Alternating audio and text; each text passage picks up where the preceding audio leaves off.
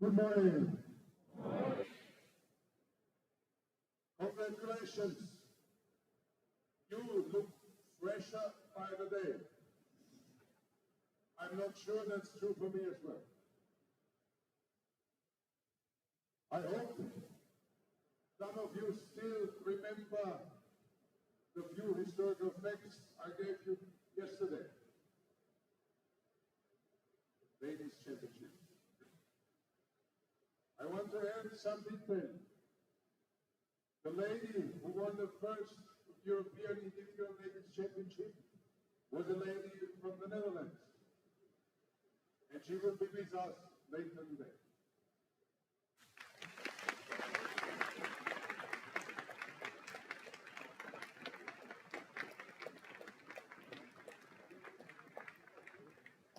Now we start the third day.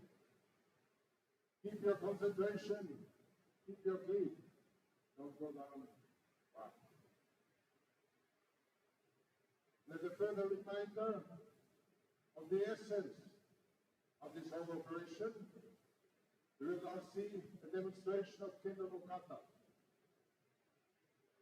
Dann, bei Lorenzo Sago, Yoshinanadan Kendo, Bezuchitach, Jean-Pierre Lapluie, Yoshi Nanadan Kendo Eshida.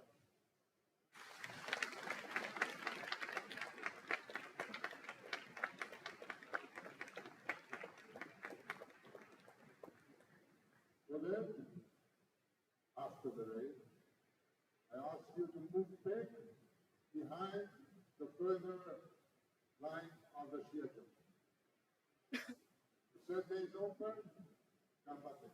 Thank you very much.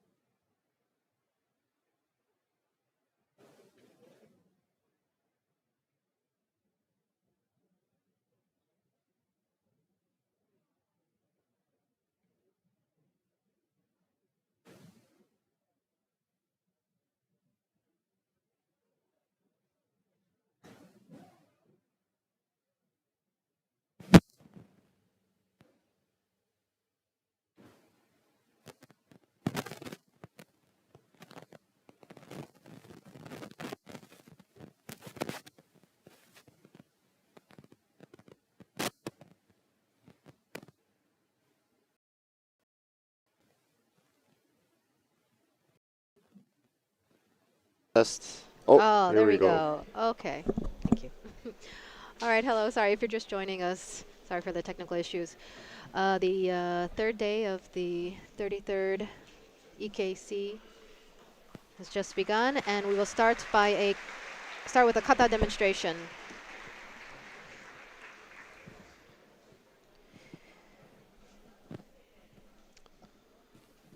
Yeah.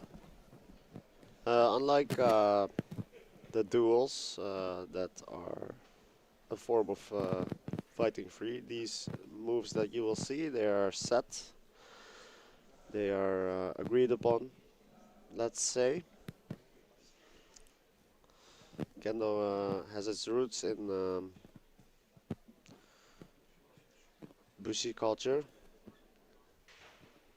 samurai culture, and these are the distilled forms from various schools of Japanese sword fighting, and Each set represents a different technique that is often used in Kendo. right. This is supposed to be kind of the foundations for being able to do these different techniques, even during Geiko in Bulgu.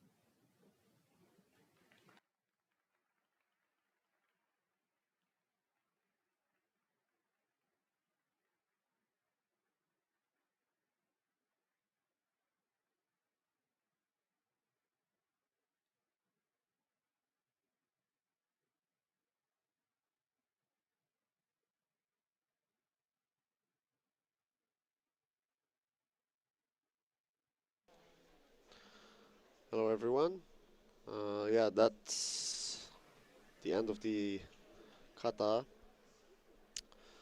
I think we might have a audio issue, which we are looking into right now.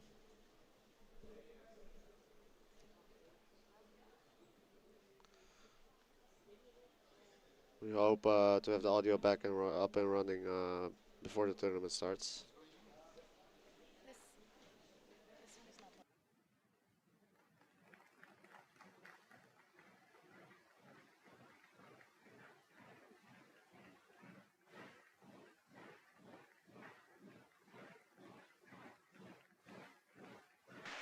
I think you should be able to hear the applause and the rest of the sound now. Yes, in the chat, please let us know if there are any issues of sound issues, or even if the photo of the competitors is incorrect. Okay. This would be helpful information. Looks like Sounds good. good. Yeah. Okay. Thank you. Thank you very much.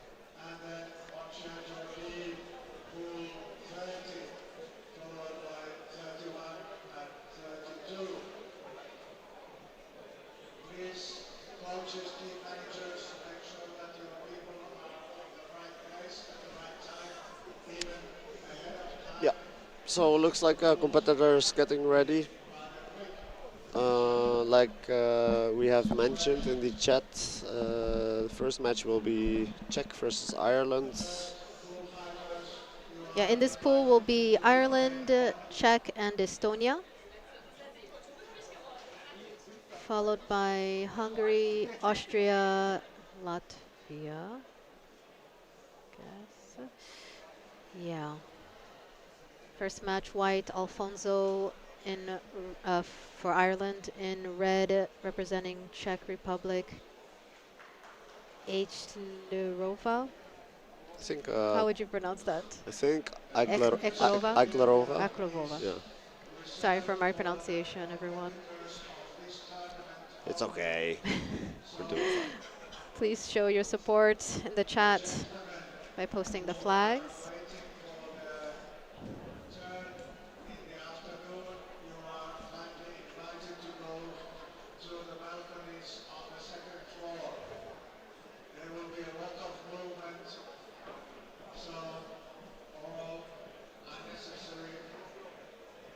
Or we can cut to an ad for now, sponsor. Yeah, one works.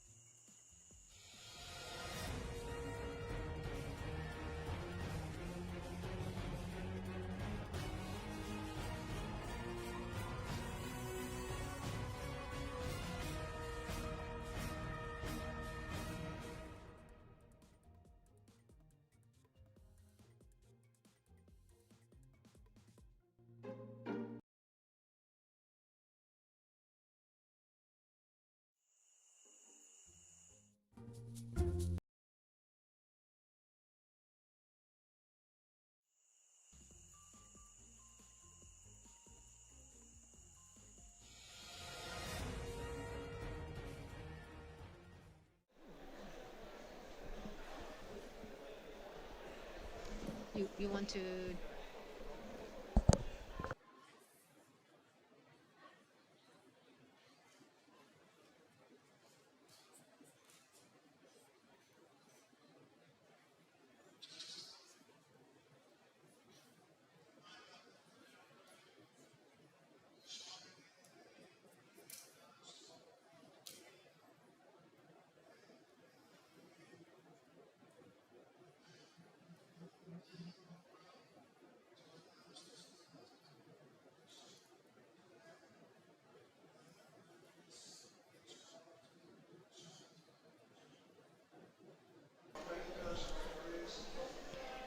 So we're moving into our first match here.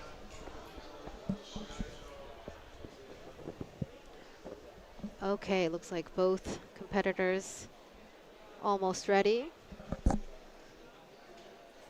So one more time, representing Ireland in white, we have Afonso, first dan.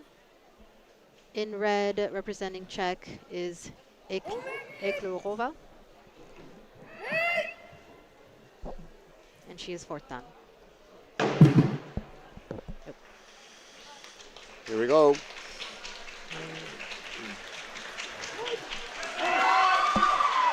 Afonso not doing Sonkyo here. Perhaps she has an injury or otherwise unable to take Sonkyo. Yes, that stance is also allowed, and obviously you could see that the Shinai was not in the Chudan Kamae. She puts the Shinai slightly down to show that she is not about to attack. Straight off the bat, and Hansoku for Afonso. Stepped outside of the Shiai-jo there. And the Hikimen. Well, it was you could argue, Suryagemen. All heat judges agreeing. Yeah, unanimous decision. And yeah, Aiklarova taking a firm lead here. One Hansoku and one Ippon ahead. It didn't take a lot of time for her to get there.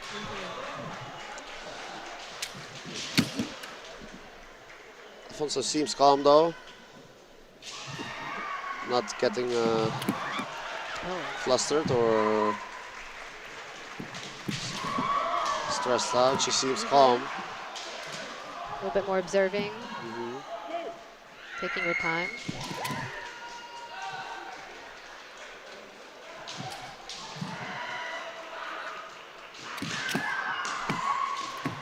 Yeah, it's important to stay calm, not to let emotions get the best of you. Once you start letting the score influence your kendo, yeah, it's usually not a good thing. It's better to stay calm, keep looking for opportunities on your own pace. Yeah, when you get flustered is when you tend to make mistakes. That's right, and that's the Bana Kote there. Second. Well, it might be Shikake Kote even. The difference being that the Bana Kote is the counter technique and the Shikake Kote is a Kote strike that you execute out of your own volition. The one that you initiate. Yeah, initiate. Next, Czech will stay in red. In white, we have from Estonia, T-Salu. T-Salu. Yes, this one is hard for me as well to pronounce. So Aiklarova taking the lead in the pool. This is a pool of 3. She took 2 Ippon in her first Shiai, always a good start. And if she manages to win here, then it's very clear that she will go on to the knockout phase of the tournament. On the other hand, if Tessalur here manages to win, then okay. Meadi for Eklerova. Check. Yeah, this will give her a lot of confidence. She can just keep going as she's going. She has all the right signs that she's doing the right thing here. So this must be very comfortable for her right now. I agree. But she's still moving quite a bit. She's still searching for the second point. Yeah, She and wants there we to go. secure, and there we go. That was quick, decisive. And now the question becomes, in between the two opponents that Aklarova has beaten, they will have to fight each other now and see who gets to be second place in the pool.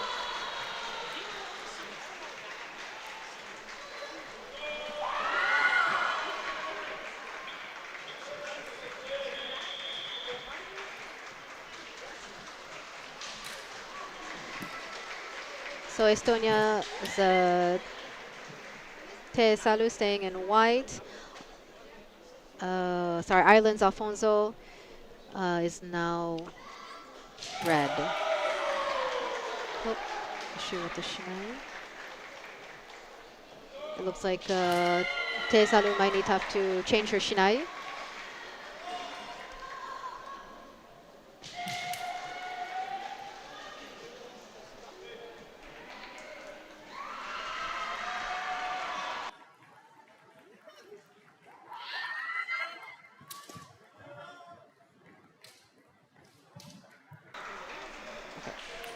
All right, so here we go.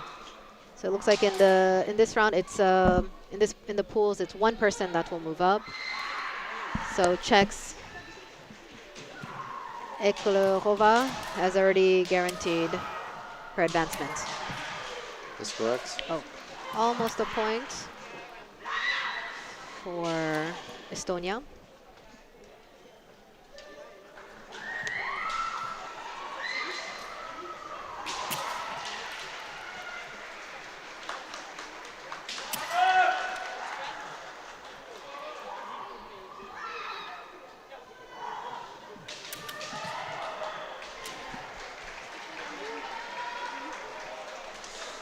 Yeah, so here the two competitors, they know they're out. But regardless, they still want to show their best kendo Yes, and the correct. good spirit of kendo. Yeah, even if you're out, your teammates might be observing. You know, it's a morale question as well. It's not just the individual that's fighting the fight at the moment. There's a lot of people watching you. Yeah. They want to support you through thick and thin, and yeah, big factor is that your teammates will be on other Shiai-jo doing their fights, and you want to, keep their spirits up as well. Yeah. Especially if you have kohais, people who are from your same dojo Yeah, they might be- watching you, they still want to see you doing your best to raise their spirits as well. Exactly.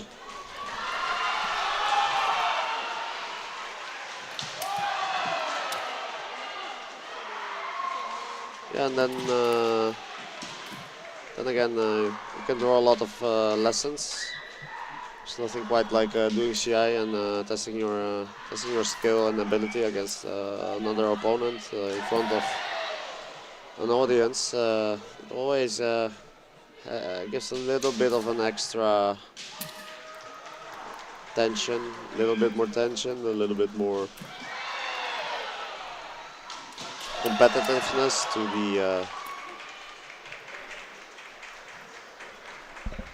the duel.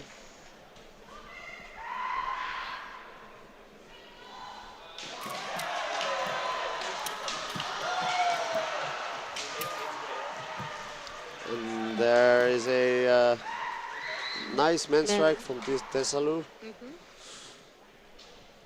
About First point in the match.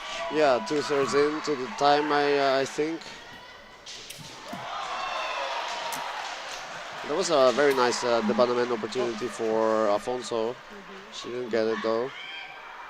followed by another nice man attempt, which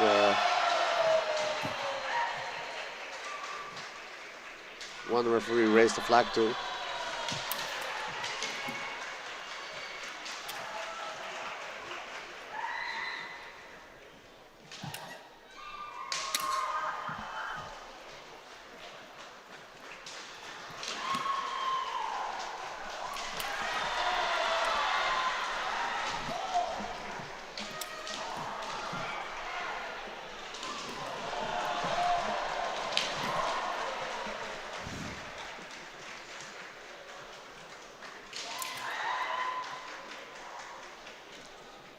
Continue on. Yeah, both competitors have nice kamae. They execute their techniques correctly, and yeah, I see why they are in their national team.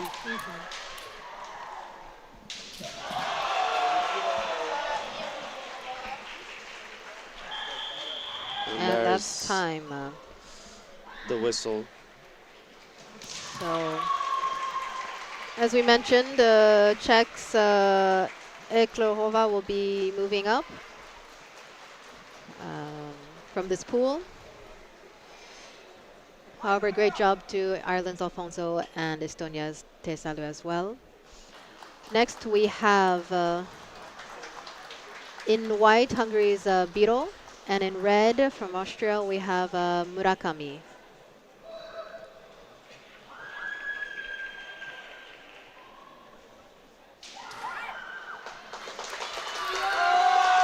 So both of the competitors are Sandang. And for both of them, this is their second. They have previously been to 2 other EKCs. Hungary once again with the characteristic red doll with the logo. I would assume, yes, there it is. For those who don't know, everyone on the Hungarian team has the same doll to be unified as one.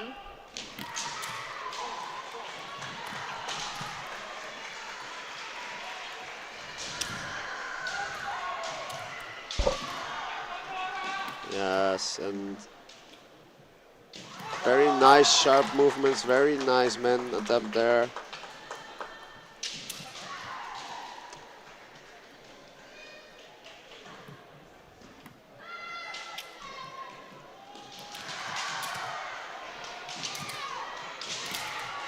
Yeah, they don't hesitate much. They might back down a bit when they sense danger, but even when backing down, you can tell that they are already looking to go in and put the pressure on themselves.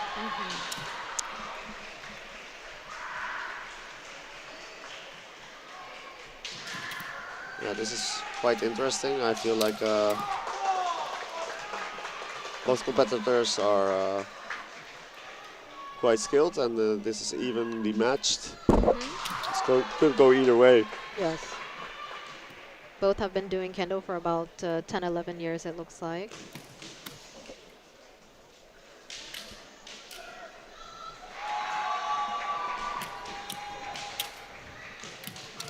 Yeah, both of them still doing a lot of observing, kind of feinting, pretending to attack to see how the other one reacts. But we are at roughly the 2-minute mark. So usually from here, you might start to see more ippon attempts.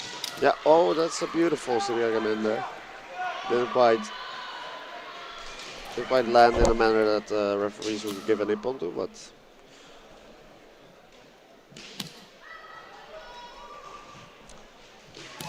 yeah, well, there have been some, we have seen some targets being hit. Not quite enough for the referees to be convinced, and there is the, well, it was a Leidan was a man, I think. Looks like maybe Austria got she got injured a little bit, hit on the arm, but a very nice man by Austria's Murakami. Yeah. It was a little skirmish. Murakami stepped in to strike. It was deflected. Then I believe there was a strike, a counter strike by Biro. Yes, to and try then to hikikote, Yeah. but and that failed, and then she was able to capitalize on the opening that was created by Biro. Very nice. I'm in attempt again. yeah.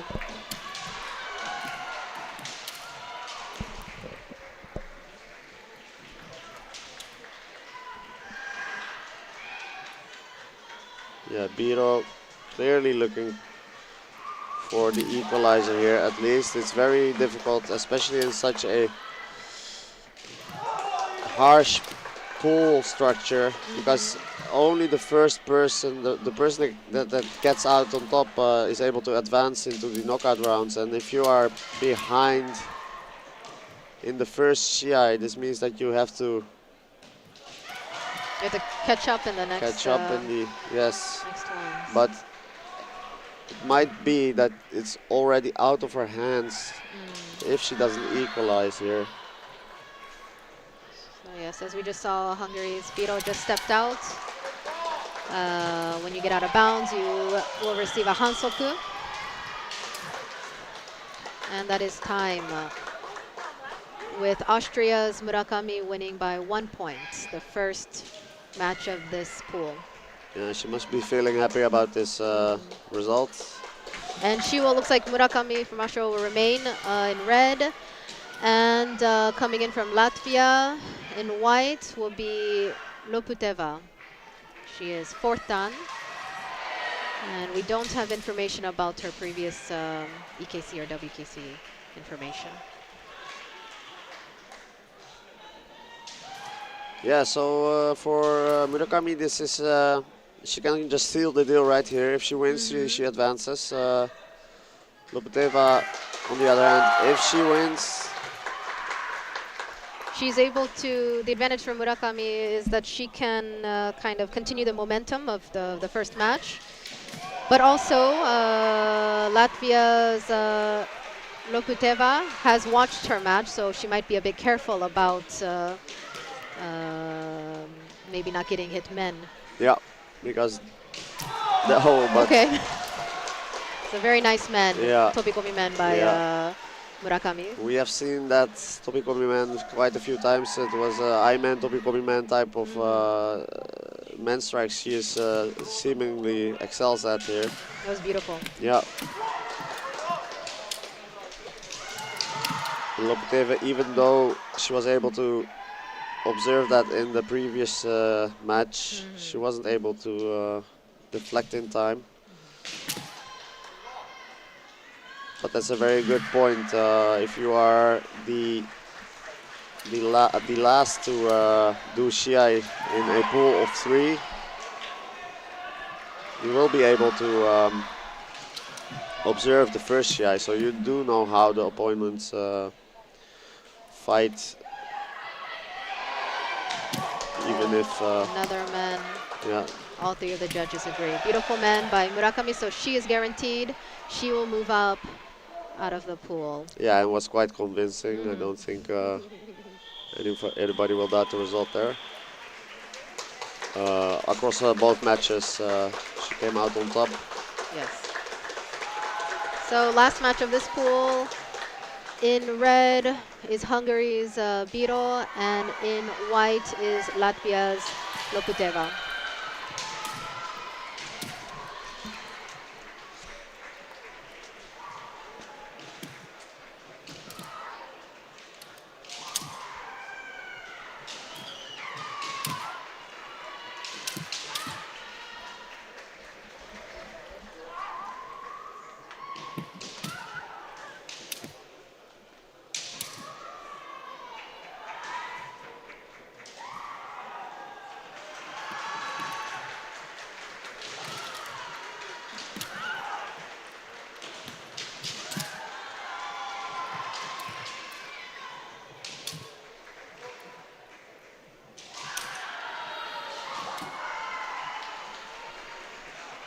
Yeah, the early stages of the tournament is always difficult, especially if you're fighting early like these players are.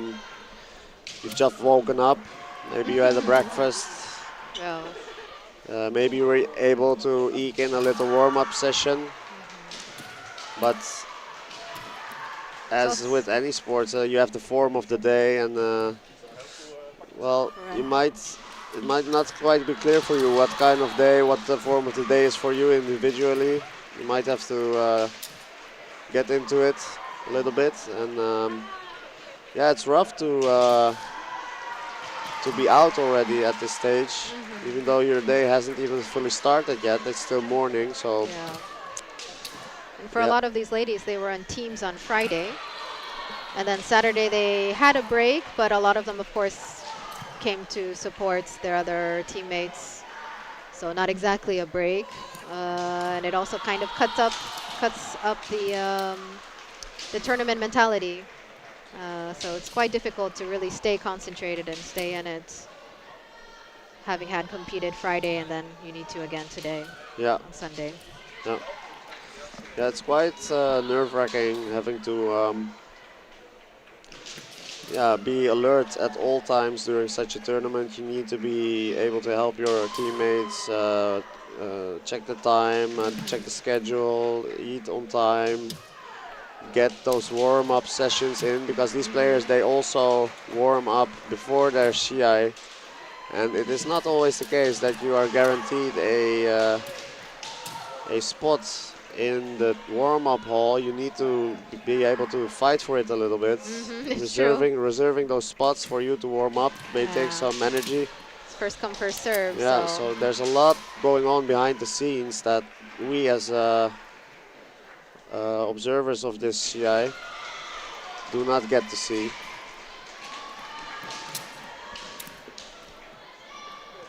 There's a lot of work involved in getting these competitors into that Shiai-jo, and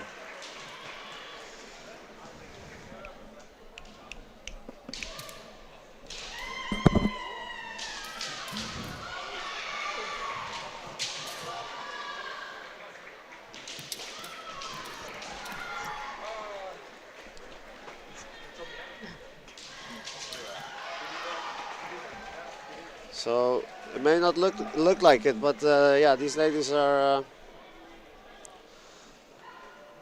They're still searching, still wanting to get any. Yeah. They feel like they have to do their absolute best, of course, because there's so much work involved in getting them here. Not to mention, you know, taking a train, taking the flight, getting the travel, all the logistics of it alone.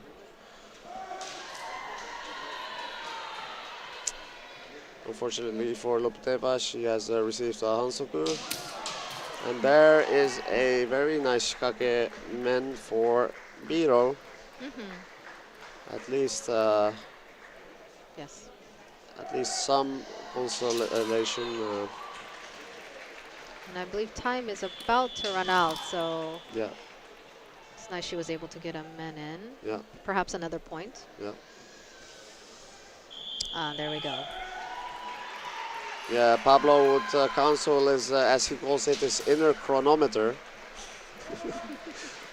as to whether the Shiai is almost over or not.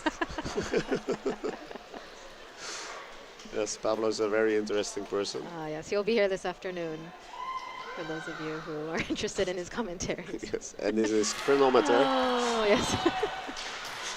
So in the next pool, we have Luxembourg, Italy, and Sweden.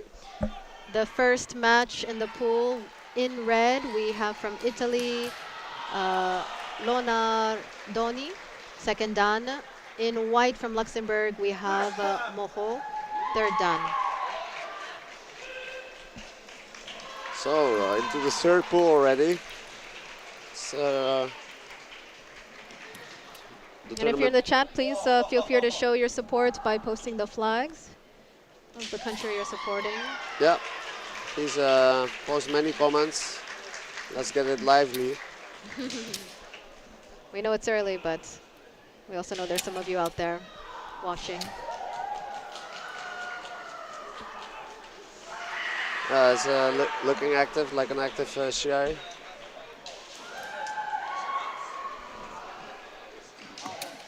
Yeah, there's also in this type of pool structure always one person having to fight two Shiai in a row. which can be hard. If the first Shiai was hard fought, and yeah, you do not get a lot of breathing room in between those two Shiai. You may have to manage your energy a bit, because if you spend everything in the first Shiai, you might not be able to give your best at in the second one. So yeah, the person that has to fight those two Shiai in a row has a disadvantage of not being able to rest in between, and also the giving away information to the the third person that is watching you. So I would say that's the most disadvantageous position to have in the pool. Depending on your personality, of course, you may be one that likes to go in and start keeping house. Looks like Italy stepped out. Yes, they will receive a Hansoku. 1 penalty. And as a reminder, 2 Hansokus, 2 penalties equals a point for the other opponent.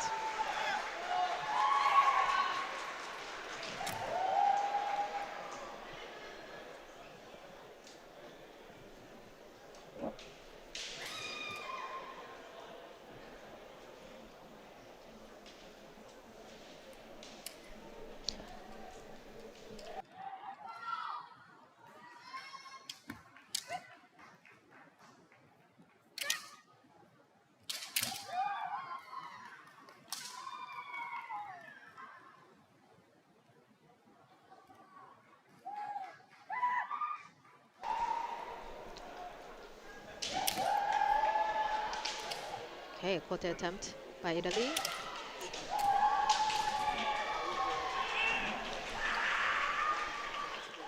Yeah, we have a lot of movement from these ladies. They are moving around the Shiai-jo freely, and there's plenty of space being covered.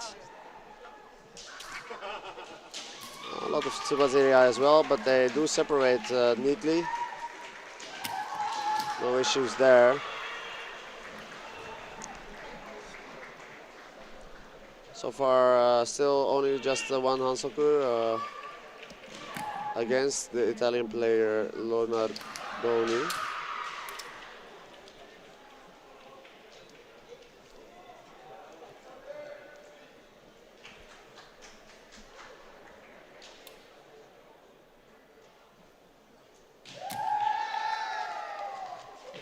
Nice attempt there by Leonardoni.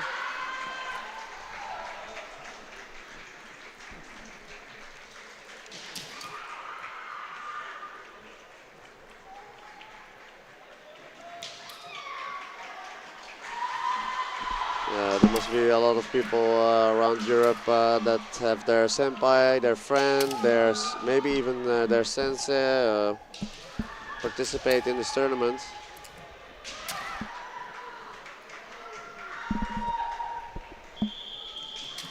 And nowadays that is time, yeah.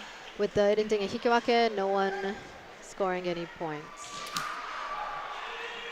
Nowadays we are blessed with technology, being able to bring you these Shiai, the images and the footage.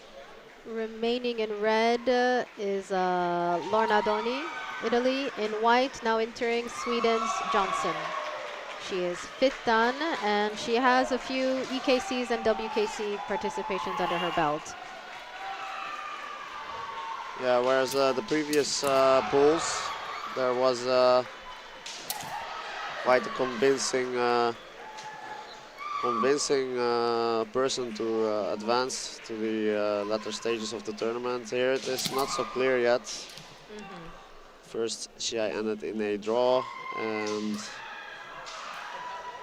the dynamic of who will advance is still developing.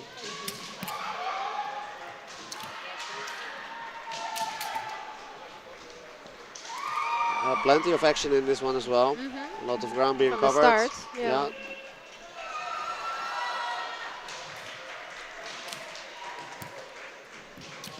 Yeah, Sweden testing, seeing how Italy is reacting when she pretends to come in. putting a lot of pressure.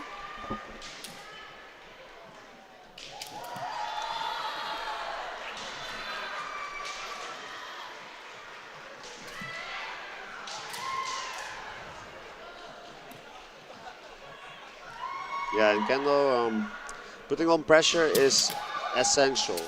It's the main way to control your opponent, to put yourself in a more advantageous situation. If you cannot put on the pressure, both mentally and physically, you will not. It will be difficult for you to control and defeat your opponent. Yeah, Kendo's not very passive sport. No. No, it's very psychological.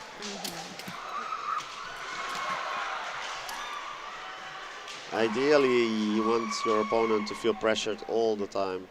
And through that pressure, they will start acting. A good player might be able to withstand the pressure, but no person is immune to it. So Correct, yeah. And those of you who are wondering, well, if I put too much pressure and I want to do ojiwa as a counterattack, they're not going to come in. Pressure also works in a way to make them feel like they don't have a choice, they have to go in. Otherwise, they're going to get hit. So putting pressure either way is quite important, whether you want them to come in or not. yeah, yeah. So the distribution of the pressure is also a thing. Yeah, if you do it too convincingly, or if you are overly aggressive, your opponent might just lock up and start defending all the time. That's not what you want either. Yeah, so pressuring and inviting to attack you at the same time. Yeah, it's a fine balance. It's almost as if Kendo is not easy.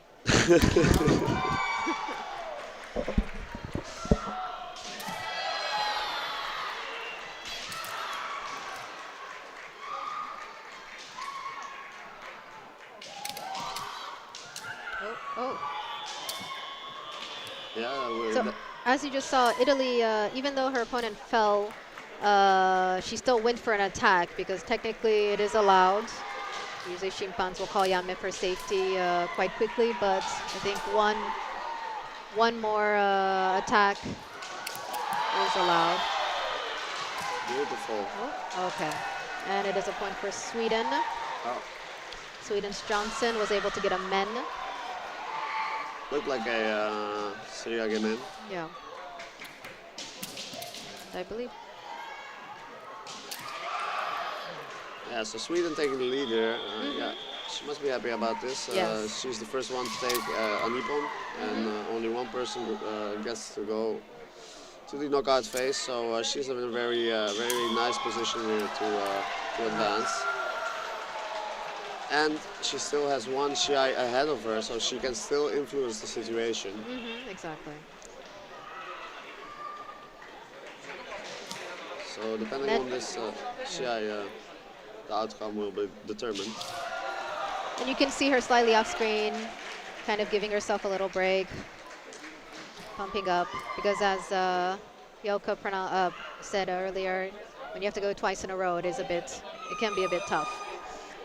So now, remaining white is Sweden's Johnson. In red is Luxembourg's Moreau.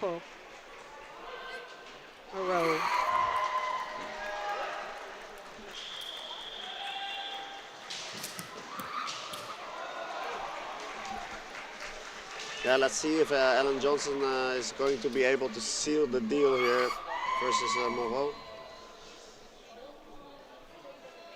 She has seen Moreau fight against Leonardoni in the first match, so she should have a vague sense at least of what type of competitor she is. She's ahead one ippon in this pool, so yeah, things are advantageous for her, to say the least. Alternatively, she could also just, well, she could go for the ippon and try to seal the deal. Alternatively, she could also just defend and let Moreau come at her, and because she just needs this situation to continue until the whistle goes. Yeah, off. she can end this in hikiwake, and Yeah. she's still in the lead. Yeah. So she has many options open to her. Fantastic position to be in. Depending on how she's feeling physically today, what kind of strategy she wants to do. Yeah.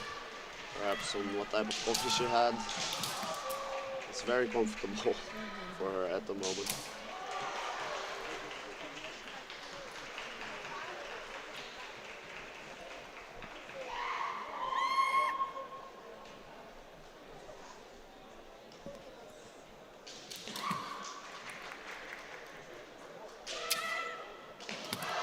Oh, beautiful potato.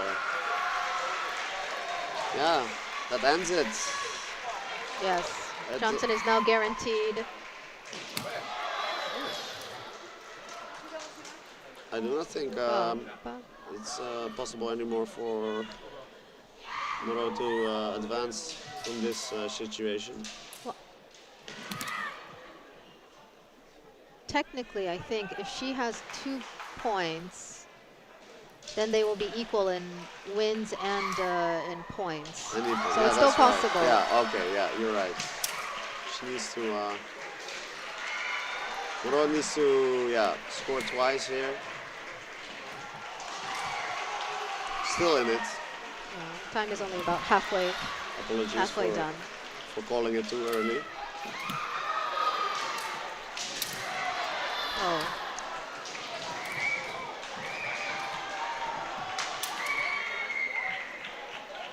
In this match, I feel there are quite a few dull attempts by Sweden's Johnson.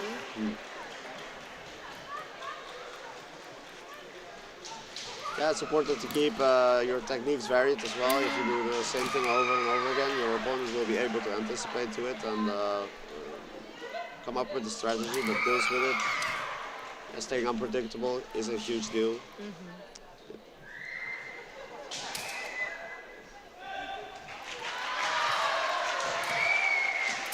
So far, I do feel like Johnson has shown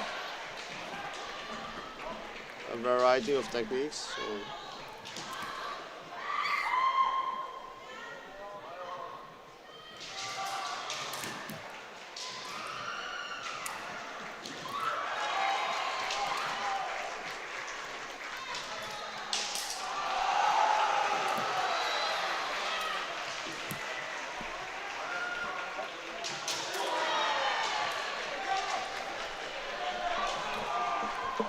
As you just saw, they cleanly separated as per the post-COVID rules.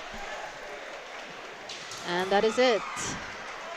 Johnson has secured her advancement. Yes, congratulations to Ellen Johnson. Yeah, whereas in the previous 2 pools, the decision was made early on. Well, the decisive ippon were made early on. Here it was in the latter half. It was still very convincing though. Here we go, we have Pakwa Ratchatasave for the Netherlands in red and Jan Chitev for Lithuania in white.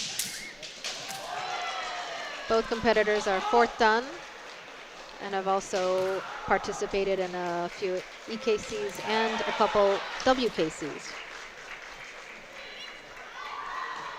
I let you pronounce her last name, just Ratchatasave. yeah, it sounds like a fun name to say, but I don't know if is it a Dutch No, last it's not, name? it's Oh, not okay. Dutch.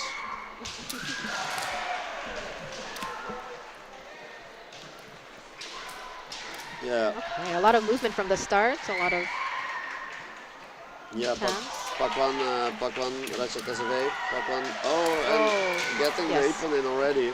Yeah, she Men. was men ippon. She's moving around a lot. can be hard to keep track of all the movements she is making.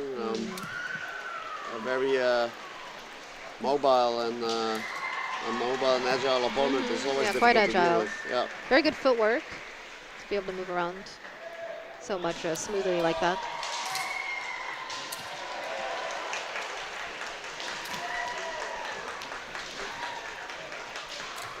If you're not used to, if there's nobody in your dojo or your vicinity in kendo that has that type of footwork, agility, mobility, then and you face that on a tournament, that can be quite difficult to deal with. That's the thing about tournaments. You see and experience a lot of stuff that's new. Or at least uncommon for you to deal with in your daily kendo life.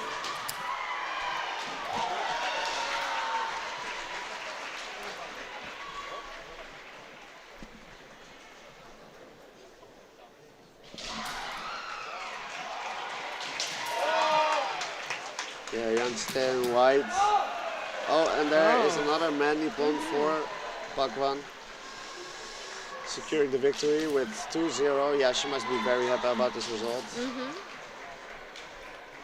Conversely, Jan was of course looking for the equalizer there, but yeah, Netherlands. She came in with quite a lot of energy. Yeah.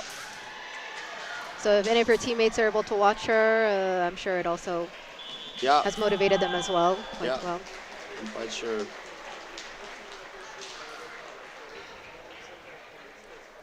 So in red remains Netherlands' Dachata Save. Yeah. And in white, Kazakhstan's Dusen Bieva. She is first dan, and she has been in a couple of EKCs previously. Yeah, Pakwan in red. Taking a kata here. Yeah. Beautifully done. Yes, getting closer and closer to being able to advance. And of course, being on home turf probably helps a lot for Netherlands. Yeah, we are in Dachata Leidan. Save. We are in Leidan, the Netherlands, and Pakwan Dachata Save, she is in the Dutch team, so... Oh, Yame was called. Shimpan Shunin. I think the numbers are missing from Kazakhstan. Yeah.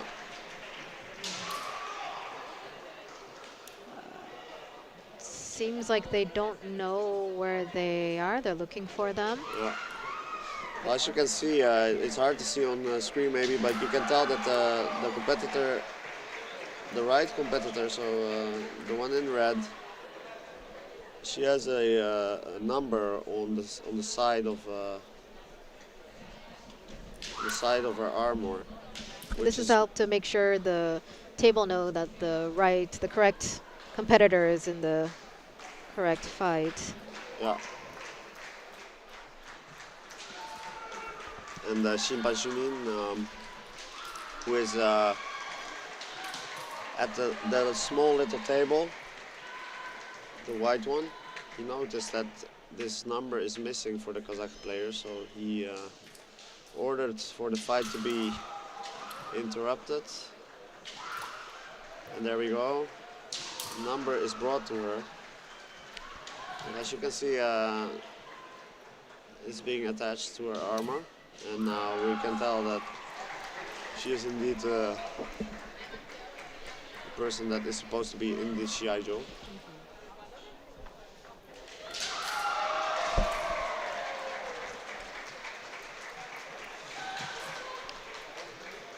Yeah, our Kazakh player has seen the fight between the Netherlands and Latvia. So she might have some information, maybe a strategy on how to deal with the Dutch player here.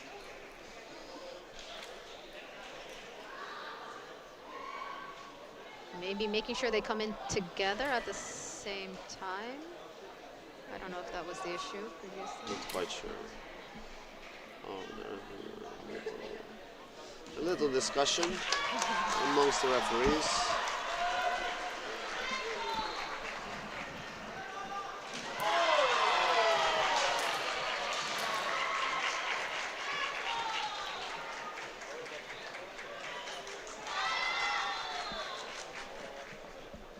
And off we go again. Okay. Shiai recommences.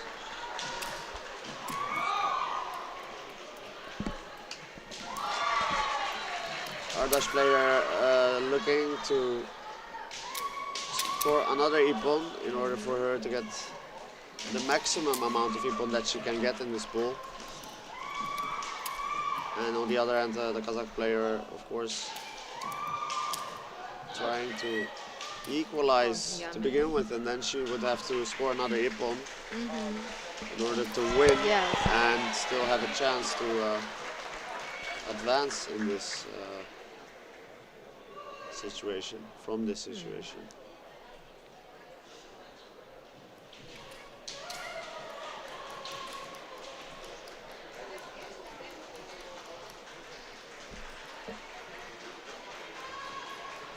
All these, Hansoku, perhaps from not separating, do you think? There are a few times where it looked like she was attacking from the stance of where they should have cleanly separated. Yeah, it's not quite clear to me. There was also a little skirmish at the edge of the Shiai-jo. Maybe it had something to do with that.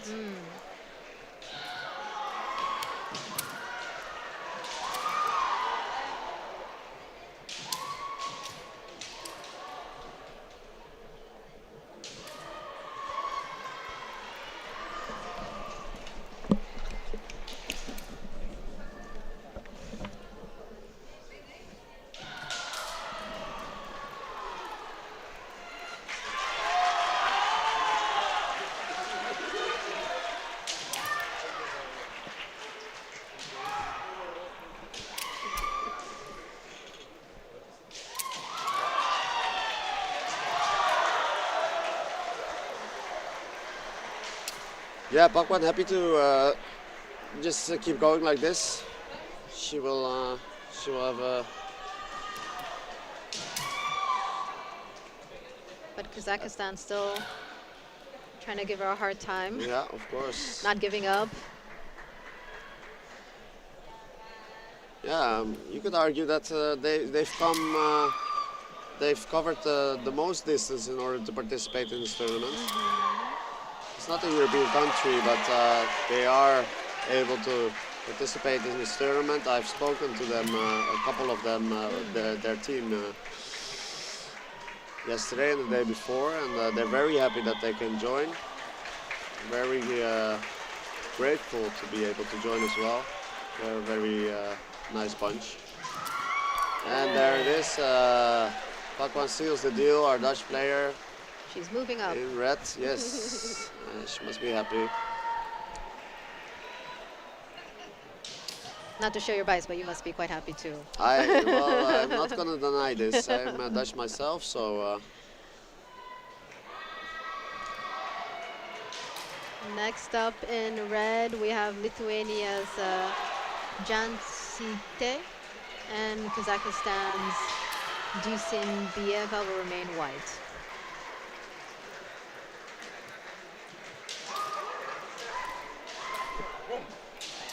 I'm sorry, I might have said Latvian earlier, but this is Jansite is Lithuanian, if I'm not mistaken. Did I say Lat?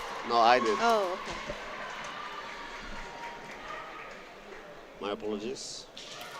Nice to see you, George, in the chat. Long time no see. Let's have. Okay. Yeah, guys, how are you doing? It's Sunday. You must be some flags. relaxing at home, having a coffee, putting on the EKC. Perhaps you have some plans for the day. Maybe you will watch the entire thing. We will be here with you. on stream. Beautiful man attempt there by Kazakh player Dusan. Yeah, these players are really at each other's throats right now. Trying to get something out of this Shiai. Exactly, yeah. Even just to prove themselves. Yeah. Reason I've been working this hard. I want to get at least one ippon before I go home. Exactly, you know? Yeah, you do it for the sole purpose of getting some kind of a feeling of accomplishment. It's very understandable. You don't want to go out without a bang.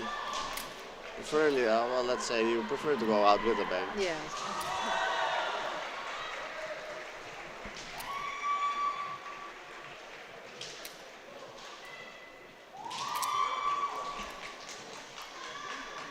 I believe that's the Georgian flag we're seeing in the chat right now, if I'm not mistaken. Is it not Lithuanian? I think it's. I think this is the this one. Oh, the Lithuanian next flag, one. Oh. Red and white one. I think that's Georgian. I'm not sure. Okay.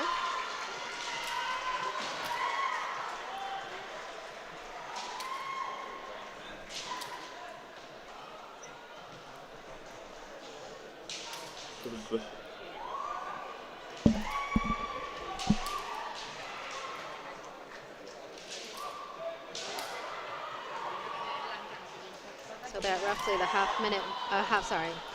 halfway point of this 4-minute match. Yeah, and both players showing a lot of determination here.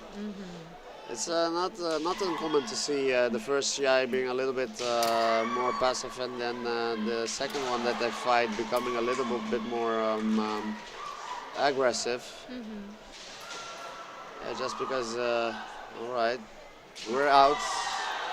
Now we can fight the way we want. Now we can show everything that we have without any risk of losing. We're out already. We do not care about it anymore. This idea, nothing to lose. Plus, for both of them, this is their second match, so maybe they're a little bit more warmed up as well. Yeah.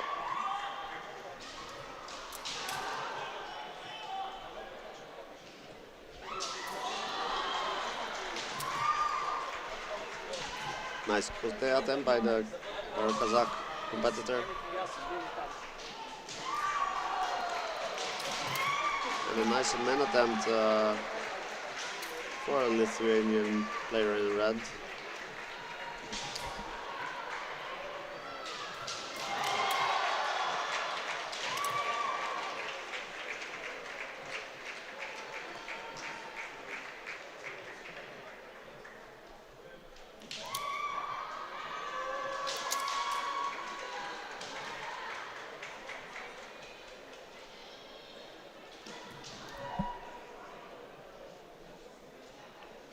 Quite a few dégoté attempts by Kazakhstan, but not quite landing.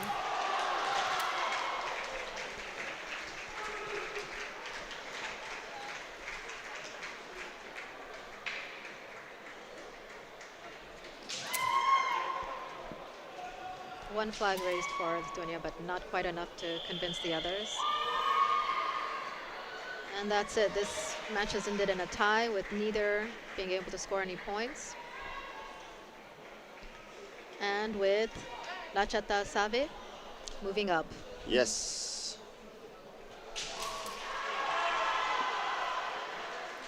Yeah, that's great. Well done, For the Dutch team, yeah, they had a little bit of a rough day yesterday with the men's team. Next up in red, representing Belgium, we have Heike. Unless that's not how you pronounce it. Hake? Hake. Haka. Completely off. Sorry, Haka. Hake. And in white, representing Poland, we have Bober. Yeah, Bober has participated for Poland in this EKC, in the EKC tournaments many times. It's like 11. This is perhaps her 12. Yeah. So Quite she's impressive. yeah, well known. And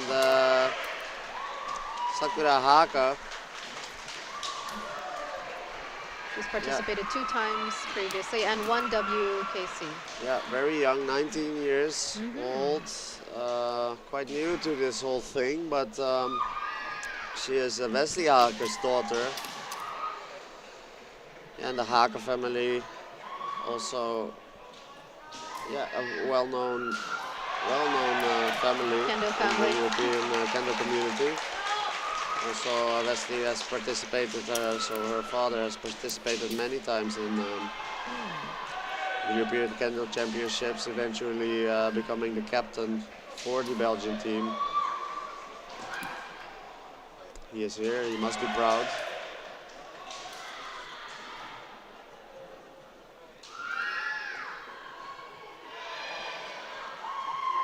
Yeah, in this pool it'll be Poland, Belgium, and Turkey. If there are any fans out there, please show your support.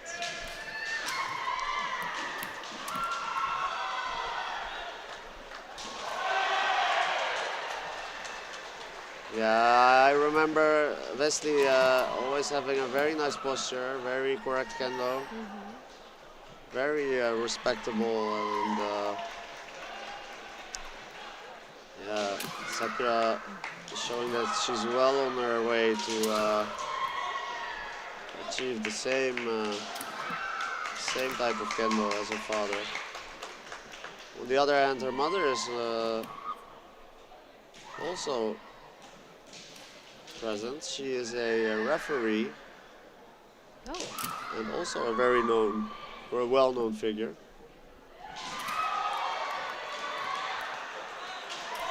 So this is oh, and a beautiful Kaishido by Bober here. Yeah, that was the referees did not have to think about that. That was No, the flags were up in a fraction of a second. We're at a little over the halfway mark, so there's still time for both sides to score points. Yeah, I was going to say that, yeah, Sakura Haka's mother is also here, and yeah, she's a very well-known female referee in the European Kendo community, and it must be very nice for Sakura to have both her parents here.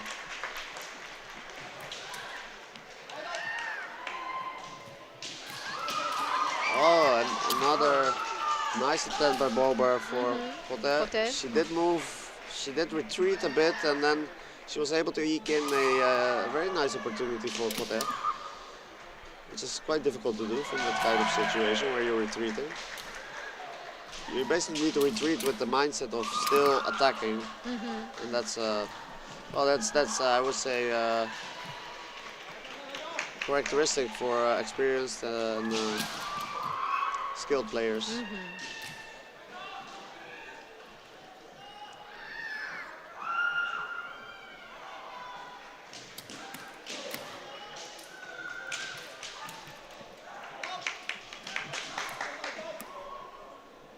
Yeah, Bober still in the lead. Sakura looking for the equalizer here.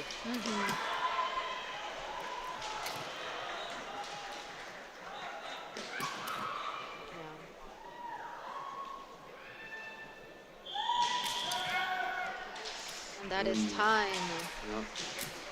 So this match ends with Bober with 1 point and the lead for now.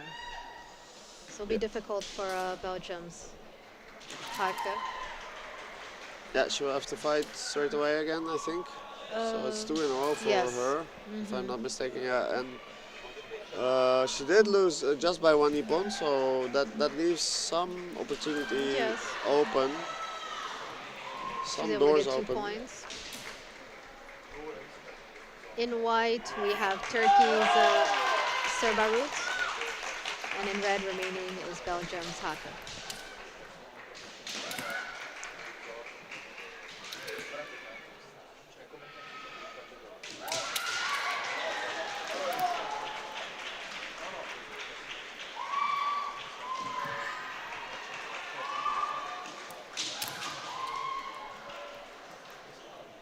Turkey's Serbarut also having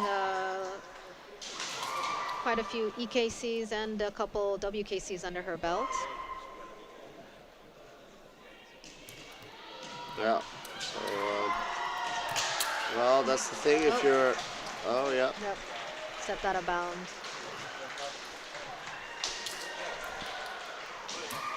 Yeah, so Sakura off to a small lead, you might say. Yeah, Hansoku's penalties definitely weigh on you when you're while you're fighting. Yeah, and this dynamic is quite interesting right now because Sakura did lose 1-0 versus Bober, but here she takes a small and Ippon, I think it was Kote. Yes. So this is good for Sakura, obviously. She did lose to Bober, so if this situation continues where Sakura is up 1-0 versus Turkey's Serd Barut, still Bober would advance because she has beaten Sakura.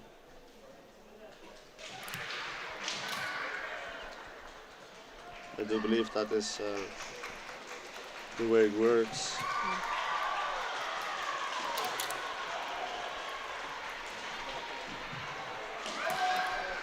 Nice kata attempt by Sakura here.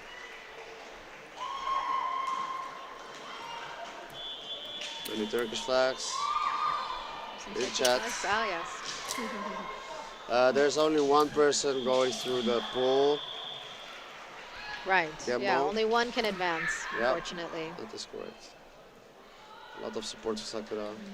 At some smaller tournaments, you can have 2 advance, but there are just too many participants, so it's usually just 1 Yeah. at EKCs and Yeah, there's WKCs. 38 pools, so yeah, you end up with a. And there is the Ippon Turkey. for Turkey. Meadi. Yeah. Yeah, it was a little bit of a skirmish, a little back and forth, and from that situation, she was able to eke in a main strike, which was awarded with Nippon. And we can see many Turkish supporters right now in chat, which is very nice to see. Yeah, that's good. Yeah, Sakura is of course difficult. She's still 19. Well, it's inherent that you will face. You're more likely to face opponents that are more experienced than you are. She will find herself in territories that she has not been in before, more often than not. For her, she has, in that sense, a little bit more of a mental challenge to not be scared or feel worried about your opponent's experience versus your own. Yeah, these things definitely play a factor. Oh, beautiful kata attempt and a man attempt by Turkish player. Yeah, it's always nice to see our competitors executing techniques at the same time. You know, dishing them out the best you can, see what holds up. I think they're both sensing that time is about to run out, and so I think the attacks have kind of increased. Yeah, I agree. They're ramping it up, and Meadi. indeed a man for Sakura Hake here. Beautiful Debana man. I agree that they were ramping up the techniques. They were getting, they were cognizant of the fact that they were close to ending time of the Shiai. So for now, Haka has 2 points, 1 win, and Bober has 1 point, 1 win. This next one, Bober will be in red, representing Poland, and in white remaining, representing Turkey, is Serbarut.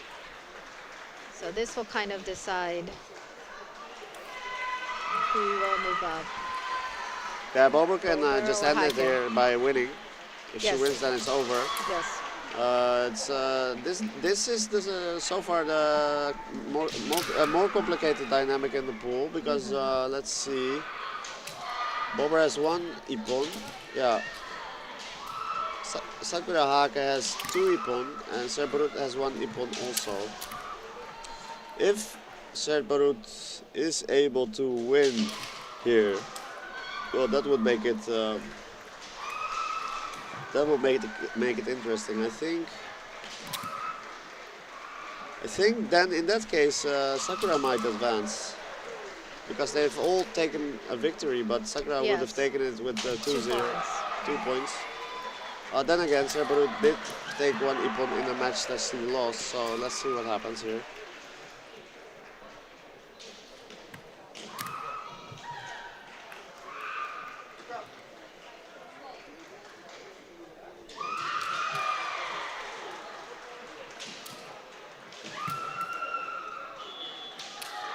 Oh. Something is wrong.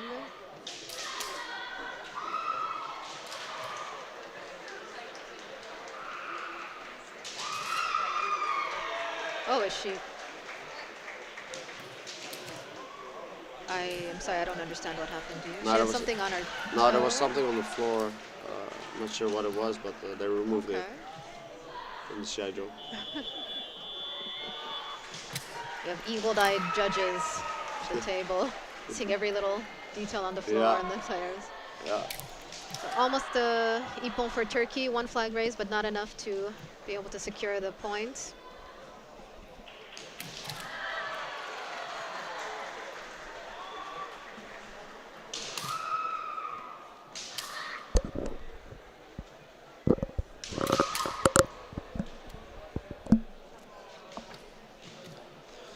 Yeah, Bober, very experienced kendo practitioner here, and yeah, able to stay calm under such pressure.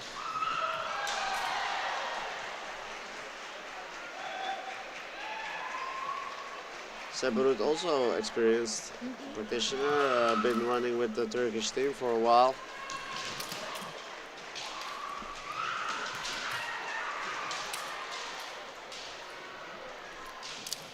Serbarut of course knows that there's still Oh. something that she might be Oh. able to do here, but Looks like there were flags raised. And there are now- flags raised. One put it up, the other put it down after having Yeah. had raised it. Yeah, We'll see what we'll happens. see what happens here. Yeah, many see. logi this Shiai. And in this pool, I think, well, the general rule of thumb is that once you have raised your flag as a shimpan, you have to commit to it. Yes. It's kind of so. Okay. No No ippon no here. ippon, it looks like. But immediately Poland. Beautiful. That was. So Yeah, I think Serbarut went for a kote there, and then Bober was somehow able to deflect it and go for the man straight after. So if it was a Debana kote attempt by Serbarut, then Bober was able to anticipate and deflect the kote strike in order for her to push through with her man strike. So Bober for now, she has 2 wins if it stays like this, and she will be advancing. Yep, that is the situation So right for now. her, she wants to kind of keep this situation. Yeah, well, in this pool, the experience seems to have been the deciding factor.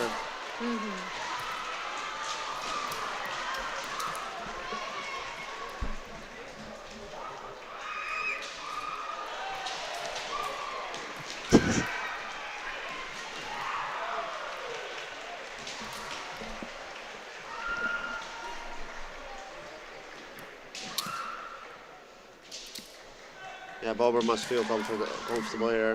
She has taken the lead and she has a very nice Kaishido here. So she will be moving up. Yeah, Well done, Bober. yeah, that was beautiful. She was able to back the Turkish player into the corner and pressuring her. Yeah, there was not a lot of room for Serbaru to move anymore, so she decided to go for a man strike, which was well anticipated by Bober, and yeah, throwing out the Kaishido there. It does look like one of her favorite techniques. In this next pool, we will have Bulgaria, Spain, and Ukraine, it looks like. In red is Bulgaria's Kasnakova. She is 3rd dan. In white, we have Spain's Alvarez. She is 2nd dan. Yeah, On screen it just says Kalpe. It just says. Kalpe, we have the name Kalpe Oh, Alvarez. Kalpe. Oh, okay, sorry. But Kalpe Alvarez. yeah, let's call her Kalpe, I guess, because that's what the viewers will be seeing on screen.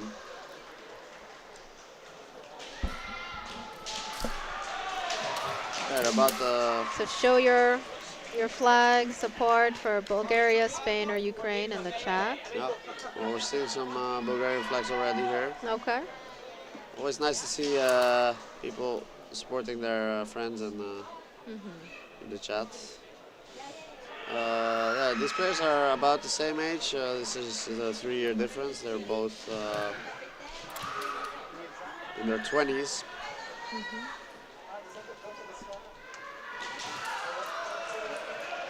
It's a bit calm for now. Yeah.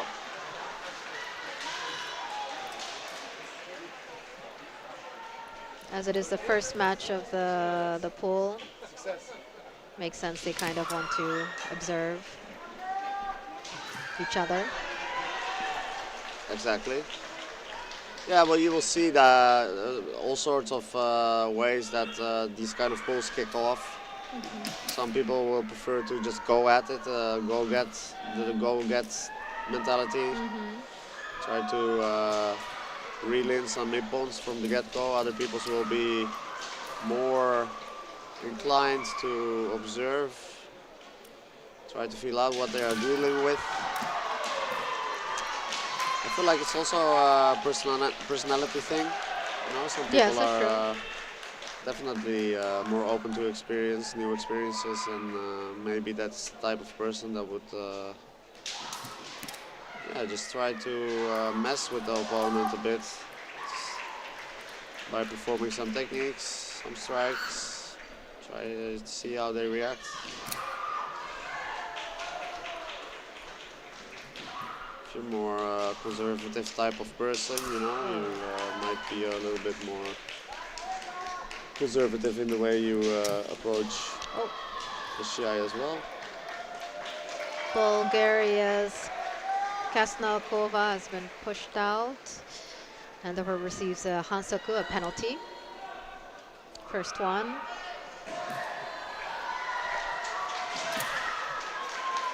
Oh, that seemed a bit painful. It was painful for Spain, but it looked like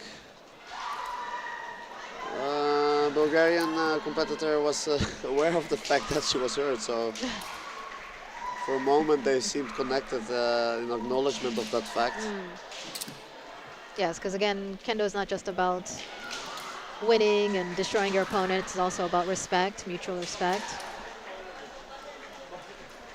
Yeah, very important. Yeah, for most Kendo competitors, it's we cannot do otherwise but have respect for our opponents. I have tried football once. It's quite a different story. Oh. I couldn't believe what I was seeing on the field then.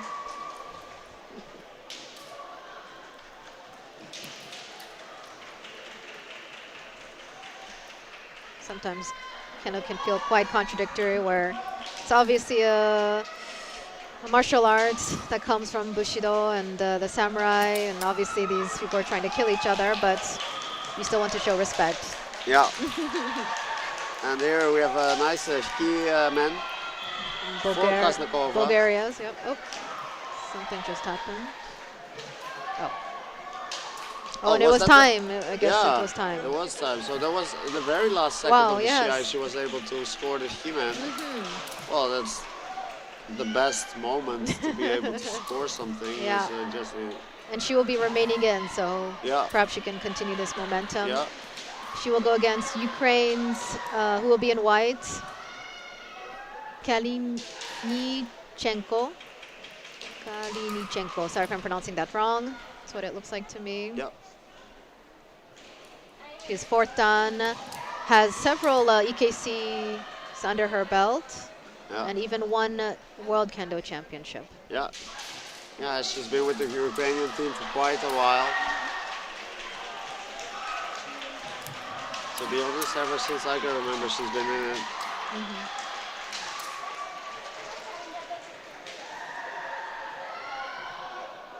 And we'll see if Kostakova is able to keep her momentum going. This will be her last fight in this pool.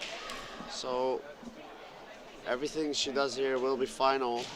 After this, she won't be able to influence the situation anymore. Conversely, Kalinichenko, this is her first fight. If she is able to get some advantage out of this one, she might be able to press on in the next one. But Kote attempt by Kalinichenko was unsuccessful, and Kostakova Got a men. yeah, able to counter I wonder if with a man she's strike. Yeah, she seems injured. hurt. It might be from the last Shiai. Oh, it's possible. Menkai Shido. Shido here. So now she has 2 wins. Yeah, Kostakova, even though injured, still the winner of this pool. Yes, winner of the pool, she will be advancing. It's a hard-fought victory, but victory nonetheless. Yes. I hope for her that she will be able to continue in this tournament without having any significant injury. So in red, we have Spain's Calpe Alvarez. And remaining in white, we have Ukraine's Kalinichenko. Yeah, so this will be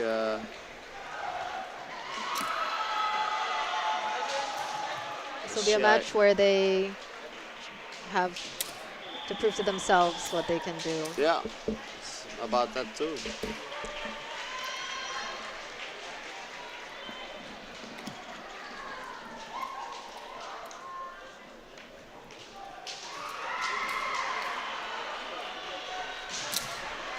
Yeah, I feel Kendo is also a good way to get to know a person, not just because it's such a friendly community, and basically you can take your bogu to a city on the other side of the world.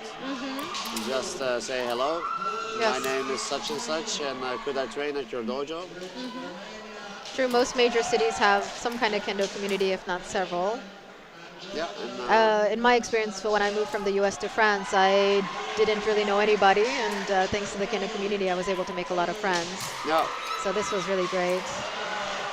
yeah. So And yeah. in general, we're pretty fun people. Yeah, I yeah, think. they are very fun Yeah. people. Yeah. Of course, within the Kendo community, there's all sorts of characters and A lot of characters. personality characters. Pablo, our third, being one of them. He's not here right now, but Pablo is definitely a character. But also many personalities, of course, within the Kendo community. But I feel a lot of us do share the trait of being very fun and outgoing. And when you get a bunch of Kendo people together, Yame was called. oh I yeah, do wonder. there's something dropped on the floor there. Oh, it's another issue on the floor again. Yeah, this time it's the Oh, registration number. I see. I don't know The how little you would say it. nafuda fell off. Yeah. Oh, and a Oh, beautiful man strike yeah. there by our Spanish player, By Kalpe. Spain. Kobe man. Right Yeah. from the Hajime. Yeah. That's quite nice. Yeah, Hajime in and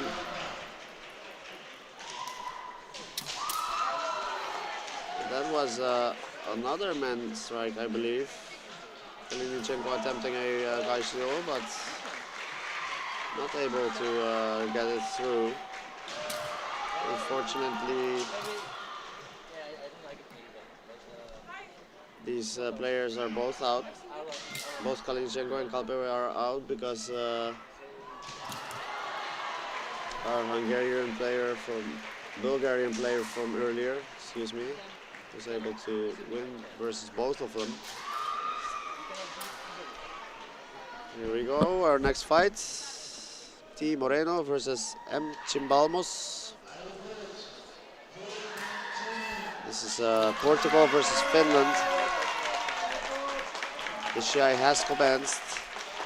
Both players trying to feel each other out. Very nice Shinai manipulation there. from both players. I have seen Chimbabos fight earlier this tournament in the ladies team competition, and Moreno I have had the pleasure of doing keiko with in Wales.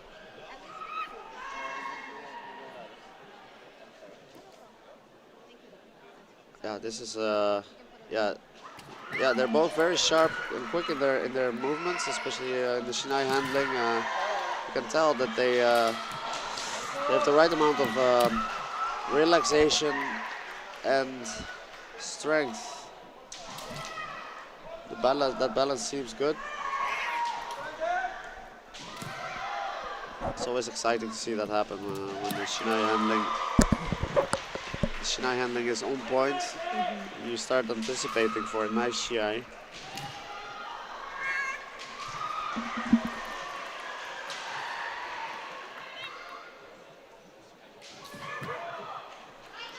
This happened twice now, where Chimbamos went in for a kata and Moreno tries for the kai shimen, but Chimbamos very aware of the fact that it might be coming, ducking underneath the attempted kai shimen strike.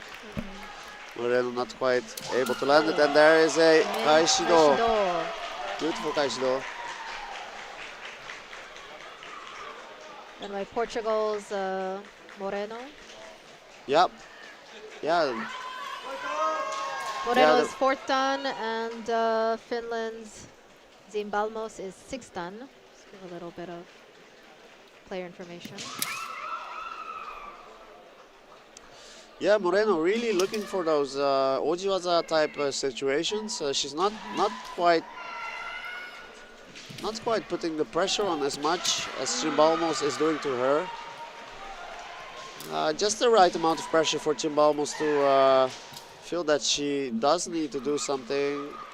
And yeah, I have to say that it is effective so far. She had a few opportunities to score ippon, and one of them actually resulted in an ippon. Chimbalmos, of course, looking for the equalizer as we go forward.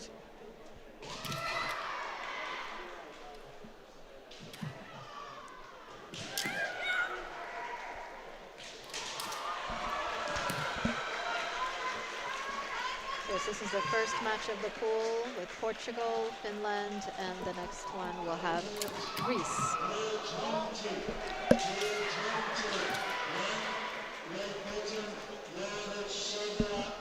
See some Greek flags, I think. Oh, those are Finnish flags. Those are? Finnish. Finnish, sorry. Yeah, Chimbalmos is Finnish, so.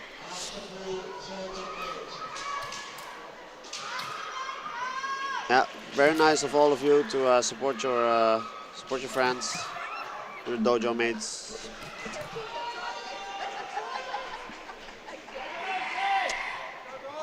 Maybe somebody can explain to me, because and it was almost very a close point again. for Moreno, not quite. Yeah, maybe somebody can explain why. Oh, and the Nuki men there. Yeah, she is outside of the Shiai-jo, but it doesn't matter. She has already secured the ippon. Perhaps you can hear around us, we have some Finnish fans, supporters. Very vocal. Very nicely done. So. What were you asking? If someone can Yeah, explain? because I see Andrea. I've seen, yes, Andrea, but we are not seeing Andrea as I would assume Thais Cardoso Moreno. That's what we see here. So I'm kind of interested. Who is Andrea? The match has ended in Hikiwake, both having had scored 1 point. Beautiful Shiai. Yeah, which if in your pool, it's still advantageous to, even if it ends in Hikiwake, at least you have a point. Yeah. Potentially that could be important later on. Very true. Here we go.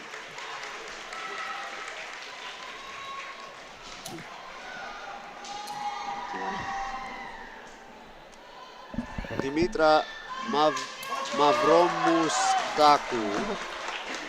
She's Rumastaku yes, representing Greece in white. in white.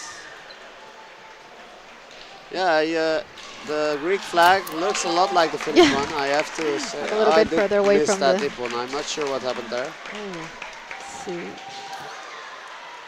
It But was a. Chimbalmos did take an Ippon, that's for sure. Looks like it was a men. A man Men Ippon. by Finland's Maybe Balmos. Chet can tell us what happened there. What kind of technique was it? Was it Shiaijo men? Was it Kaishi men? Was it Shikake men? Debana men? Let us know.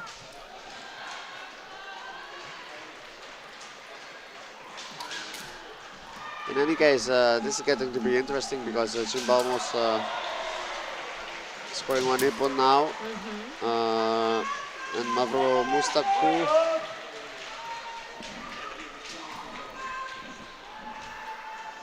knows that she has to equalize here in order to be able to advance. Oh. But Chimbalmos with a man strike Another again, man, yet yeah. again. Yeah, the chat seems to agree that it was a Kaishi man. Her first man was a Kaishi man, so man for Chimbalmos. So for now, Finland's Balmos has the advantage with 1 win, 1 hikiwake. Yep. Next, we will see what happens. Moreno will be in red, representing Portugal. Yep. If she's able to win by 2 points, that will make them tied, in which case they would have to do sudden death, Yeah. Ippon Shogu together to see who moves up. Yeah. So But anything can happen. yeah. We'll see how Greece does in this match. Yeah. It's a tall order to climb for Moreno. She will have to score 2 Ippon in order to stay in, and even then she will have to do a Daihyosen or Keshosen. I mean, not Keshosen. Well, deciding Shogu. match, Ippon Shogu, yeah. To decide, because that would equalize between Chimbalmos and Moreno. But Greece. Mustaku already scoring an Ippon here. Yes, It was kind of a very Nuki man type situation, where the momentum for Moreno was exhausted, and a Greek player here utilizing the inert moment.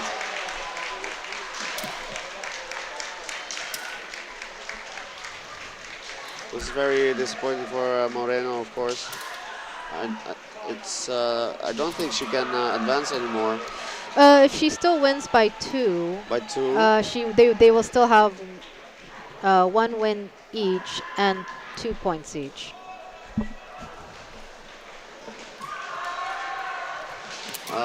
Yeah, but she will have A loss. been scored upon. Yes, yeah, so that does count against also her. counts. Yeah. You're right. So yeah.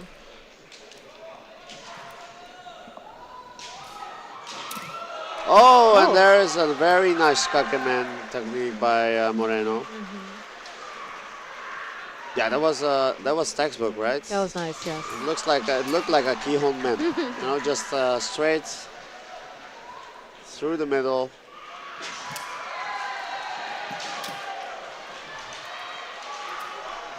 Yes, the bananas. The banana men.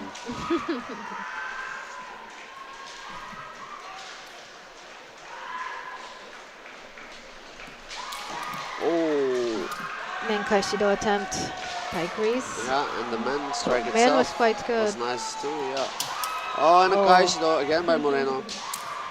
Not quite enough for the Shimpan to raise the flags.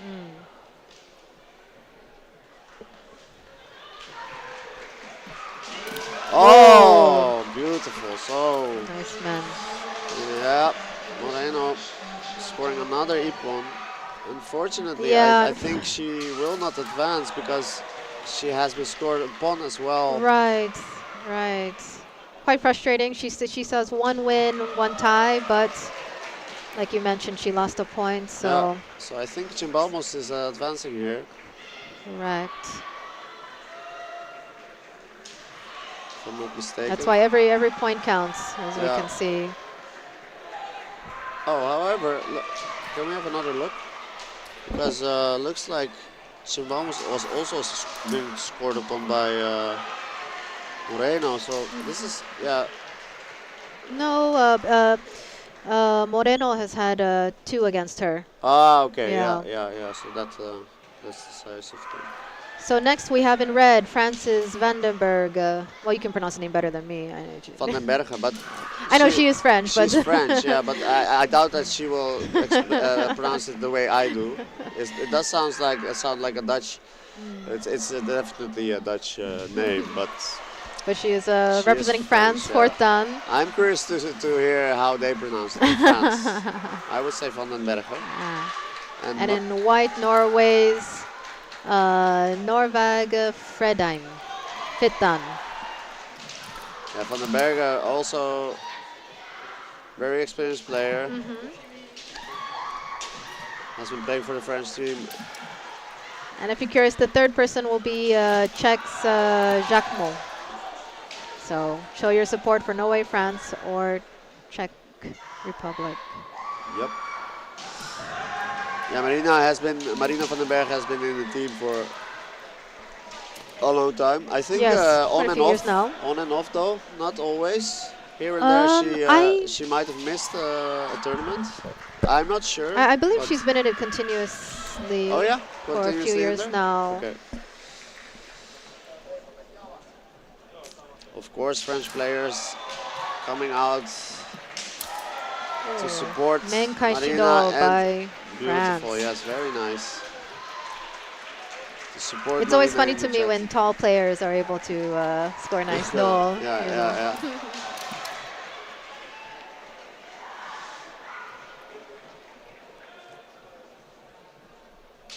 Yeah, the reason. Nice.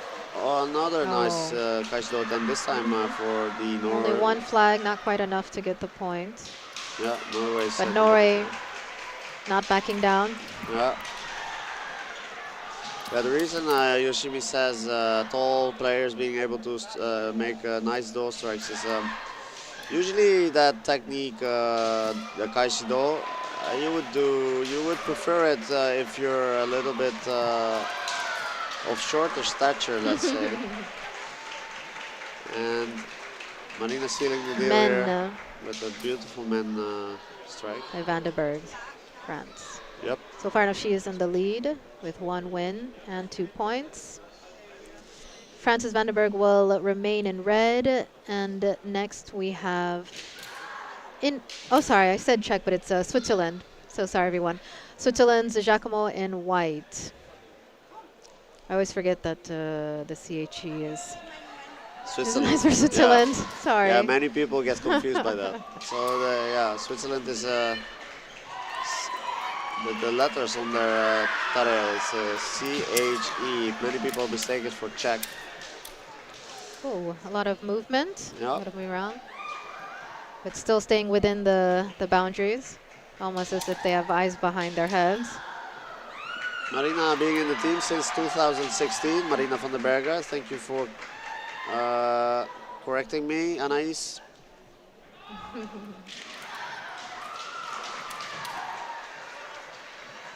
Yeah, I think she started around the time that I was about to stop being in the French group. I see, yeah. Yeah. Not French myself, but was training with them in the group. Oh.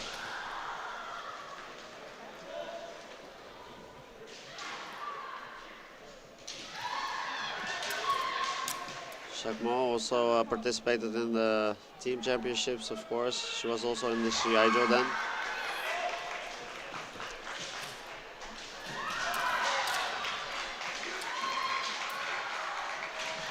So Frances Vandenberg has been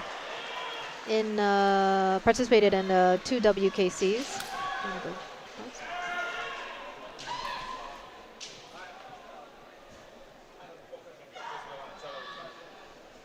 Okay.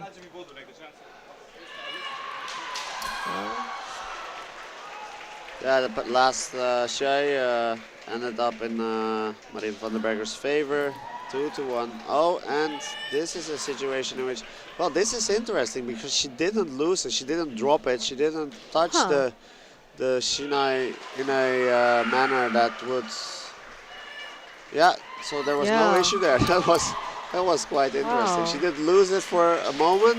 Yes. And she was able to grab it again and Yeah. in the right way. So no Hansoku given. Yeah. Yeah. If you lose your Shinai, if you lose it, then you will receive a Hansoku. Usually, when you lose it, it's because it was dropped on the floor. But if you let go, then it's still considered a loss. Oh. Yeah. Called Yame. Thinking being called Van der Bergen. So it looks like Van den Berg from France needs to adjust her men a little bit. We are at roughly the halfway mark. Yeah, you don't want that man to be loose. If you're fighting a Shiai, if it's loose, it might be distracting. You know, you just want everything, all the conditions that you can influence. You want them to be right. Yeah, every little thing about your gear, if anything feels off, it can distract you, as you said. Yep. Might seem arbitrary, but it's not. No, it's not.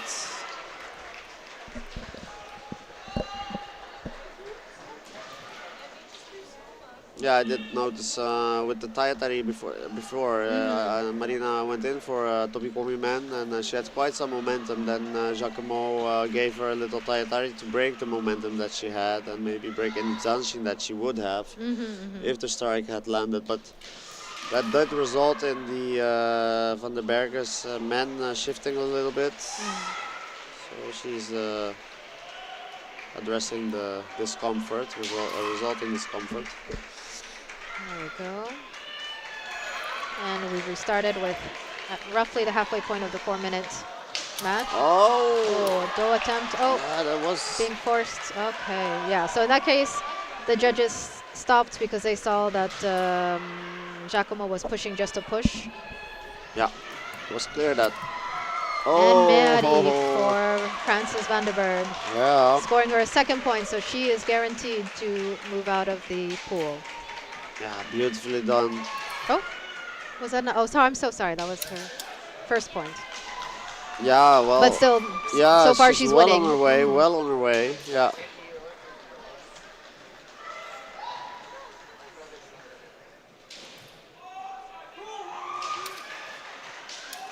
Yeah, and from here on out, Van der Berg is a very comfortable position, just having to defend.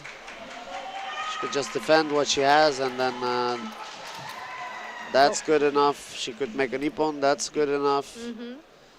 All sorts of stuff that end up being good for her.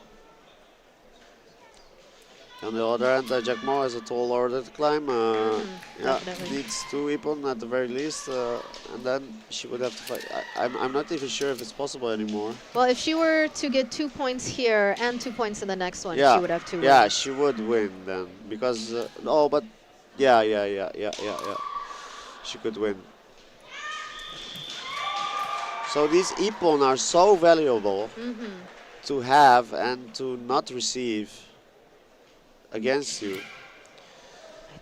A lot of it is decided. I mean, in one pool match, these are 3 Shiai, so there are 3 per Shiai that's possible to have. So that's 3 times 3, 9 in total. That can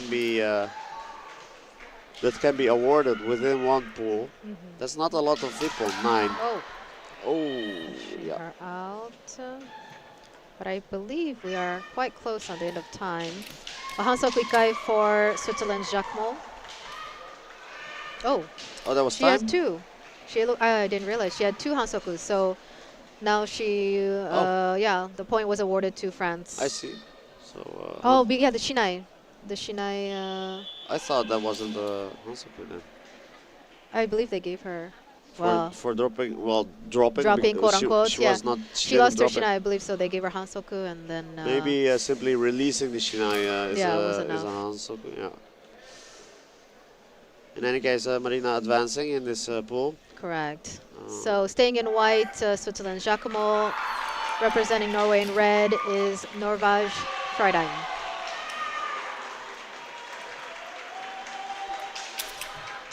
Here we go again. Oh, very nice opportunity there.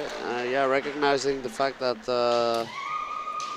Jacquemot recognized the fact that she was gonna turn around our player from Norway here. Yeah, that's why you can never let your guard down, even once you've had Zanshin gone through. When you turn around, is a moment where you're a little bit open. Yeah, vulnerable. You're not paying attention. Yeah, the act of turning around effectively is something of an opportunity to your opponent. Of course, at this level, the competitors know this, so they tend to be prepared the moment they turn around, as they're turning around even. They basically defend before they turn around already, so they are in a defensive stance as they are turning around. Well, that's a very common thing to see.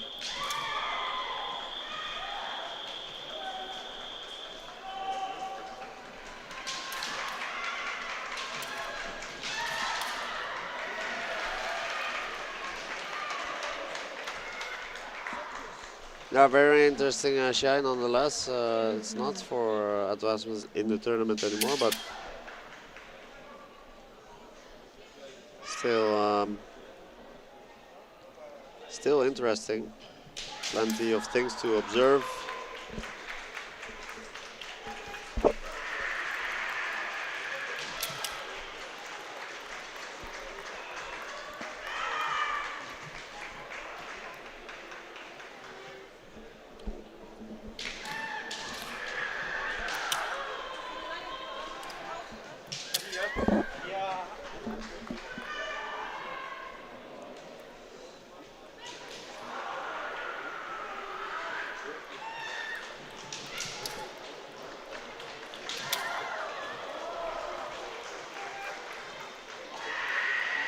Switzerland having done very well yesterday with the ladies.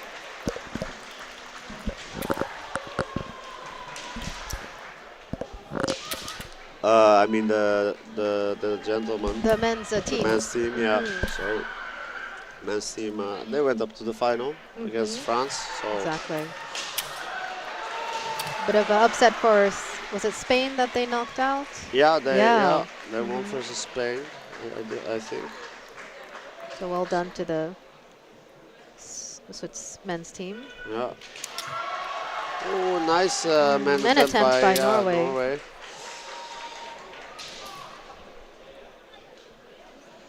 Yeah, so you know, if you're the men's team has done so well yesterday, and today you're fighting yourself, you know, being the Swiss ladies.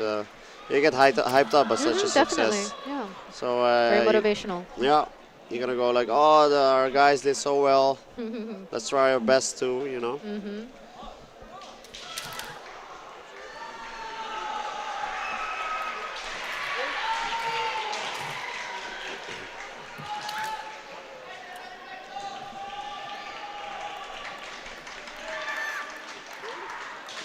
Oh, sorry about, there's something scratching our microphones. Yeah.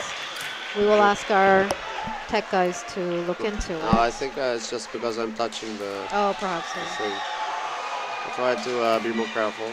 My apologies. So that ended in Kikiwake. So once again, Francis van der Berg moving up out of the pool. Yep. Great job. Oh, and here we go. I think. Oh, wait a minute. Are we in the knockout phase already? We're in a new pool now. But sorry, the information we have is wrong. Oh, maybe they. Well. Oh, I'm sorry. What is on screen for the viewers is what we see on the field. So this is Pakwan Ratchatasave versus Ellen Johnson. Yeah, they have won their fights and they're out of the pool. So we're in the knockout phase right now. Yes, looks like. Yeah, these players have shown fantastic Shiai in the pool phase. They effectively came out on top. in their respective pools, and now they are fighting each other. Once you lose here, you're out. There's Yes. only one way to stay in the tournament, and that is to win.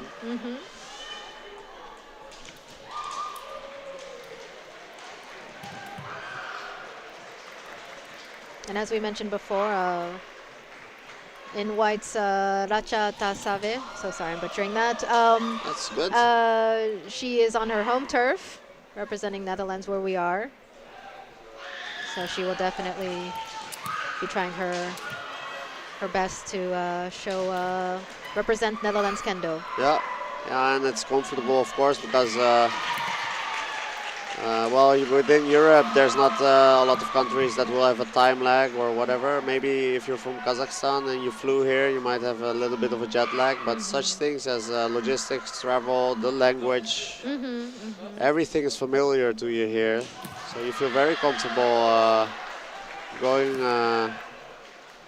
about your day-to-day business other than Kendo.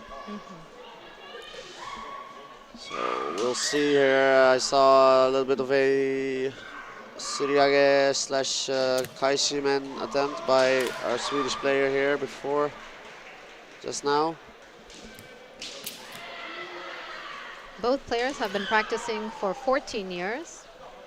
They're both fourth dan and roughly the same age, so it's pretty, statistics-wise, it's quite evenly matched. Both have participated in WKCs. Yeah, and This is a high level. yeah, height-wise, they're also quite similar. That's true. Oh. Yeah, they seem to be evenly matched. A lot of striking going on right now. Beautiful. Oh, and that's such a beautiful ski attempt. That was impressive to be able to pull that off in that kind of situation.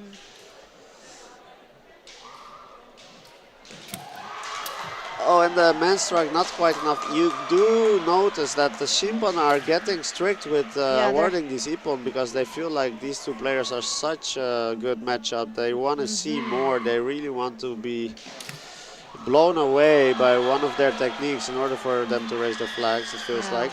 Their flags are getting a little heavier, you can say. And the Kaishido, still not enough. Still not enough.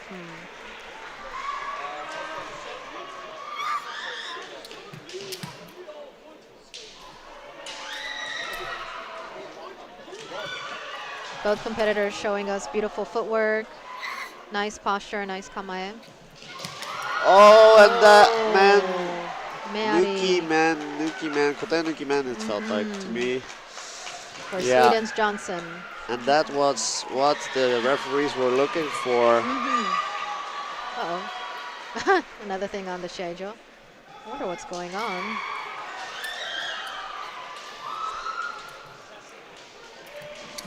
Yeah, I feel like the refereeing is very nice.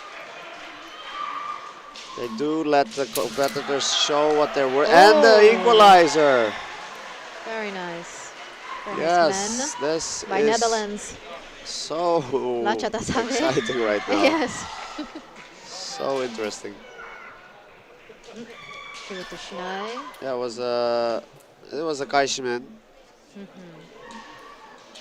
Not quite sure what Johnson was going for. Maybe it was a men Kaishimen or kote Kaishimen, but it was a Kaishimen type situation. I do know that Pakwan does like that technique. Okay. So it's getting quite intense. One of them needs to score another point. Yeah, they've shown so many techniques already.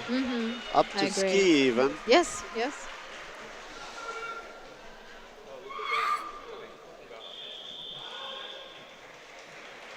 And this could easily go into Encho, and from there, because the referees are not giving the Ippon willy-nilly. Was it willy-nilly or nilly-willy? Now I'm getting confused. Willy-nilly. I think it's willy-nilly. Willy-nilly. Makes me think of the French. They don't say walkie-talkies, they say talkie-walkies. Talkie-walkie. I have to think for a second which one is. Talkie-walkie. Both make sense. I mean. Yeah. But they do both make sense. It's just that the one sounds very silly and the other does not. Yes, exactly.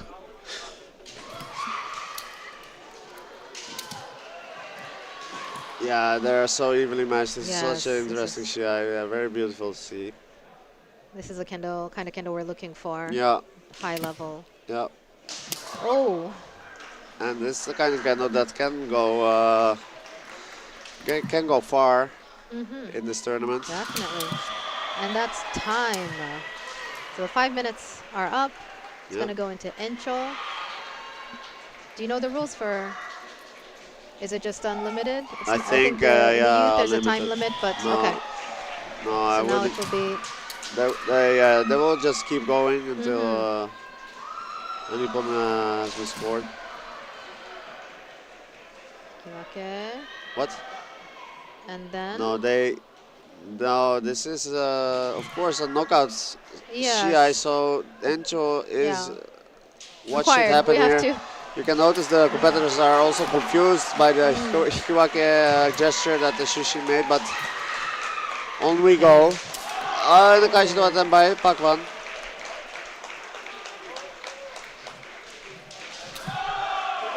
Now, even though the flags have been heavy up to now, Yeah. usually in Encho they do get a little bit lighter. Yeah. So that's why Yeah.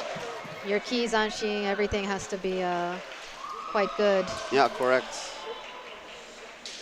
Yeah, decision has to be made in the end. So as time goes by, the standards get a little bit lower ever so slightly. Yes. Of course, there's still going to be correct ippons, but just a little bit lighter. Yeah, bit by bit.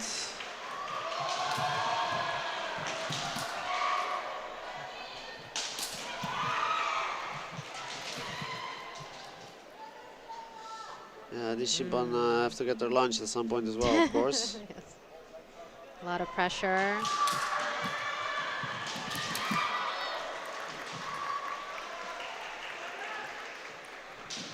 Oh, one flag almost, for Pakwan. but And not the enough. The retaliation by Johnson, yeah, not enough.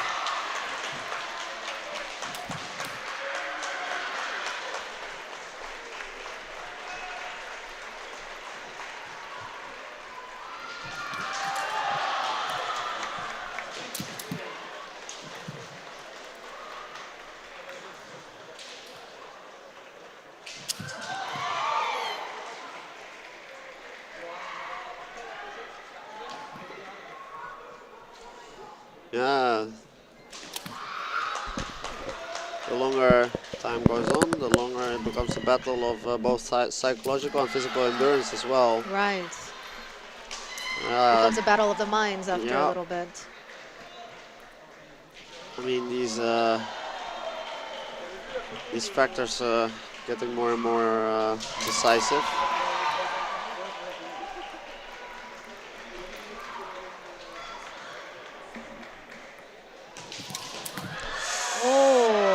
And that's men for Netherlands. I'm not quite sure now. Yeah, Pakwan scored the men. It felt a bit like Johnson went for a kote there.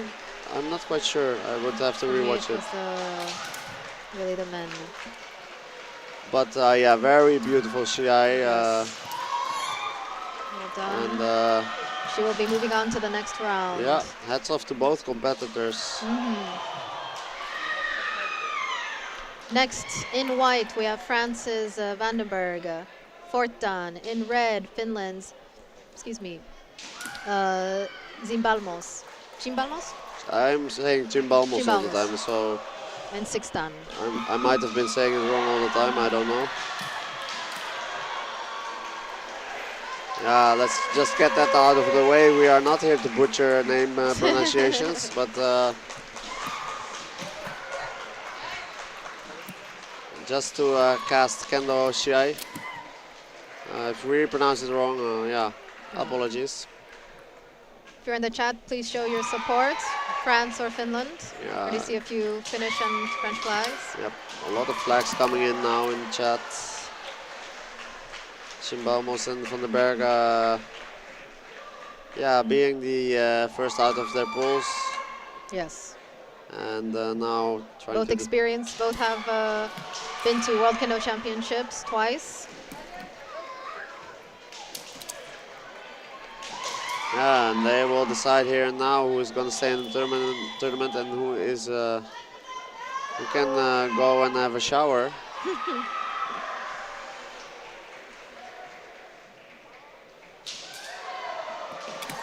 I can really see Chimbalmos is very, very quick Shinai manipulation, handling, Shinai handling. Especially when Marina comes in, she's very, very, very active with her Shinai. Yeah, many attempts, but just the grill, it looked like. Yeah. Not quite landing in the right spot.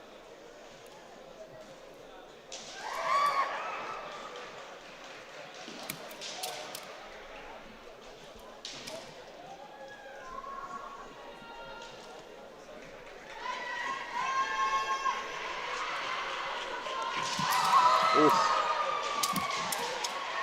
Man attempt by Van den Bergen, and looked like Chimbalmos was looking for a Kaishido there, but It's like slowly Van den Bergen is trying to corner her. Yeah. Try to corner Chimbalmos. yeah, Chimbalmos has been in that corner for quite a while by now. Yeah. Oh, okay. You can see now she's trying to get out. Oh. She doesn't mind being Yeah, there. she seems comfortable. Yeah. Well, she keeps going and starts getting a little bit dangerous. A little push might push her out now. Yeah. Yeah, in Kendo, well, the rule of thumb, I try to... Oh. What's happened now? I believe they stopped I think, yeah, Marina is not separating correctly. I think this might be a gogi. Oh, no, okay. No. I think the Shimpan just stopped to not make her step out because she did the proper separation. Oh, wow. As per post-COVID rules. That's the Shimpan's decision. We do not question it. Oh, that did land. It did land, but lack of Zanshi, I think. We saw Shimpan almost raise his flag.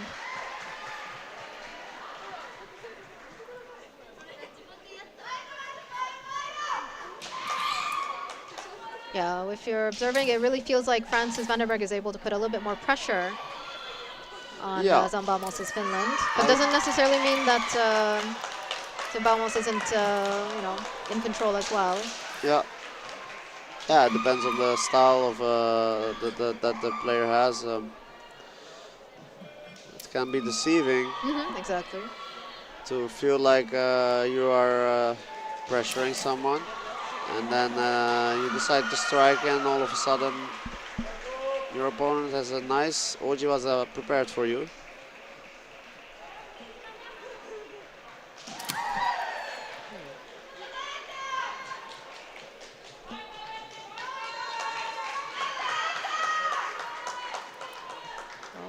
Finland, this time she has stepped out. Chimbalmos, Hansoku Ikai, 1 penalty. I do believe these Shiai-jo aren't the biggest that they can be. The surface is, could be a little bit, I mean regulation-wise, I believe it's like 9 to 13. Yeah, it can be anywhere from 9 by 9 to... 9 by 9 is the smallest you can go, I think. Not quite sure what these are. Yeah, these might be a bit bigger, but not a whole lot bigger. So I did hear a couple of competitors say that the Shiai-jo are kind of small. Might be 10 by 10, something like that. Maybe. Yeah. Yeah, Marina, she does have offensive kendo, meaning she likes to be on the offense. I do feel like Chimbalmos is thinking about something. She does She's know. planning something, perhaps. Yeah, perhaps there it is. Oh, yeah, we had seen that before. Wanting to do the Kaishido. Yeah, and right now. I believe we have less than a minute left. Perhaps even less than 30 seconds left in the match. Yeah. Perhaps Chimbalmos wants us to go into Incho. Yeah. And there. Yeah, see from there. Does make sense. To not do any strange things at the end of this, as the time is running out. Looks like she might have an injury or...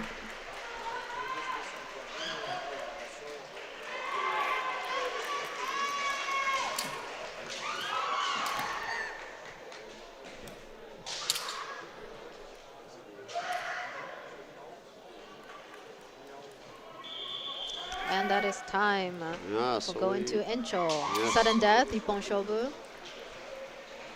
yeah, which means a Hansoku for Chimbalmos. If she takes another one, another penalty here, she will be out. Oh, yeah. So having that first penalty, that's kind of detrimental to her. She's going to have that in the back of her mind Yep. the whole time. Oh.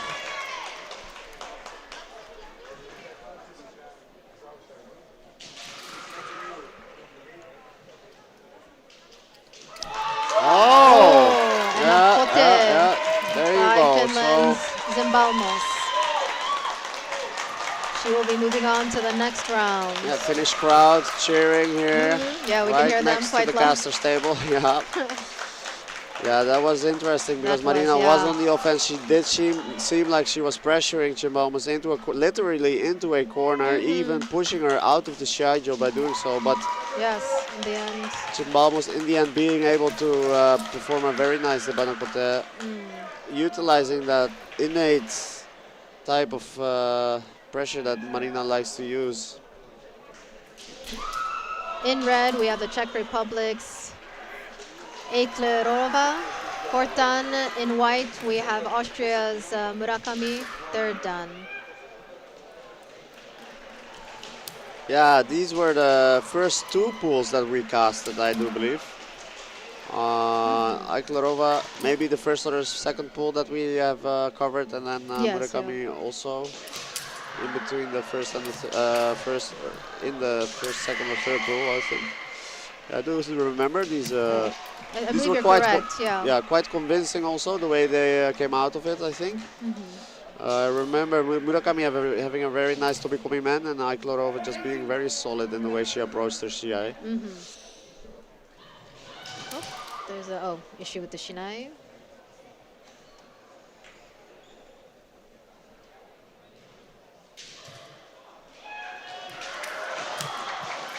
Hey, Sophia Ada. Nice of you to drop by. Sophia Ada in chat here. She has taken the... You have to go more that way. Oh, You okay. know, yeah, because it's on the She screen. has taken the European title one time, Oh, fighting my sister Sayo as well. so my sister remembers you, Sophia. We all do.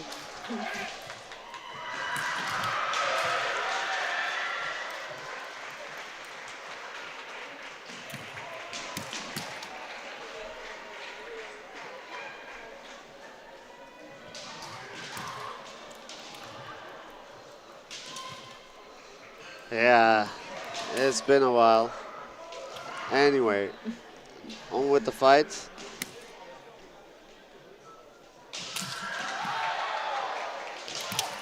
oh no, Oh, and Shinai then- lost yeah. by Czech Republic's Eklerova. Hansoku Ikai, one penalty. Oh.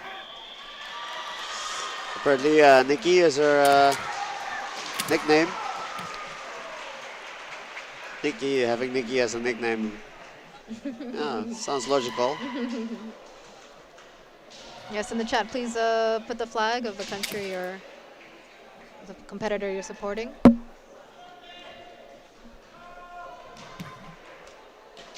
Yeah, and yeah, you'll see this often where once you get into the knockout phase, the average level is a little bit higher. Opponents a little bit more evenly matched on average. The pace of the Shiai starts going up.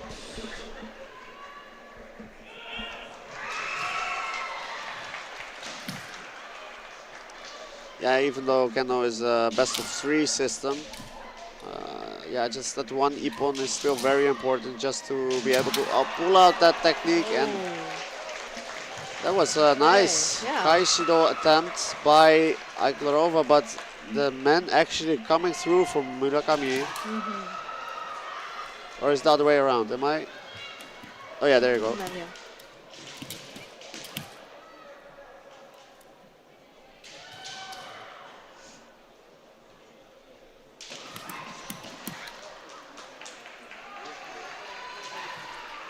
Yeah, I can tell you that those are satisfying man strikes where your opponent is trying to counter it, and it doesn't matter because your man is you're able to push it through that deflecting motion. So Murakami must feel confident in her ability. We already saw her doing very nice to becoming man, so I expect that she will look to score more men, and if not, build her other techniques around the fact that she has such a strong Kobi man. There we go, there it is again. That's just amazing. Wow. Beautiful Debana man strike. So Austria's Murakami will move on to the next round. Oh, we hear supporters from not sure where.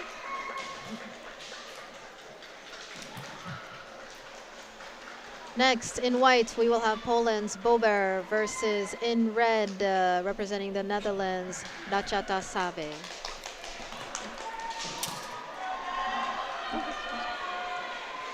Yeah, on with the tournament.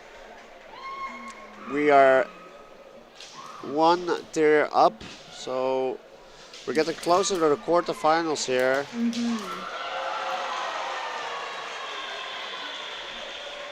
Dachata Sabe and Bober are no strangers to each other.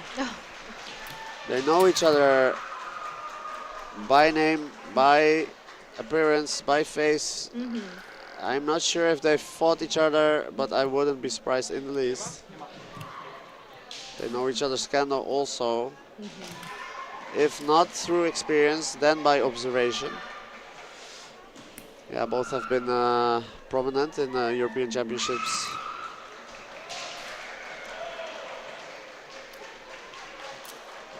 A little bit of testing out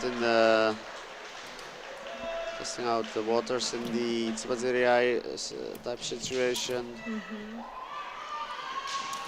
Both also kind of feinting to see if it makes their opponent raise their hands or how they block. But both quite strong, so oftentimes it'll just result in both having a strong Chudan no Kamae. Yeah.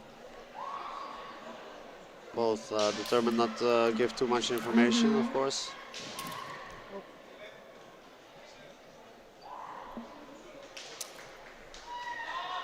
Yeah, you could see there that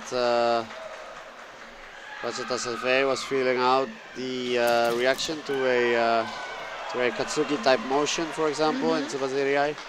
Oh, there is what she had decided to do with that information. She went for the man, but not quite getting away for enough distance.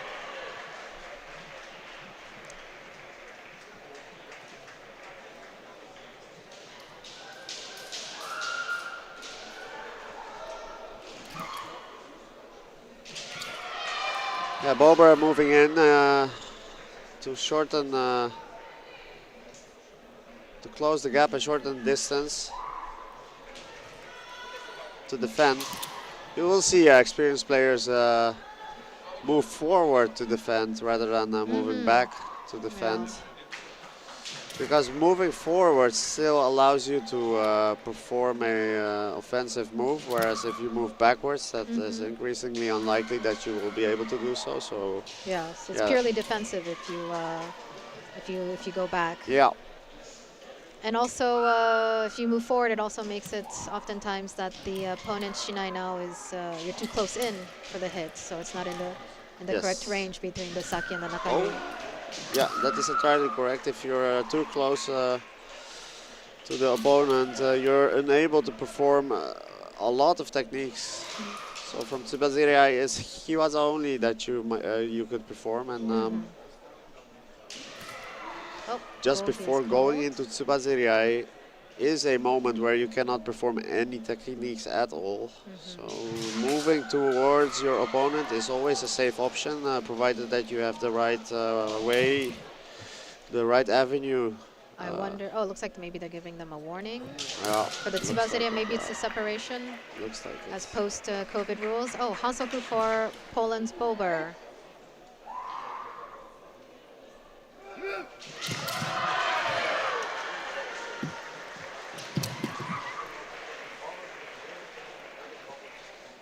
Yeah, we should be confident that referees are making the correct decision here.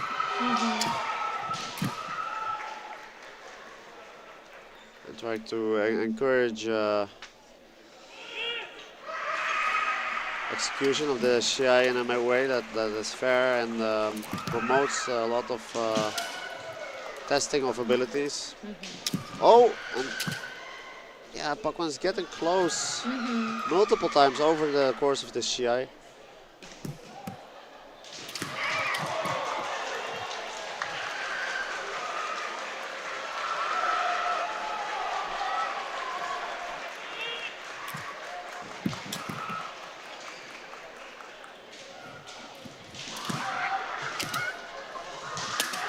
Yeah.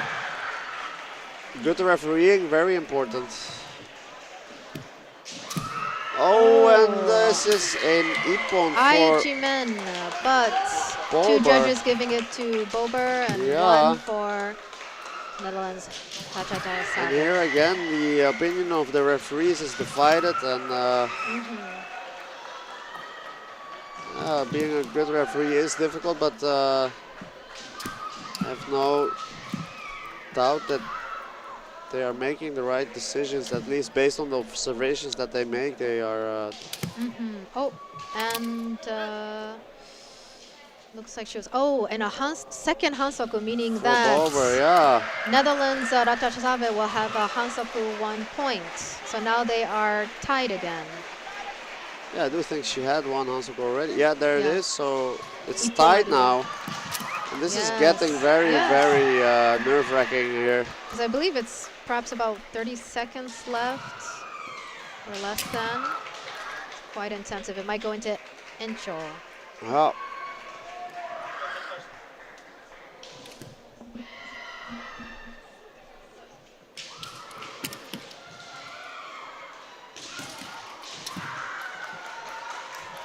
Yeah, this might be an Enchosen again.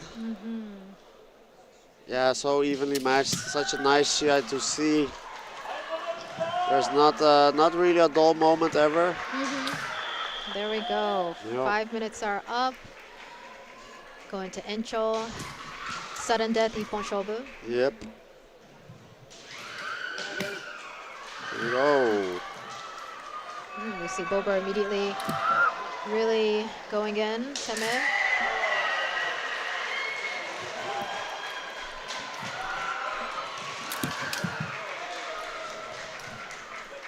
Yeah, you might see this Shiai slow down a bit from here on. Just Yeah, neither wanting to make a silly mistake. yep. Really trying to have each attack actually count. Yep.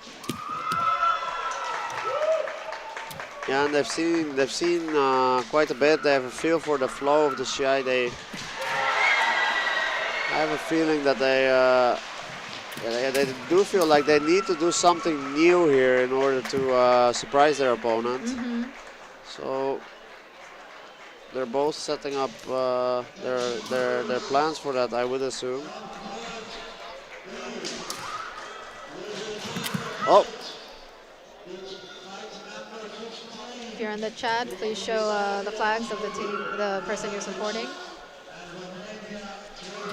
In this quite intense match. Yeah, very intense. Yeah, they must be nervous. They must be more nervous before they enter the Shiai-jo. Once you're inside, then you can channel that adrenaline into executing your techniques and playing your Shiai well. It is especially before the Shiai that nerves can very much influence your state of being. And now it's also going to be a battle of stamina. Yep. And mental strength to see if you're still fully focused Yeah. in the match. Yeah, it's easy to have a lapse of the mind when you're getting tired and let something through.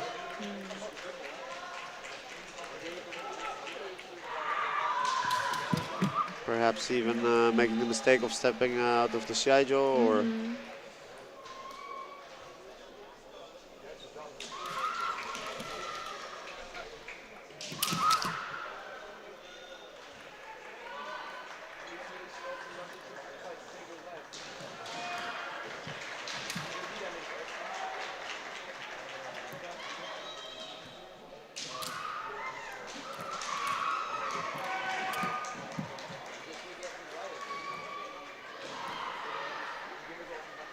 yeah, I do feel like it's slowed down a little bit. Yes, I think they, I don't know if it's exhaustion or they're really trying to keep their energy for that one sudden opportunity. Yeah, I think it's a bit of both. They, a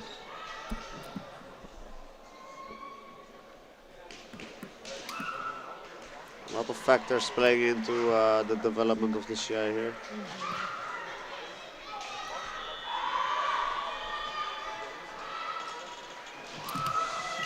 Not only exhaustion, physical exhaustion, but also exhaustion of the techniques that you have available to you, and the chances that they are effective.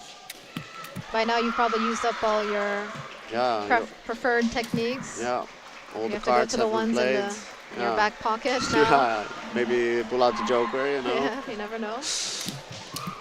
or the trump card that you have up your sleeve.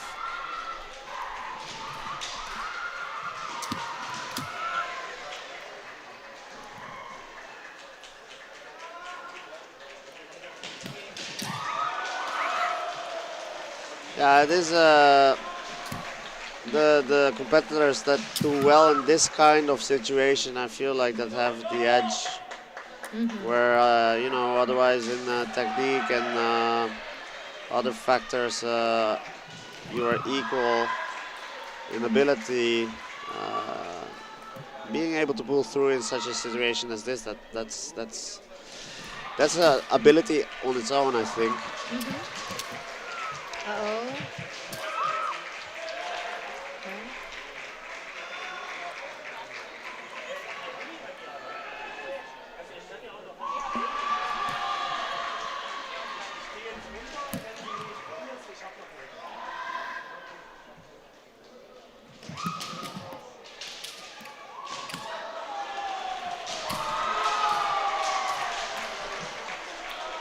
Yeah, the longer the Shiai goes on,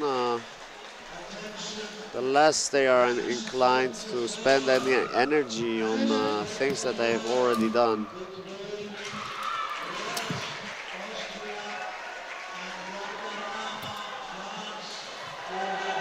So yeah, oftentimes you will see these kind of things happening where they put all their energy into a single move, see if it lands.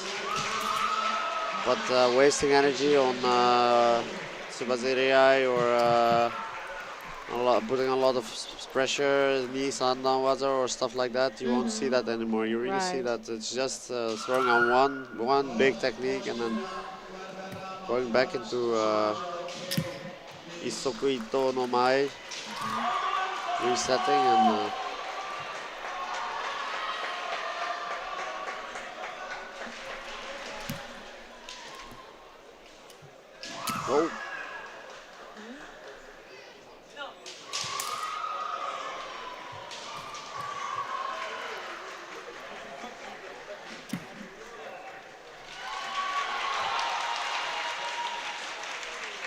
Pakwan looking for an Ojiwaza here. I feel, yeah, there it is, the Siriagamen type of technique.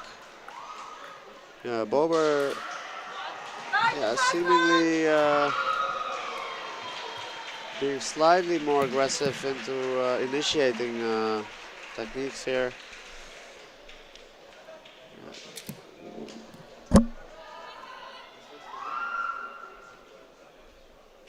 Again here, Bober initiating.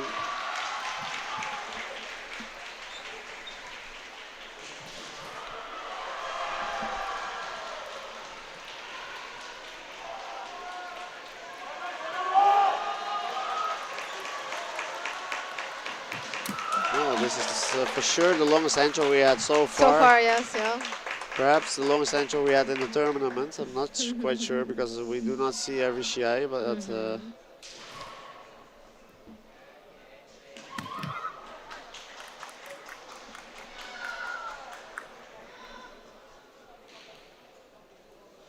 a lot of supporters for the Polish team and for Bober in the chat right now, expressing their wish for Bober to win. Oh. And has been called. You have any idea what this is about? So, giving them a moment. The head judge, it looks like he has decided to give them a moment. Yeah. To breathe and relax a little bit, which is kind. How friendly of him. Yeah, it's not usually, we don't usually have this advantage, so. In my day, we didn't get that. No. You know, no, when no, I no. was still a kid. What's the longest intro you ever did? The longest intro I have ever done, I'm not quite sure. I've done one that was about 30 minutes. 30 minutes? It was against my sensei, and that was exhausting. And no break. No break. I do remember having like a very long intro against Sabrina Kumpf when I was like, I don't know, I might have been in between 13 and 17 years old. And Sabrina Kumpf, back in the day, me and her, we had like this rivalry in the youth championships. And it was always very tough to win against her. And one time, yeah, it took ages. I do remember, that must have been my longest intro I've ever had. It might have been, I don't know, 15, 20 minutes or something. Oh yeah, it's tough. Yeah. It's tough. Especially if you know each other's kendo quite well. Yeah, yeah, that's yeah. That's usually also the reason why it takes so long. Yeah, why it takes long, yeah. So I do have I do suspect these two have met each other already before. A very nice Gyakudo, yeah, Gyakudo. So that's the type of thing you might do in such a situation, right, like pull out something completely new. Yeah. Pakwan just slapping it down. They almost did a mirror image of the same block.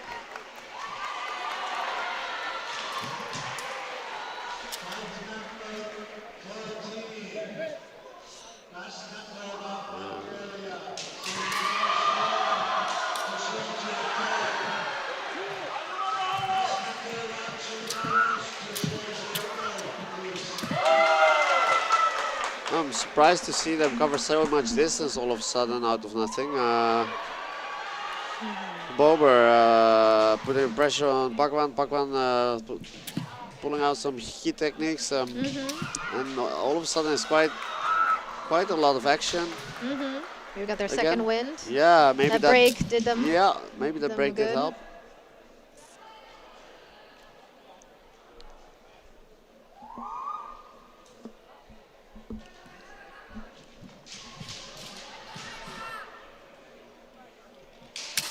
And again the Gyakudo. Yes. And now that she has shown it twice, that information might be something that she wants to do something with. So she could make it look like a Gyakudo again and then go men instead. Pakwan will be anticipating that Gyakudo from here. A little bit more than before she did the first one. Oh, and Ayman landing for Bober. It was a little bit hard to see from the angle we were in because they were yeah, right on top of each other almost when it happened. But yeah, Pakwan must be very disappointed. Yes. Bober must be very happy to be able to advance. What a beautiful Shiai. Yeah, they demonstrated great kendo techniques, beautiful kendo. Trying to think what we have next. It looks like it'll be Bober and Murakami. But I'm guessing they're going to give Bober a few minutes to rest before...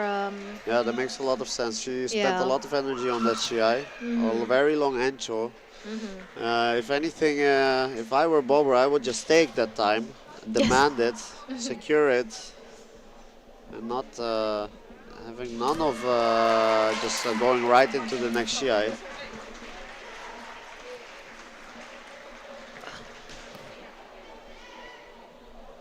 This gives us as a casting duo also a little bit of to stretch our legs a little bit.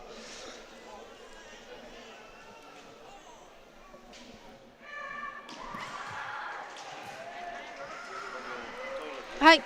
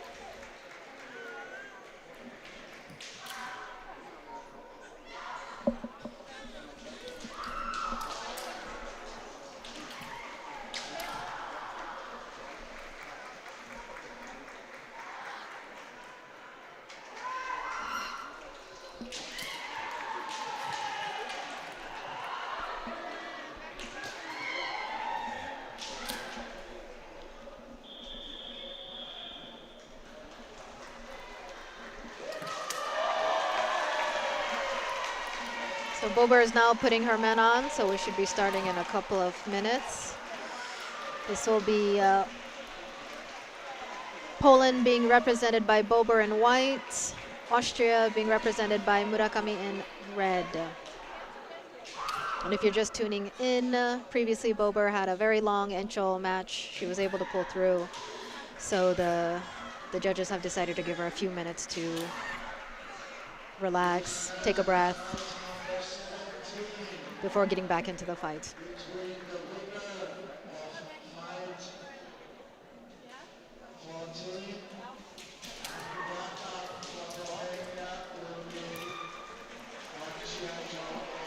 We're gonna cut to a quick ad and be back when the match starts. Here's a word from our sponsor.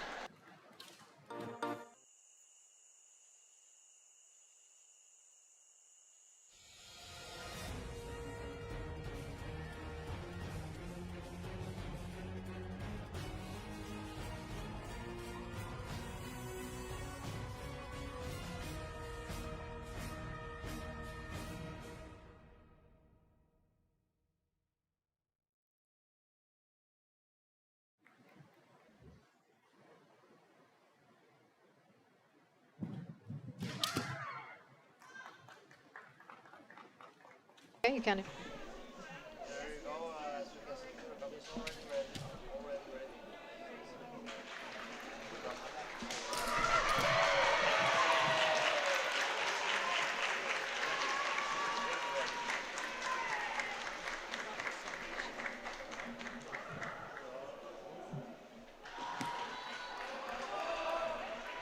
Looks like both, yeah, they're ready. So once again, Poland in white, Bober in red, Austria's Murakami.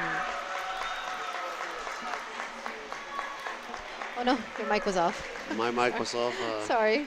No, I turned it off and I didn't turn it on. However, this is exciting to see how these players will match up. Both players having shown beautiful kendo and proven that they are worthy of being in this situation this far into the tournament. Murakami with a very strong Tobikomi men and the Bana men. And there it is again. Yeah, it's really her trademark technique. Bober must be aware of the fact that she has this technique in her arsenal. And yeah, very eager. I am very eager to see how she will respond to this fact.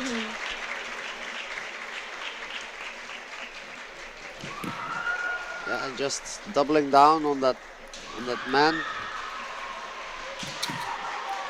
Two men. Oh, that is called. Looks like it might have been a little painful. Yeah, the shinai tip must have dug into her inner leg. thigh, Yeah. Yeah. Plus, on top of that, she has exhaustion, I'm sure, from the previous match. Although she could still be running on a lot of adrenaline. Yeah. Yeah, that does help.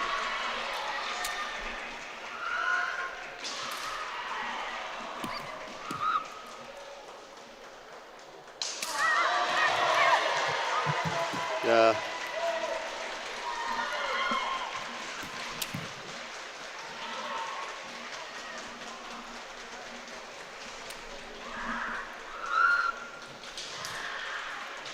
Yeah, I do feel Murakami is also the tallest out of the competitors that are still in the tournament. Yeah, looking around. Yeah. Perhaps just this Swiss and Czech, maybe, but yeah, in general, she does look one of the tallest. Yeah, so not only is her men technique just impeccable, she also has the advantage of being relatively tall. So Hansoku Ikai for Bober. Did you catch what that was I didn't for? see what happened exactly. Right. If I had to guess, it would be due to separation, the post-COVID rules. If anyone in the chat knows, yeah, let us know. let us know. Also, don't forget to post the flag of the player you're cheering for, Poland or Austria. Yeah, as a caster team, it's always nice to have a observant chat as well. You know, we are no perfect human beings. Sometimes we miss something. It's always helpful if the chat also keeps track of what's happening.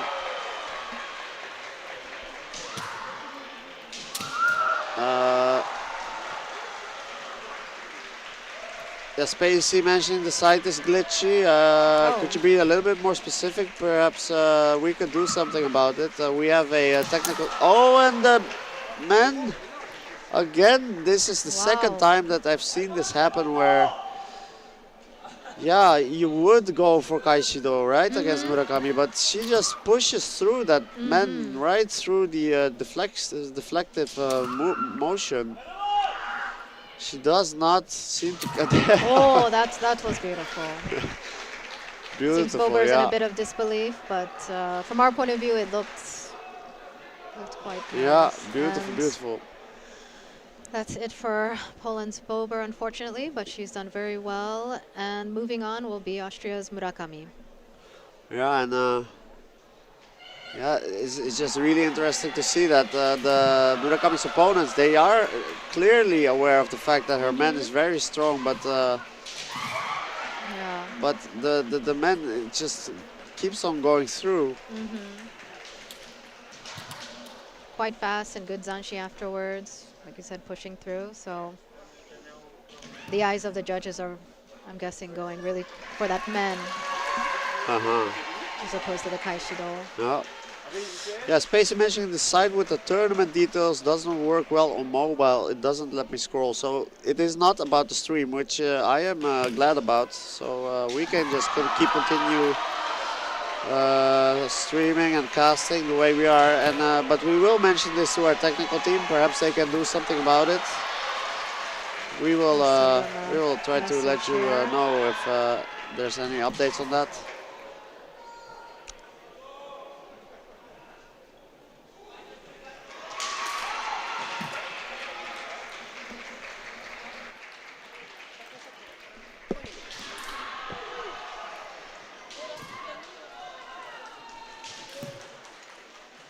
Yeah.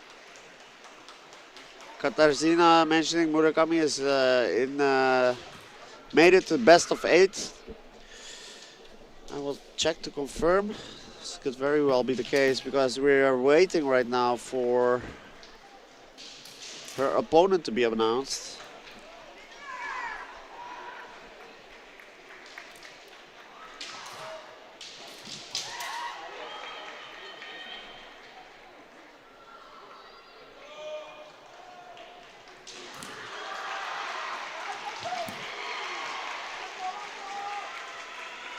Yeah, so I think, yeah, Katarzyna is right here. Murakami having made it to the best of 8. We're waiting for the winner out of fight 16, if I'm not mistaken. Fight 16.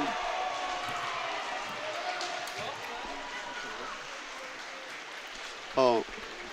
I will mute myself 1 second. I will have to explain. Or no, it's. Yeah, no. Okay. 1 second, guys.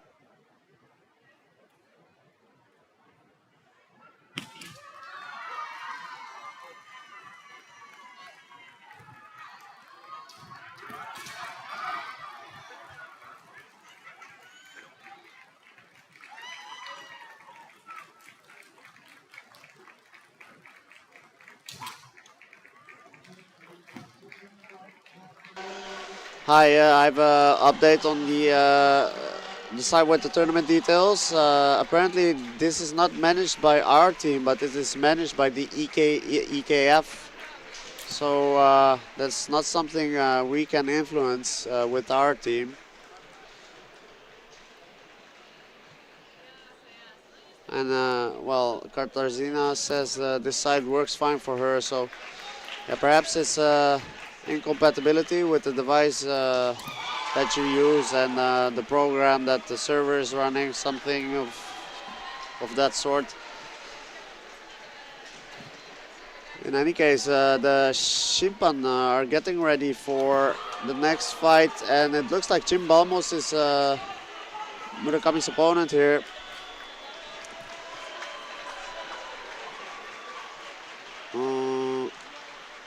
Yeah.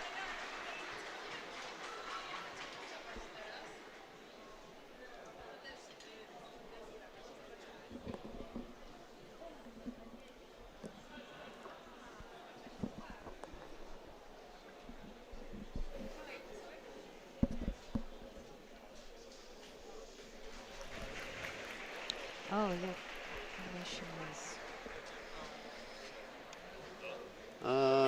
We still have Bober in the screen information, so we'll try to rectify the situation right now. The Shiai has already started.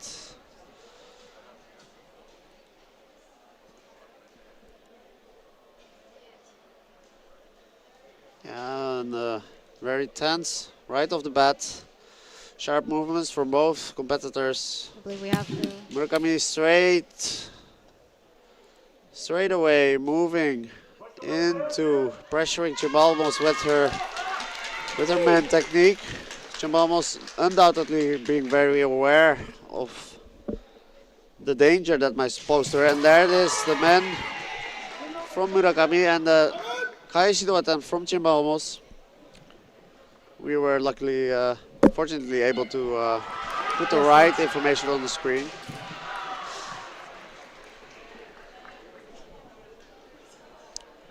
Yeah, look out in this match. It will be about Murakami's men and the way Chimbalmos will respond to it. This will be the main theme. I'm quite sure of it. Right. Especially with the height difference, I'm guessing Finland's Zimbamos will really try to do ojiwaza against the men. Yeah. And we're also seeing that Murakami, it's not just the Tobikomi man, she has many variations in her man technique. She has the Debana man, she has the Tobikomi man. She's also able to halt the momentum just for a moment and then continue on with on men's strike, so she is able to change the pace of her men's strike as well. Yeah, really all about the men's strike for her. Which is important. Even within the, you would think the same men's strike, it's different variations. It's important to be able to do it differently, so you're not a pattern that your opponent can read easily.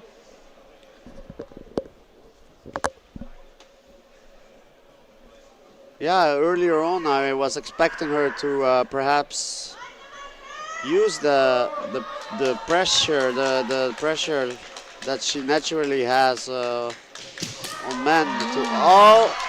So close. Almost a Menkai Shido for Finland's Zimbalmos. So yeah, as you mentioned, she is going to try to use Murakami's men against her. Yeah. Yeah, there's and this is the first time we see something else. I mean, perhaps not the first time, but Hikido here.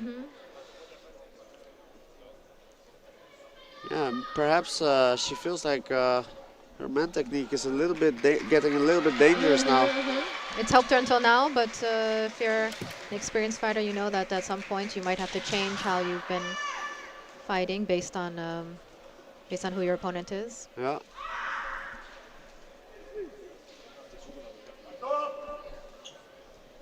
Yeah. Murakami still going for a few man attempts. This match has been quite calm. A lot of observing Seme. Both showing us lovely footwork. Nice strong kamais. Everything you would expect from this high level. I do agree. Oh, and that was, I would say it was worth trying to finish.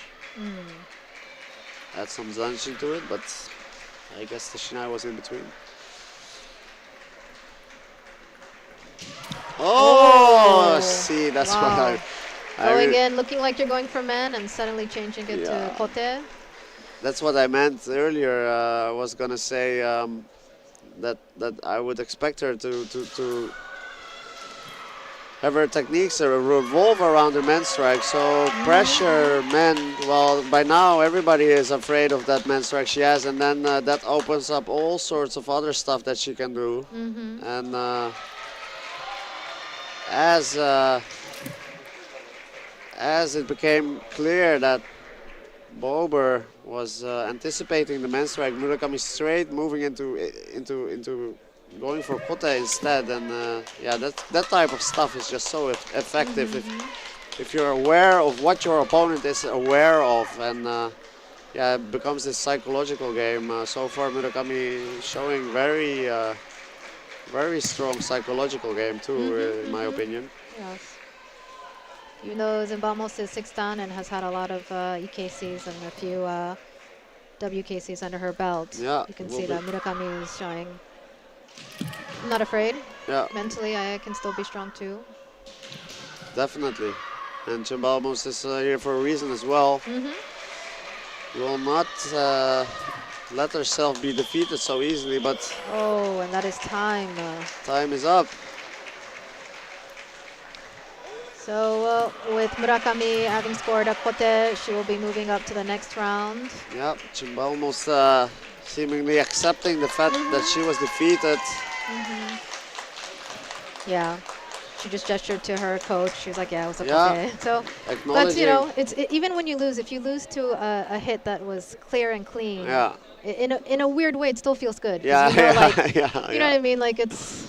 You don't mind as much. Exactly. It's when you feel like, no, but they missed. Why did they get a point? That's more frustrating. Yeah, so. If you get caught by a stray bullet, you know, that was not even intended to hit you, then you will feel that something has been taken away from you in an unfair manner. But yeah, in this case, I do feel Zimbalmos felt like she's lost fair and square. And it looks like coming up will be representing Austria, Murakami in white. Representing France in red will be Muta. Yep. We are not sure where they will. Oh no, it looks like it will be Shiaijo B. Yeah. So semifinals, if you'd like some information, Shiaijo A will be showing this same match in French. And Shiaijo C and D will be showing the match. I'm trying to see, or maybe it's still going on. Still has not decided yet. But Shiaijo C will be in English and Shiaijo D will be in Japanese. But please be aware that for Shiaijo C and D, it will be another set of matches. And we will quickly go to a word from our ad.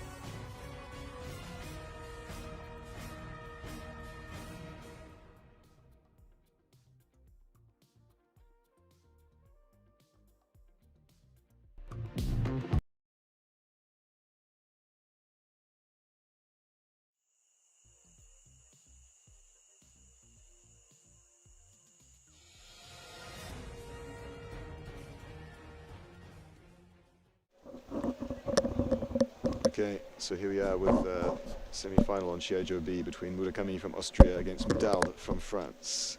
Both looking very strong through the competition. Mutad from France being fifth dan and Murakami from Austria being sandan.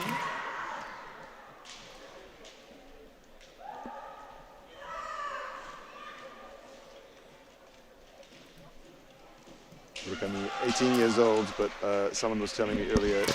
Oh! Split Okay. decision here. Yeah, with the So final decision going to Mutad for men. Kote maybe touched, but men more convincing so far as two of the referees were concerned. Oh, it looks like there might be a little need for a little referee meeting. It's just saying, someone was telling me earlier that Murakami made quarterfinals at the World Championship last year. So 18 years old, but strong competitor already. She received fighting spirit at the 2023 EKC in the junior individual category. I remember watching her fight. You've been watching her fight? No, I watched her fight in Norway. I remember she was very impressive. I've been watching Murakami's fight. She's been in my Shiai-jo up until now, and she's been mostly winning by men. Do you know using their height? Yes, yes. Mutard, a bit of a mix of Waza. She got the aggressive men, but also been scoring Do and Kote, beating some strong opponents over on Shiai-jo A. So sit decision stands. Okay. Yep.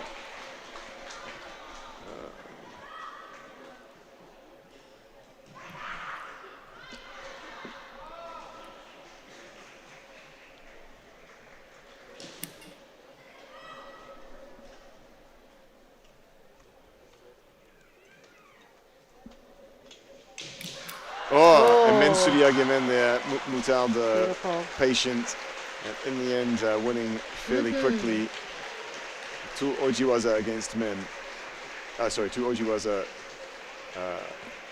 Kote Kaishi men and men Suriage-men.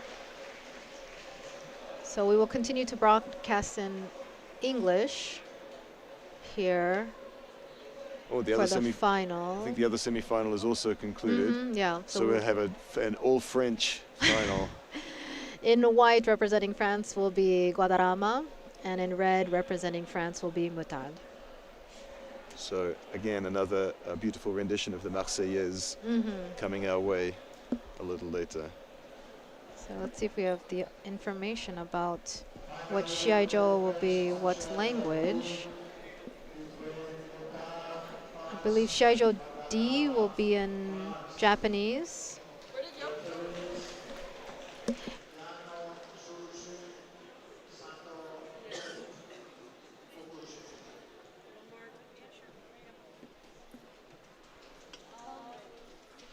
Let's just have a quick word from our sponsors while we confirm the Shiai-jo placements.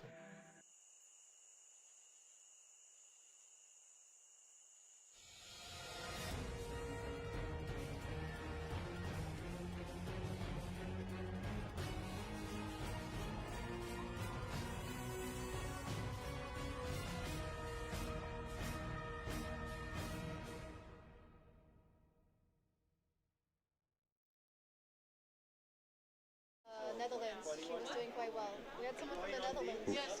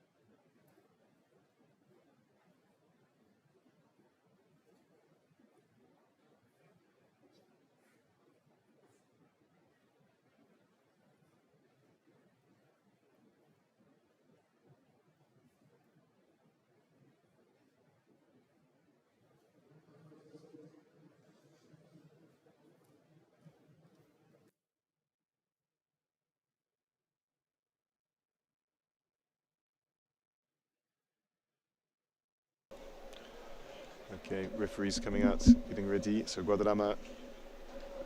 Bring your mic closer. Guadarrama in white for France, up against Mutard in red, also for France. So I haven't seen too many of Guadarrama's matches today. No, I have not. I've actually, both of these, they were in either Shiai-jo C or D, so I have not had a chance to witness their matches. Well, Mutard showing a lot of different waza over the course of the day. Suriage, Kaishi, Tobikomi waza. So we'll see how we go. And of course, both these competitors knowing each other's kendo quite well, having had training together. That's a little bit of a signature move from Mutald, avoiding men, stepping backwards and striking kote. Mennuki kote. Quickly takes the lead here. Wow, within the first 15 seconds. Oh, strong men attempt there from Guadarrama, a little bit before Mutald's, but not able to get a clean strike.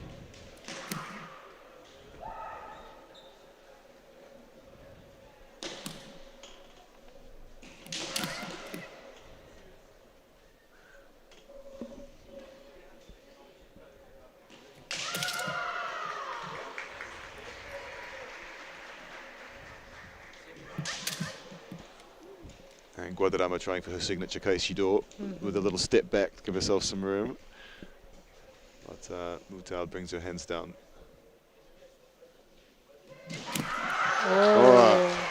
Another kote by Mutald. So we have in first place Mutald, second place Guadarrama. A quick final in the end. Yes, in the end, I think it was roughly a minute.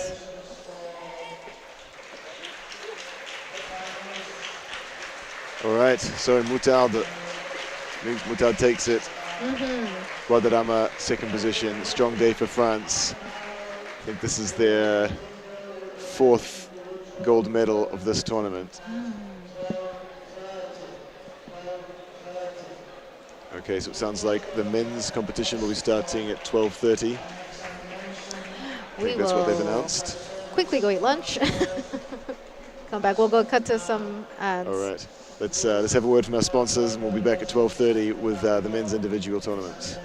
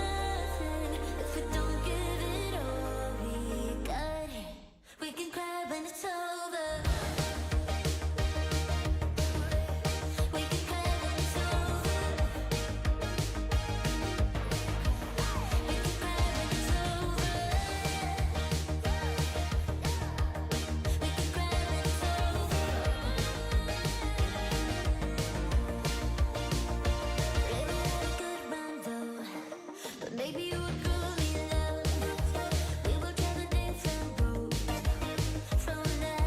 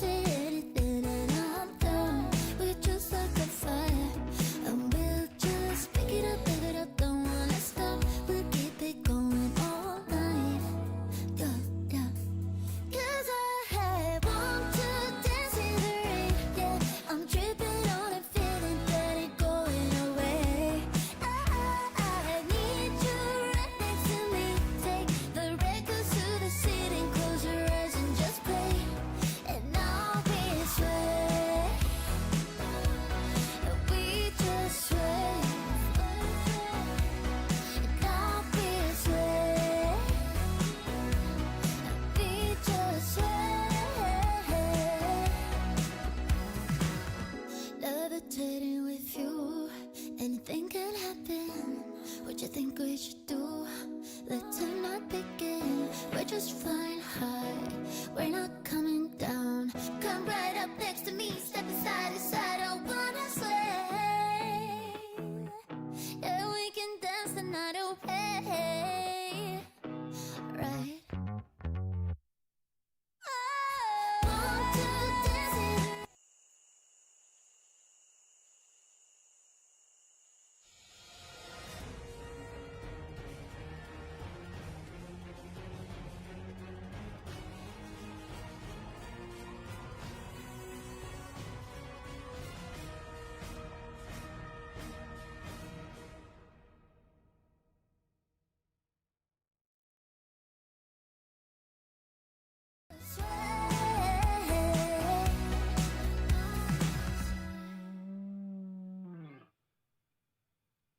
Wane foda kudus nganga ay kauda ashuti kauda nganga. Aba washidaya mama ay nganga dai watishkinga. Wane foda kudus nganga ay kauda ashuti kauda nganga. Aba washidaya mama ay nganga dai watishkinga.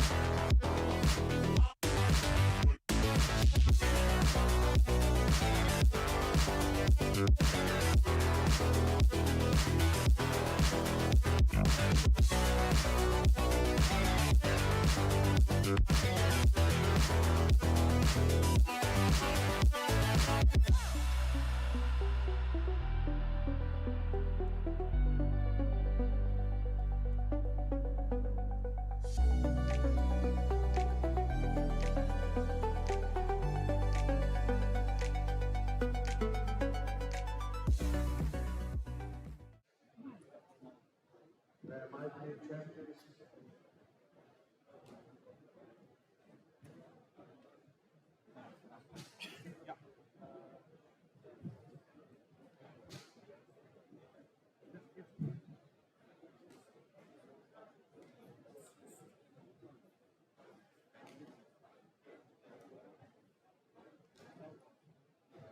On Shiai-jo B,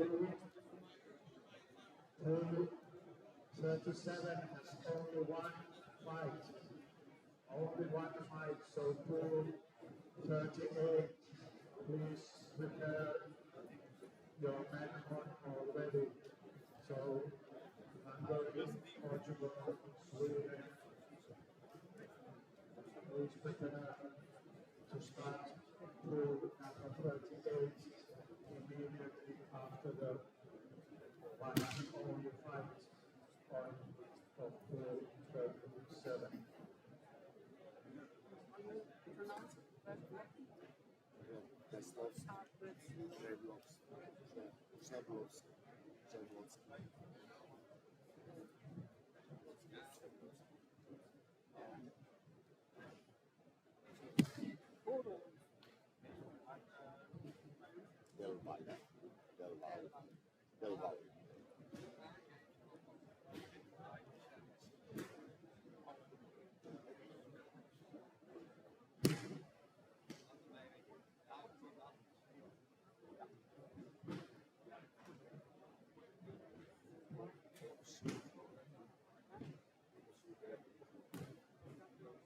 Please, referees, if you are ready, take your positions.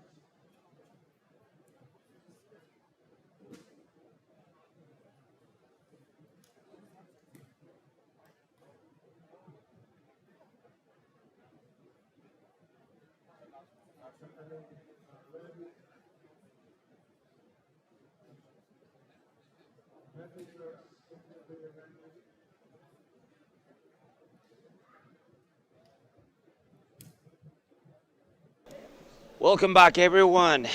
I am Pablo, your commentator on Shiaijo B right now.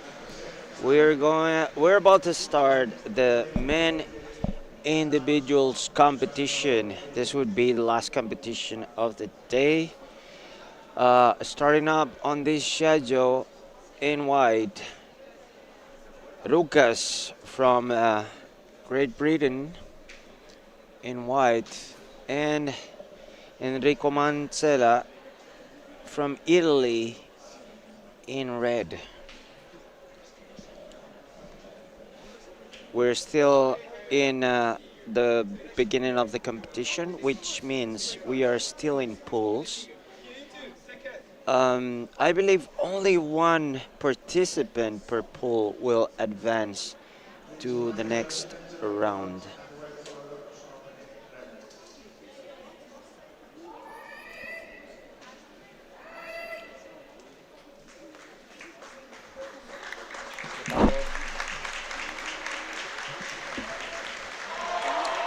Actually, we're looking at the players right now. The screen is not updated. I'm sorry for that, but I'm seeing that there's a Romanian player and a French player in the Shiai-jo right now. So let us let us see what the deal is right now. We'll try to figure it out ASAP. So please stay with us until we figure out why the information on the screen is not updated.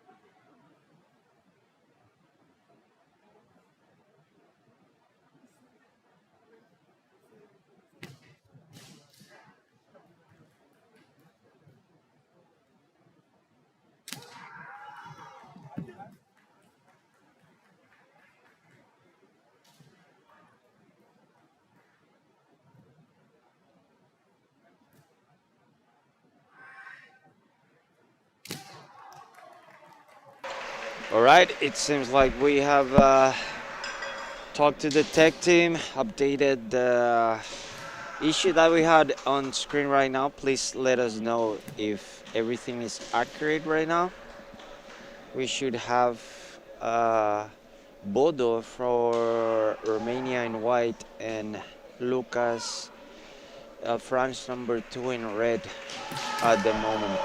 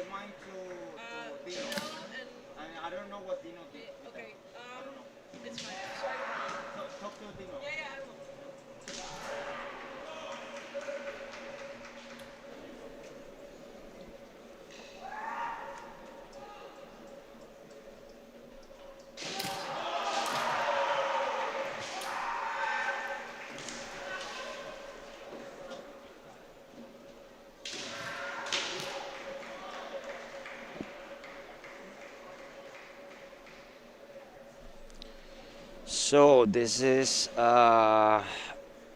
poll number 13. We have a French competitor, Lucas, Romanian competitor, Bodo, and a Spanish competitor, Del Valle, in this poll. For your information, only one player, the first classified in the pool, will advance to the elimination rounds later on. So obviously it's of the essence that players finish last in the pool, finish first, sorry, in the pool, so they can stay in the competition. As opposed to like team competitions or other competitions where the first place and the second place are moving to the next round. That is not the case on this individual competition for the European Kendo Championships. Only the first person on the pool will advance. Right now we haven't properly started yet,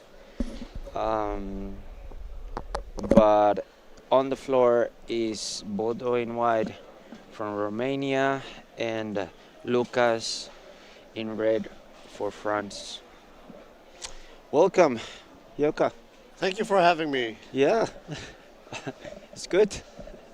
It's good to be back. It's good to be back. Yeah, it's good to be back with you. I'm Pablo, by the way. A little introduction about us. I'm former Spanish national team member. Anioka? I am a former Dutch national team member. And together we are the casting duo.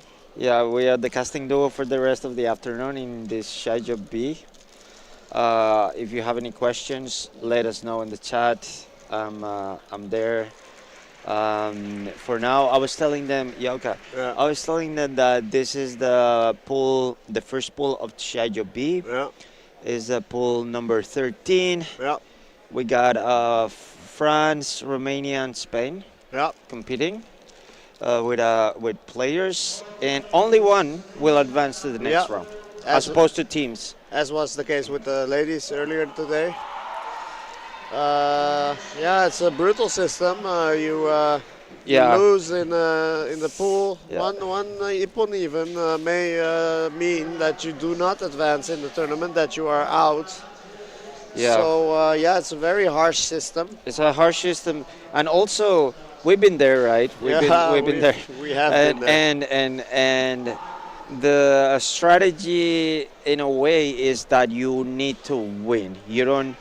A tie is a kind of like a It's like risky already. Yeah, it's a loss kind of. Yeah, you need go to aim to win both of your matches. Yeah, that's the only way to do it. Yeah. Guaranteed. So yeah, the strategy is different when like let's say in teams where the first and the second advance to the next round. Yeah.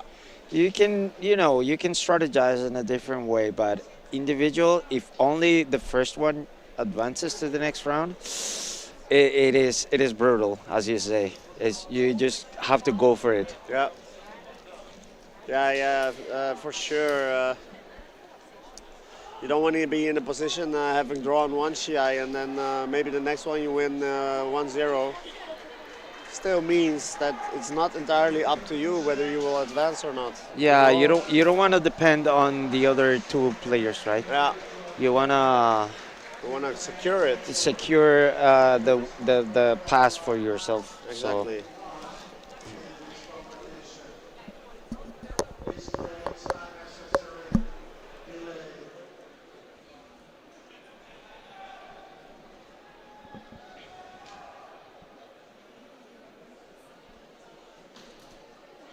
So there is some kind of hold up. Yes. I'm not sure what this is about. It just came in. I see Lucas ready. David Bodo also seems to be ready.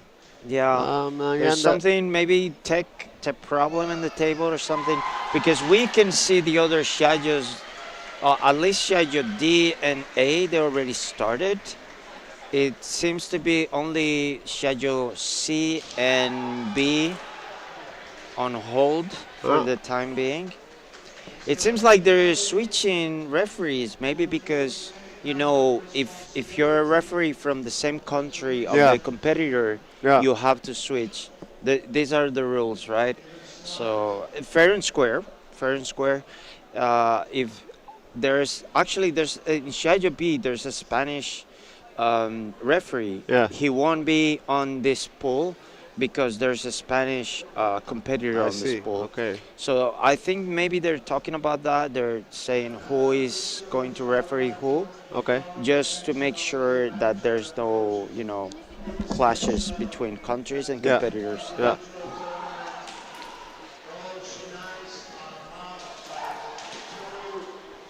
Hello, Tamara, in the chat. Yeah, something with. She's from my city. Yeah, something with Shina. Yeah. I think Genta Kozaki. Yeah, welcome Genta, by the way. Great to have you in the chat. Yeah, welcome everyone in the chat. Feel free to say hello and support your teams as well.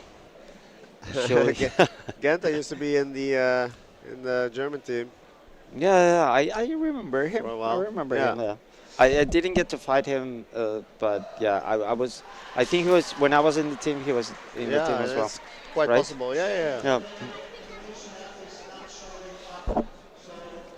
So it seems like Lucas is not holding a Shinai right now, so perhaps his Shinai is being checked at the moment.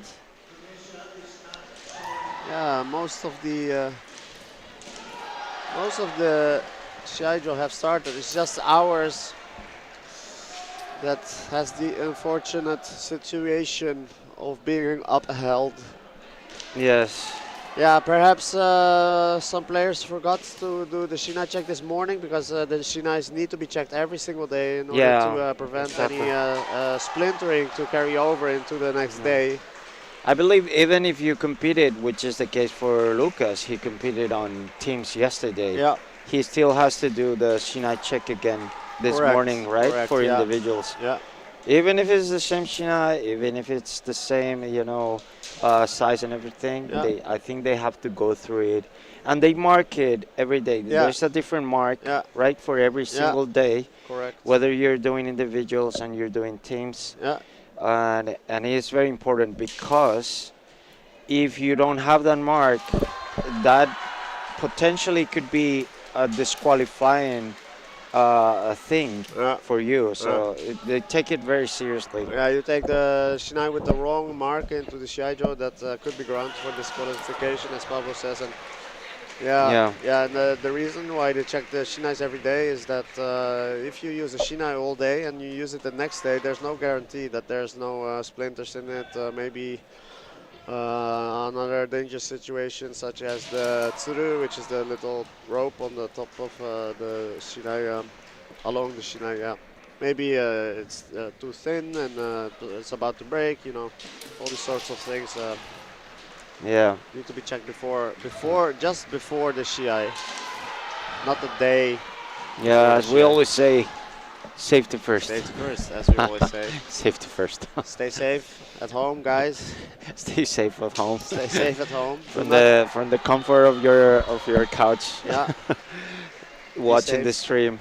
Thank you for tuning in. Yeah. Okay, Here we now go, here finally. we go.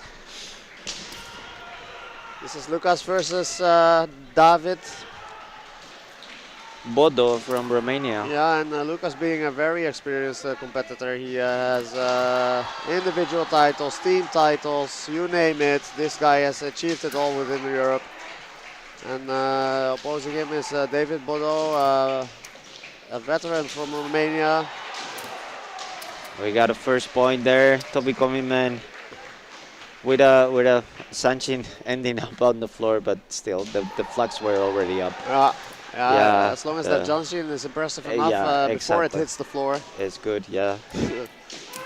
And we have our second point Yeah, there. very Kote, nice. very snappy. Lucas style, yeah. Well, that was over quick. Unfortunately for David, this diminishes his chances of going through to the following Yeah, rounds exactly. significantly.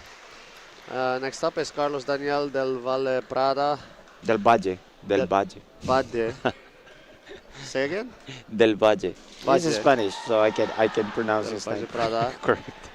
I'm just Yeah. From the valley. It's like you're from the woods. He's from Right. the valley. He's from the valley and I'm from the woods. Yeah, exactly. Somehow you make us sound. Oh, that's that was a beautiful. very nice Toby Komiman Yeah. attempt. Only one flag though. We're still in the fight. No points thus far. Yeah, beautiful. The height difference is striking, is isn't it? notable. Yeah. Lucas is really tall. Yeah, he is. And then he got the Yeah, Toby Komiman. he got it in already. Yeah. Yeah, Lucas is so tall that there was a competitor yesterday that actually chose to use a kamai that's generally used against Jordan players. Tamash, I think it was Tamash Kumyati, maybe Christian Kumjati, excuse me. It was an interesting strategy. Yeah. But for now, Lucas ahead, one ippon, well on his way to securing his ticket into the knockout tournament.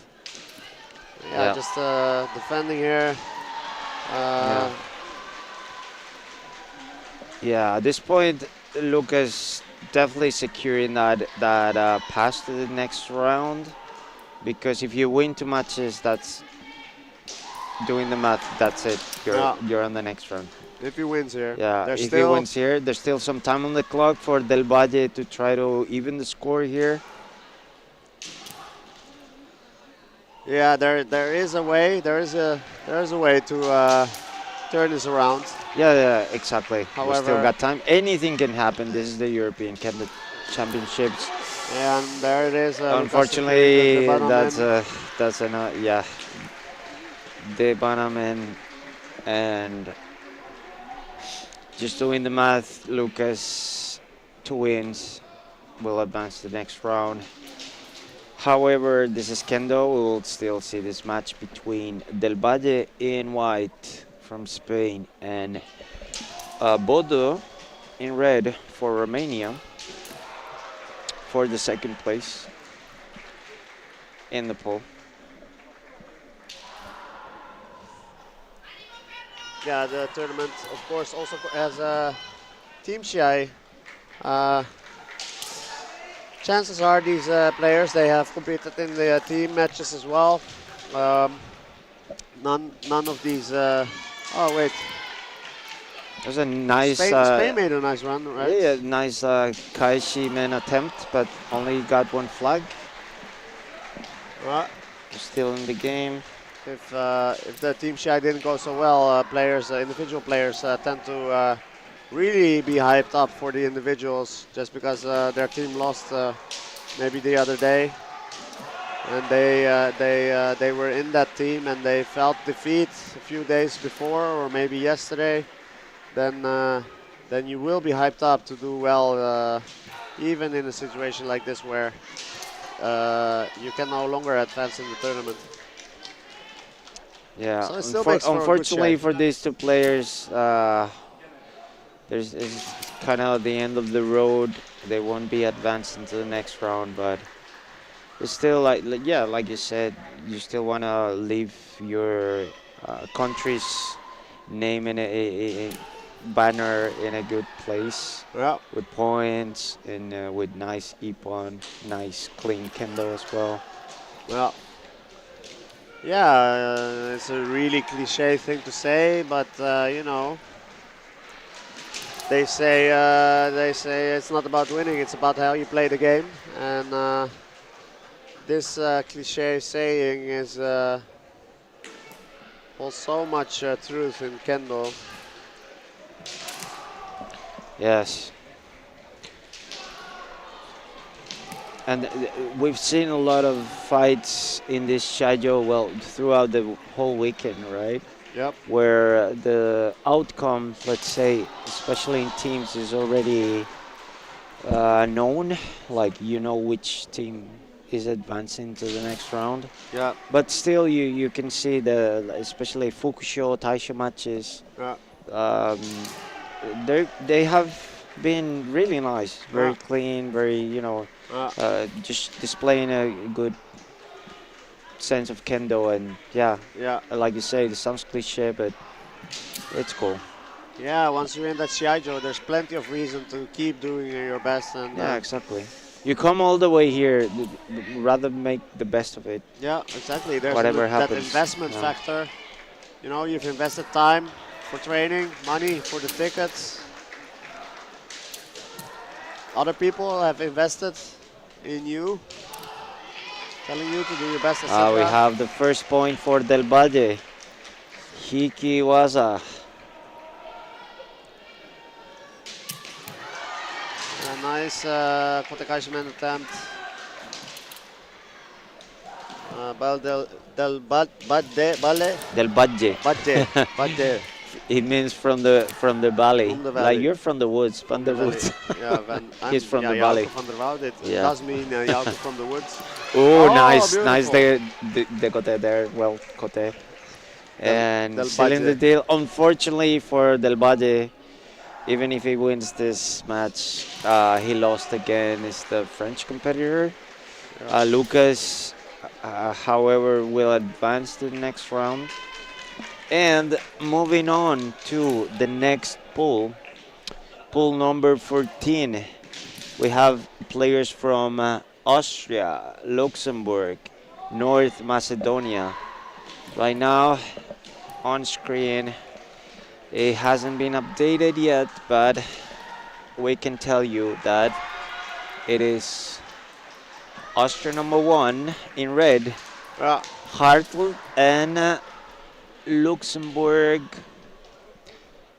number 1 Meslek. And we got the first point right after the start. Yeah. Hartl with a min. Yeah, that's quick. Yeah, that was pretty quick. Yeah, and this first Shiai, we've gone over this with the ladies, but and a Nice kote, very yeah. snappy, very good. Yeah, it's quite textbook there.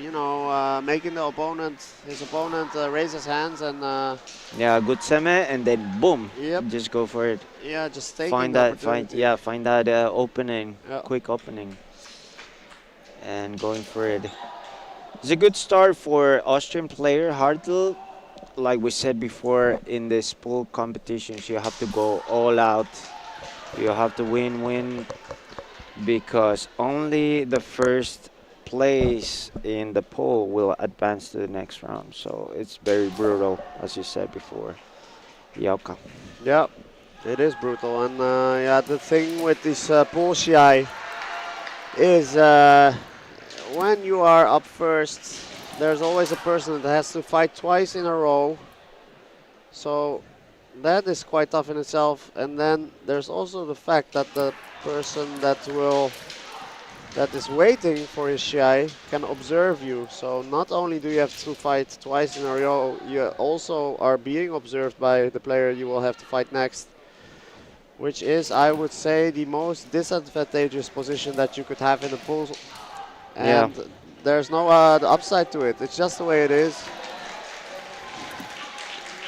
Yeah, So, it's also a little bit of luck as well, whether you get a draw. well, it is a matter of luck. For 2 players, 4 players in the same pool, whether they're super strong or they're not, they're newer in the kendo. Yeah. It's just kind of like a lottery, but it is what it is. Those are the rules. It's fair and square. It's the same for everyone. Yeah, and I'm quite impressed by Hartel Skendo. He's only 18 years old, so this might be his first fresh off junior. appearance. Maybe he was junior in the Yeah. later competition. Yeah, very nice Skendo. Yeah, very snappy, quick. Snappy, yep.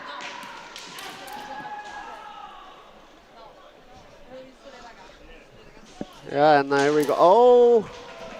Wow, that was a very, very nice man strike by the North Macedonian player Oleg Bishkovsky. He avoided that ski attempt and at the same time was able to overwhelm that momentum that Hartel had produced in order to create opportunity for a man strike, but didn't quite get awarded with the nipple by the Shimpan. Wow, this is a lot of nice back and forth between these players. Yep. And at this point, anything can happen because even though Hartel won the first fight, it doesn't mean he's in classified for the next round yet. We need to see what's going on here between Bichowski in white for North Macedonia and Hartel in red. Yeah. There is a possibility in this polls, by the way, for those of you who are listening, of a tie. Yeah, and Hartel takes another ippon here. Now so Hartel takes an ippon. It's getting a little bit harder for Bichowski to counter that. Oh, before the also end this of is regulation the time. The first one he took. I'm a bit. Excuse me. This is the first. Yeah. So the pressure is completely now on Bichowski. Yeah, definitely. He definitely needs to at least even the score if he wants to stay in the competition before the end of regulation time, and then after that, we will see. But Gogi has been called. Yeah, there's still relatively new rules about separating from Tsubaziriai, and the way you enter into Tsubaziriai is also a thing. These new rules. Yes, like we mentioned yesterday, it gets some time to get used to it. Even for us, that we had different rules before COVID pandemic when it comes to separation of Tsubaziriai and the time that you can stay in Tsubaziriai. It takes some time. I've gotten some hansoku in international competitions myself. Warnings as well. But clearly this was about Tsubaziriai issue for which Oleg Bishkovsky receives a hansoku. You can tell by the gestures of the referee when they are explaining to the competitors. And Hartel with a beautiful debanomen here. Very nice. Ayuchi man. Hartel got there just a split, fraction of a second before Bichowski. Very nice attempt for both. Now, doing the math, obviously we can say that the Austrian player is moving on to the next round. We're still going to be doing this third fight in the pool between Bichovsky in white and Meslek in red for second place in the pool. Yep. Even though, unfortunately, second place in the pool does not get to advance to the next round.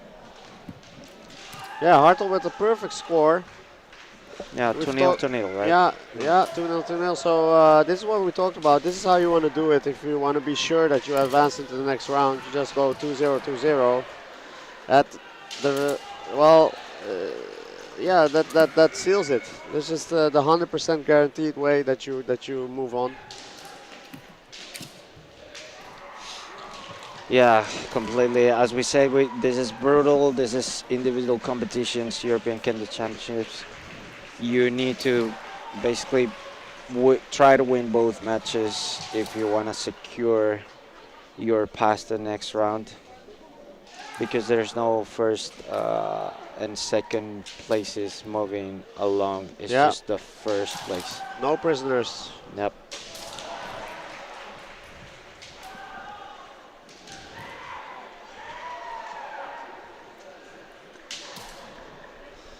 Some issue with the Shinai here.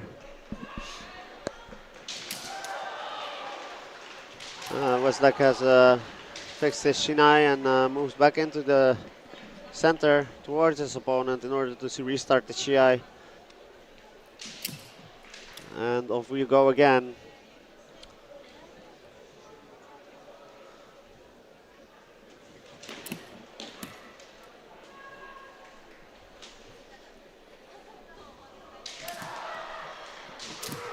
Oh, nice main attempt there. Only one flag, and he stepped out of bounds. This is a dangerous Zanshin. Yeah. You think you got the point, but only one flag, and now he's got a hand circle. I can imagine if you are sure enough that you will get the Ippon. Yeah. You might just run outside with Shiai-jo just to make a point. Like I am committed. Like, I to believe this it. Yeah, I believe it to the extent that I'm willing to step outside of the Shiai-jo. But now he's got a nice Devana Kote there. Exactly right. And yeah, unfortunately, good job at both players. It's a nice fight, but unfortunately, none of them will advance to the next round. Like we mentioned, this is brutal. Only the first. Oh, we've seen something in the Shiai-jo. Something fall down. Those is that a sock? No, yeah, could have been a sock. It's about the same size. Both are made of cotton, but in this case, it's like a Kote protection. Yeah, and you can already tell that the North Macedonia player's registration tag is also coming loose. Oh, nice man there. Beautiful. Wow, equalizing the score. Meslek, beautiful. Yep. Nice. 1-1 thus far.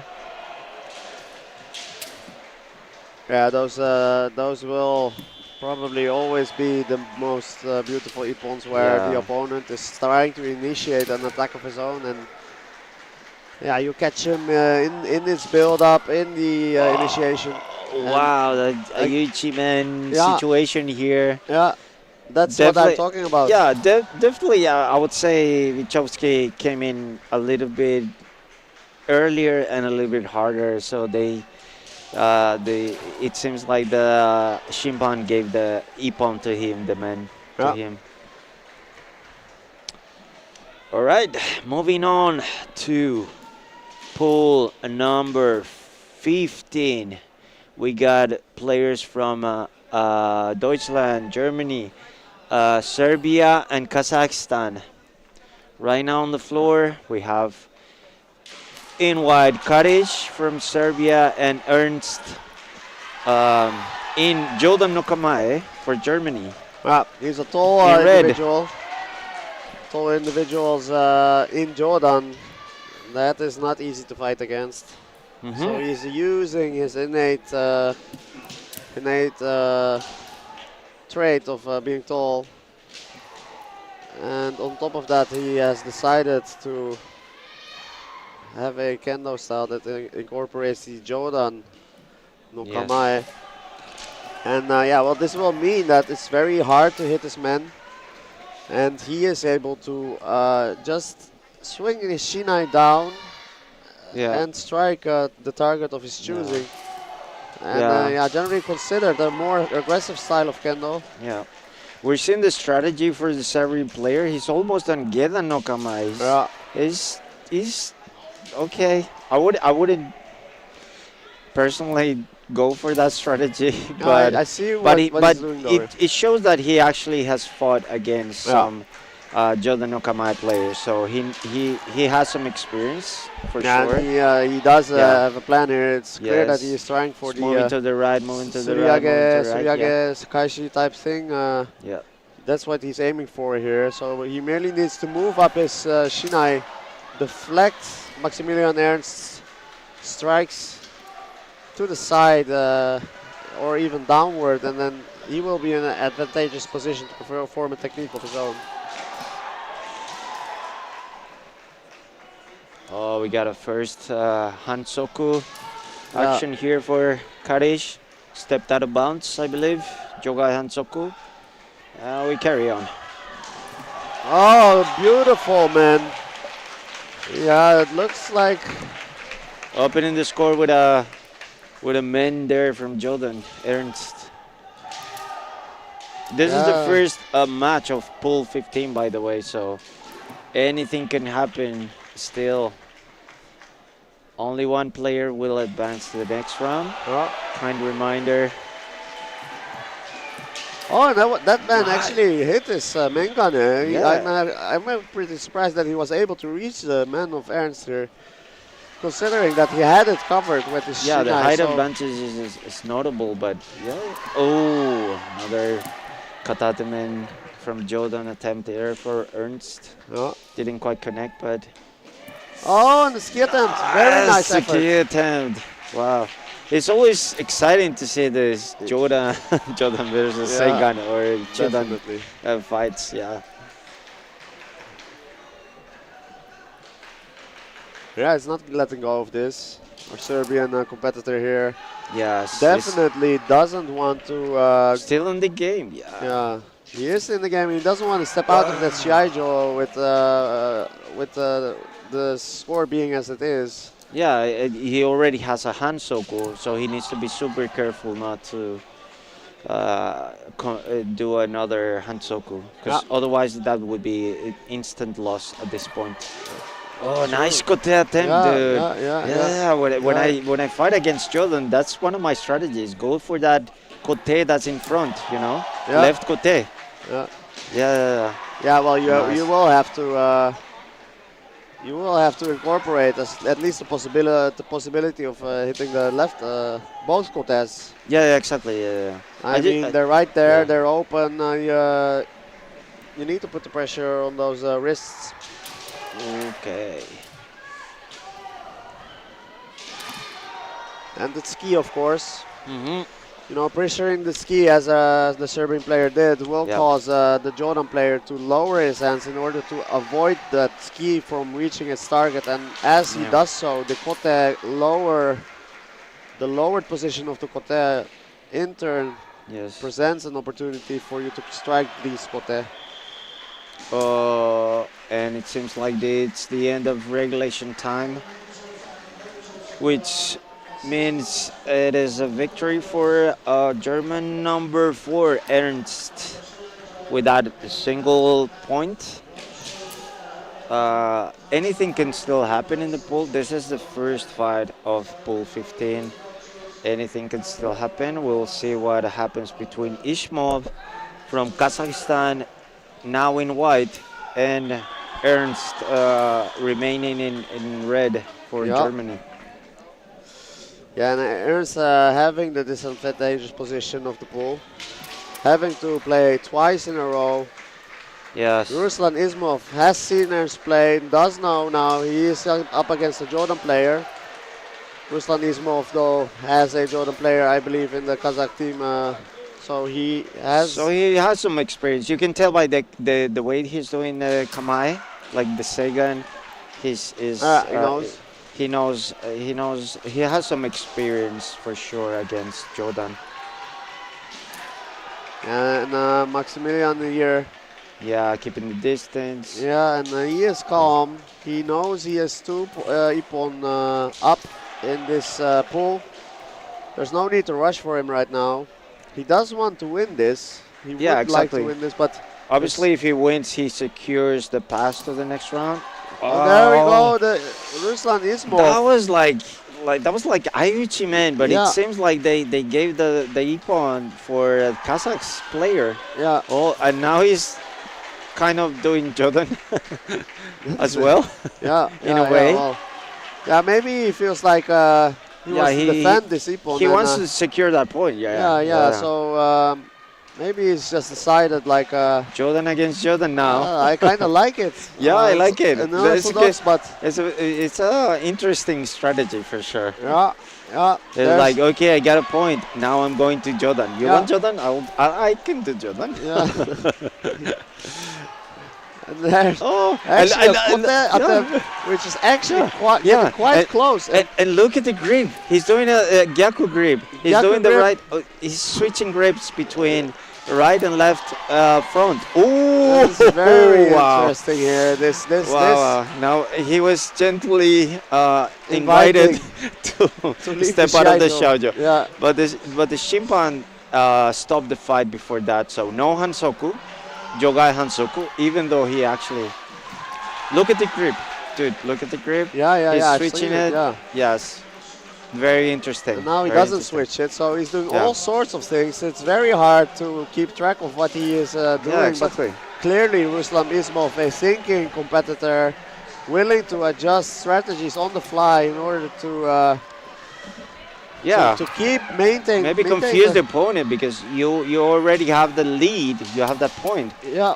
And okay, switch Kamae can be a strategy, I guess.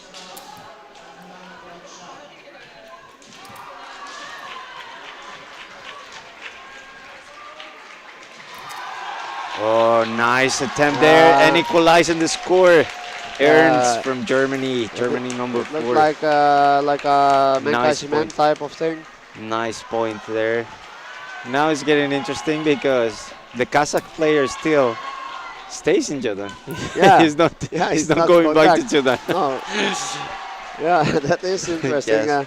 You'd say that now it's evened out. Maybe he goes back to Chudan, but that's not the case. That's So not the case. this is it's probably sticking to- yeah. the most unpredictable player I've seen in the AKC. Yeah. And, very interesting to Very see. interesting approach and Yeah. strategy. For now, we have 1 point each in this match. This is the second match of pool 15, I believe. And anything can still happen in this pool. Yes, it's it's all still open. Well, however,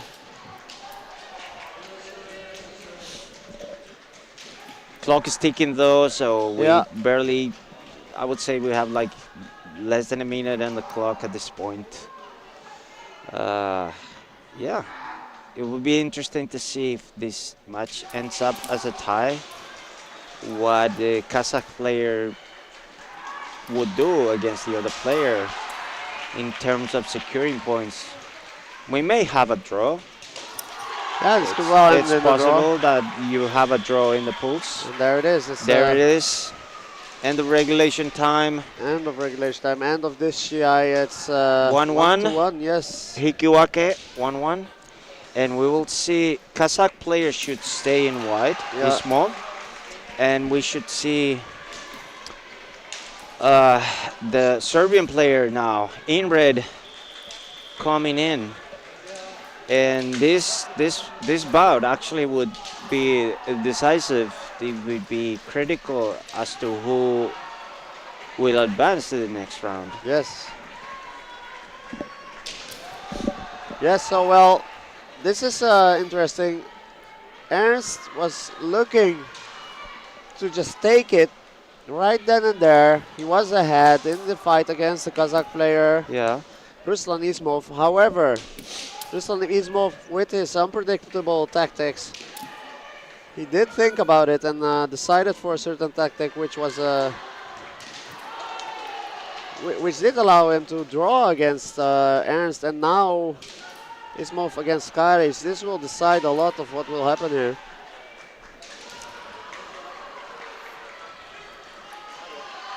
If, for example, Yeah. Karic or no, Ismov manages to win here, that would Yeah. open up. Yeah. The German player has 1 win and 2 ippon on his sleeve.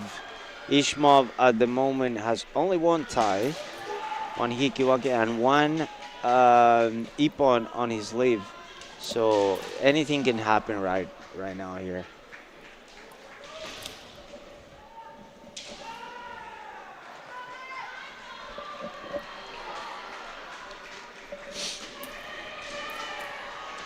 Yeah, if I think Aris is right. If Ismov is able to win 2-0, he is definitely out of this pool, meaning he will advance to the next round. Yeah, you can see that Ismov has no trouble switching up his kamae. He's back into Chudan right now versus a Chudan player.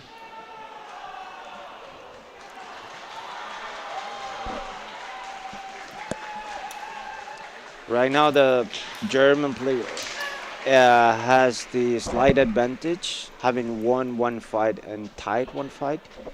So Ernst is in the lead position in the pool as of now, but we will need to see what is the outcome of this one to be able to tell which player advances to the next round.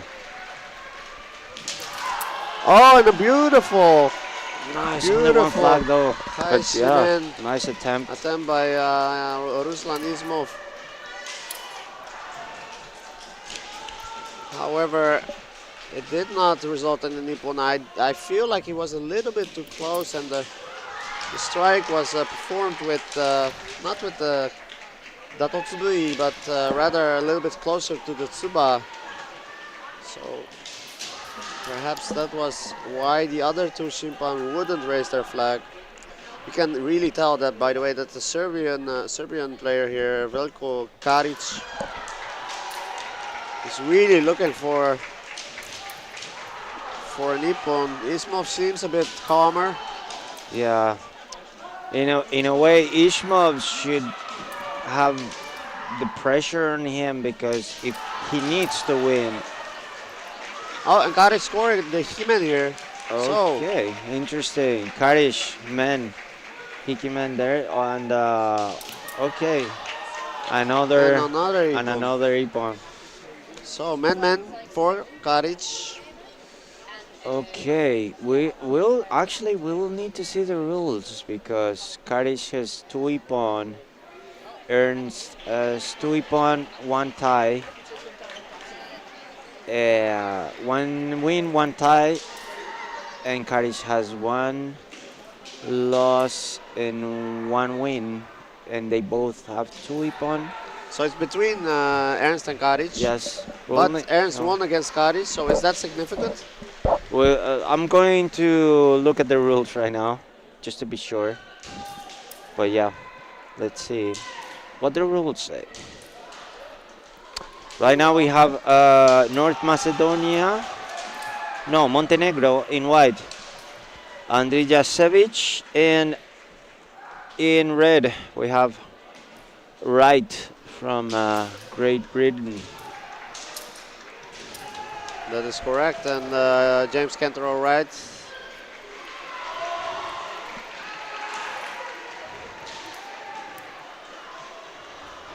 Is quite young, 22 years old, but has, for a 22-year-old, quite the impressive track record.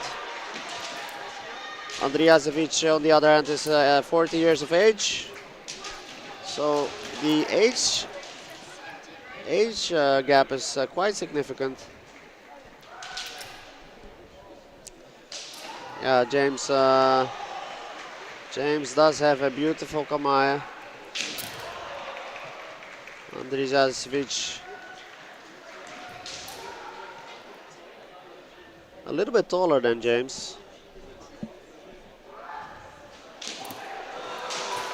And And here, so straight out of the Yes. box, James is already close to scoring an ippon on Andrei Jasevic. Yeah, both players have a very nice form, I should say. Oh, and wow, that is All right. interesting because Andrei Jasevic went in putting a lot of pressure on James, but trying to do so. But James was not phased at all. He remained in a position to be able to strike. He was not thinking about defending, and by doing so, allowing himself the opportunity to land a man strike on Andrei Jasevic, who was in fact trying to pressure James, but Yes. now we're going to the... All right, I got the rules in my let's- screen. Let's hear it.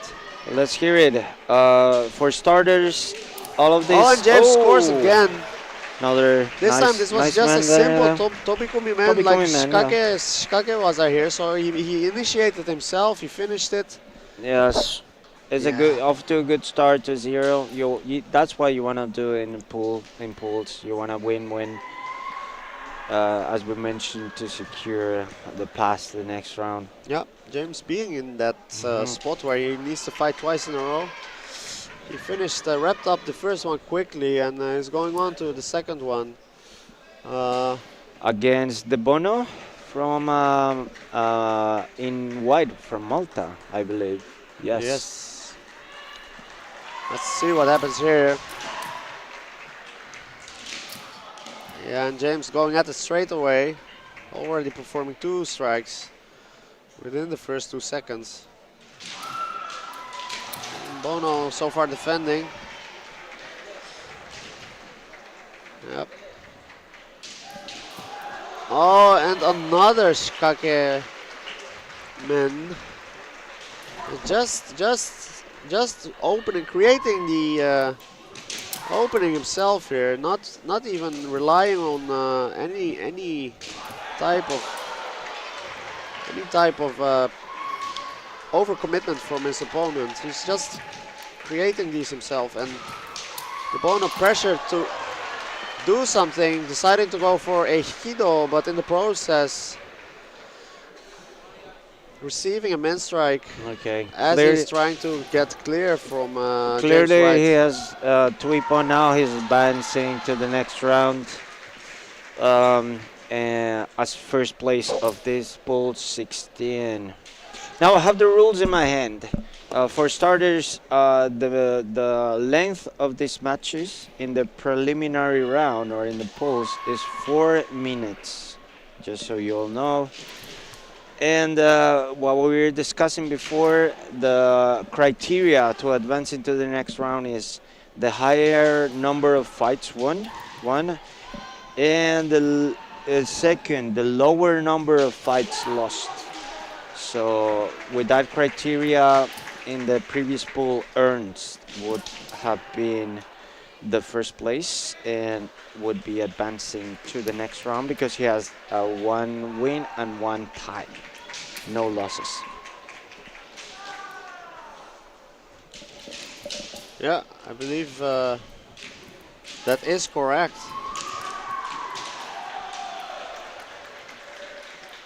And we're on to the next fight here. Timothy De Bono, just having lost to James Wright, as has Marko Andrijasevic. Neither can advance in the tournament here. However, they will finish this fight, hopefully providing us with some beautiful kendo spectacle.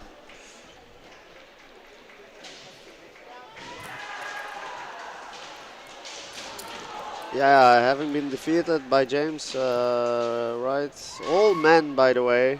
Men. Yeah, you would imagine that you do like to duke it out in one more fight and Yes. leaving with the feeling that you have fought to the fullest of your ability. Coming up next on this Shiai-jo, we have players from Hungary. I'm sorry if I mispronounce all of your last names. Please bear with me. Pool A beautiful 17. man strike by Andrijasevic.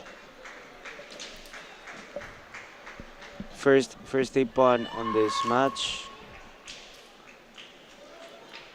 And we have a stoppage.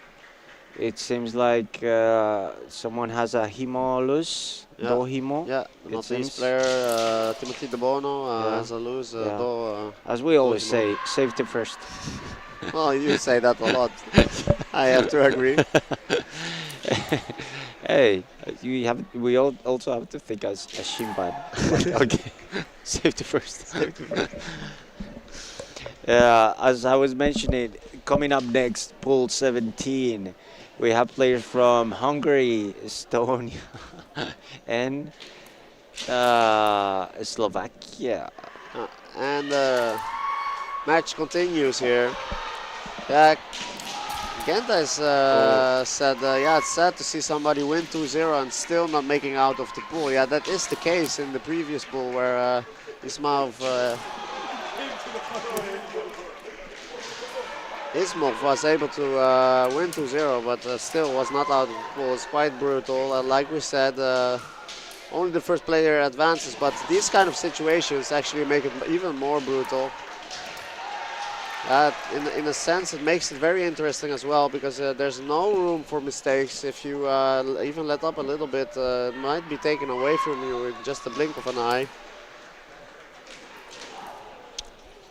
Yes. Yeah, and Katarzyna making the point here why there are no Nito players. Well, this is a reference to, I believe, yesterday, where we had so many Nito players on the Shiai-jo. Yeah, don't worry, Katarzyna. We will see some Nito players for sure later on. Nito versus Jordan. Was that yesterday or the day before? It was the team men. There were a few Nito players. Yeah. Yeah. Which means we had so many see. yesterday, Yeah, and it's they comparatively can low come number out of today. hiding later when we see some Nito or Jordan. Jordan plays for sure. At least I can tell from the Spanish team. There's Lucas, who is and playing another men's strike for Andriy Zasevic being awarded with an ippon, so that wraps really up nice this Toby Shiai. commitment there. Unfortunately, as you mentioned, he lost the previous match, so he's not eligible to move on to the next round. Yeah, James just James just, right secured the first pass, the first place pass to the next round with 2 wins. That's basically the strategy, as we mentioned before, when it comes to individuals. Pools on this kind of competitions, you have to go all out and win both of your competitions. Yeah, we're into the next Shiai here. Hungary. Hungary is Ben Seman versus Francisco Estudillo. Hungary versus Estonia. Yeah. And I would say right out of the gates, came in for our Hungarian player, Seman. And nice Kaishido attempt main here. Kashidoa there, no flags, but well timed. Yeah, it's quite characteristic situation there where perhaps our Estonian player felt compelled to do something about the situation, going for the men's strike right away, but it was anticipated by Sheman and being able to create a very nice opportunity for him to go for men Kaishido. We'll see how this unfolds. Yeah, it's always nice to be ahead right off the bat in the beginning of the pools. We mentioned before is a good start if you start winning the first match of your pool. It's a good start. He's in a Hiki Gyakudo attempt here from the Hungarian player. But yeah, as we mentioned, it's a good strategy to win both matches. But if you start winning first, that puts you in a better position. Yeah, just having that ippon. You put the ball in the opponent's court. You know, you're basically saying, look, I've got an ippon. what are you going to do about it? And yeah, he will have to respond. What will he do about it? Will he increase the number of strikes in order to secure a nippon of his own? Will he stay calm and collected and let it play out? Which is fine too for the Hungarian player, because he is getting closer to the end of the Shiai time. And winning with 1-0 is still winning the Shiai. Yeah, so far... Sheman has secured that first ippon. Like we mentioned before, these fights on the pools are to 4 minutes, sorry. So yeah, clock is ticking for Estudillo from Estonia, Francisco Estudillo from Estonia. Yeah, clock is ticking.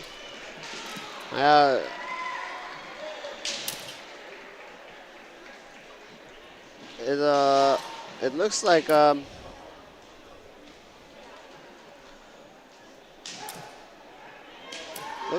Shema will be fighting the next fight as well. So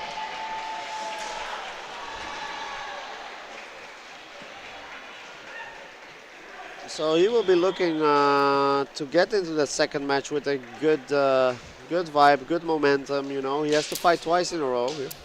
Yes. Yeah. So yeah, he's just chilling now. Yeah, it's also a bit of luck. We've been there when you have to fight two fights in a row. Yeah. It's up to, chance. This, for those of you watching, there's no kind of rule for that. It is what it is. You get to fight. You have to pace yourself in a way that you don't completely destroy yourself in the first fight, because you have to. Yeah, it's Kendo is a lot of strategy, as we know. Yeah, energy conservation definitely a factor. Exactly. I guess in this case, I would say Sheman is doing perfect. He's holding on to that point. Yeah. Oh, and nice man Kashido. Nice man Kashido. Yeah, that's smart. He's now, a smart player, I would say. Yeah, very, very good strategy. Now securing the second point. Yeah. This puts him in a really good place towards the second match, his second match. Even though at this point, because this is the first match of the pool, anything can still happen. We'll see what happens in the second match of the pool. This is pool 17, and we got a player from Slovakia, Rybar. I'm sorry if I'm mispronouncing this. I don't know if Rybar or Rybar. What do you think? Rybar. I would say Rybar. Okay. Mikhail Rybar. Yeah. From we got a first point. Here he goes. This Sheman, he's on fire right now. He has the momentum going in his favor completely at the moment. Yeah. Just looking out to close this deal entirely. One more point will secure his pass to the next round for sure. Yeah, and what do you think, Pablo? I feel like Sheman, once he had secured that first ippon. Yeah, he's playing it very smartly. Yeah, he's not just letting them come, letting them overextend. Keeping it cool. Look at that. This is like, okay, now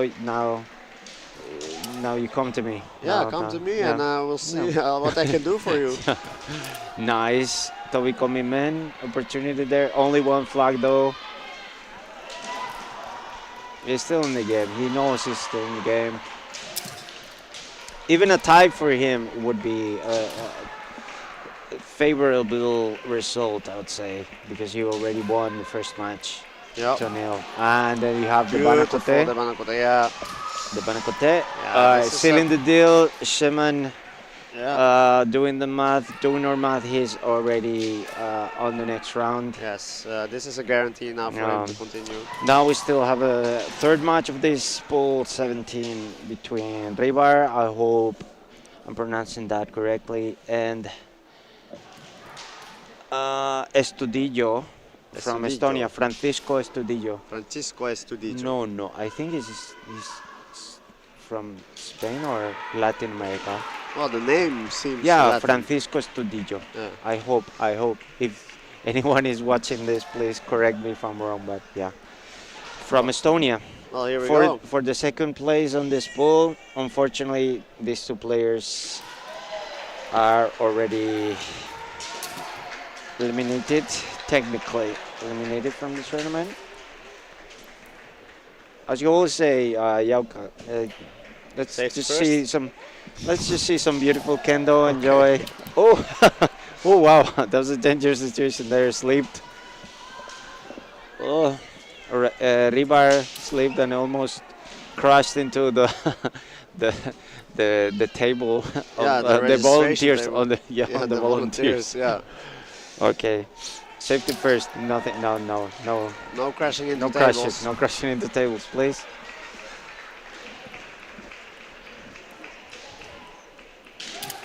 Yeah, very nice. Oh, and he gets it.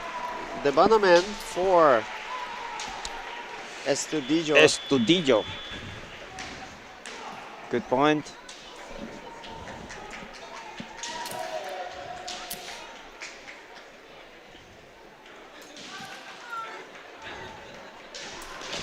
Oh, and the Banakote for Estudillo now, so that closes this pool.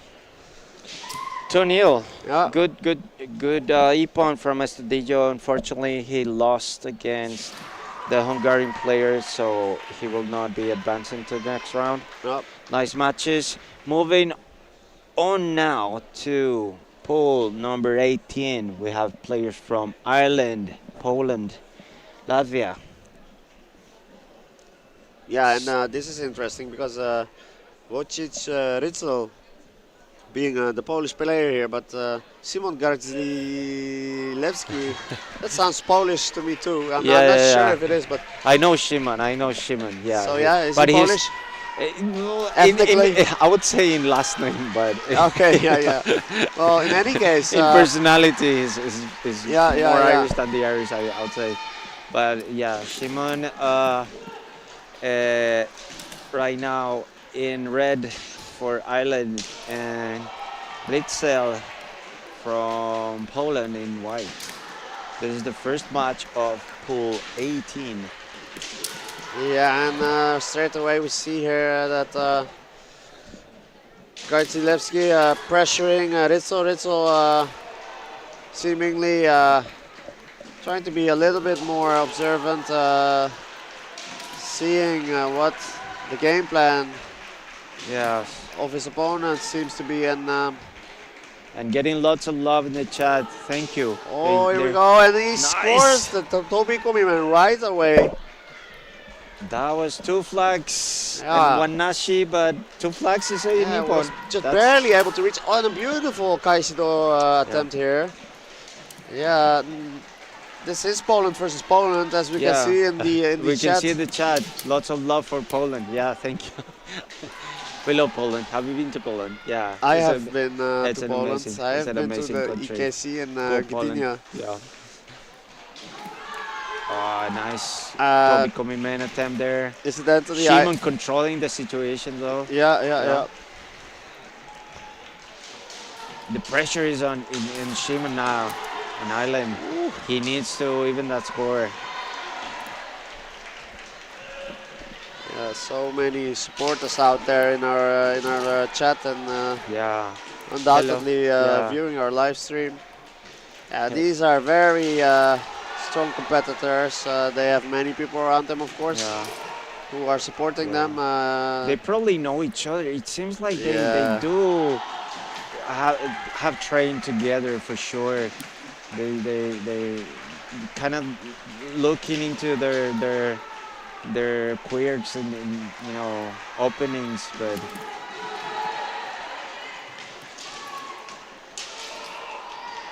this is exciting to see. yeah, exciting to see Poland versus Poland. Well, Ireland versus Oh, Poland. beautiful Debana, man. That was Textbook, nice. I would say. Yes, exactly. Nice pressure, Boom. Toby Komimen. Okay. So that was Ritzel over securing the quite first quickly. victory of this first match in the pool. anything can still happen. Anything can still happen. Still have 2 matches to go. And the next match would be between, well, Shimon stays in red for Ireland. And then we have the Latvian player, Alexandra Lauskis, now stepping in white for the second match of this pool. Yeah, that is correct. Szymon Gatilewski, of course, looking to at least giving him the chance to have a chance here. It's a tall order though, because he needs to win this 2-0 and then... Yes, the pressure totally on Szymon. And then Lauskis needs to win 2-0 versus Ritzel, and then they can redo the whole thing, and that would give the opportunity to Garzilewski to still advance from this pool. Yes. But yeah, that's such a small chance that would happen. Just based off statistics, it's difficult to see that happening, but he's gonna try nonetheless, of course.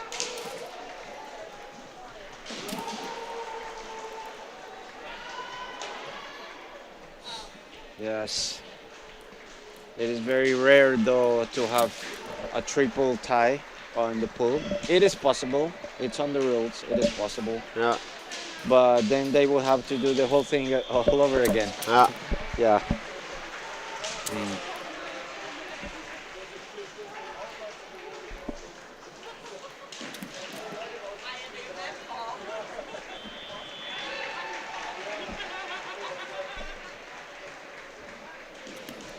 No points in this match thus far. Pressure completely on both players, actually, I would say. Yeah. They need to win if they want to have any chance, any possibility to advance. They need to win this match. Yeah, for sure. And we're seeing the first point here for Lauskis. Yeah. Nice, Debanakote.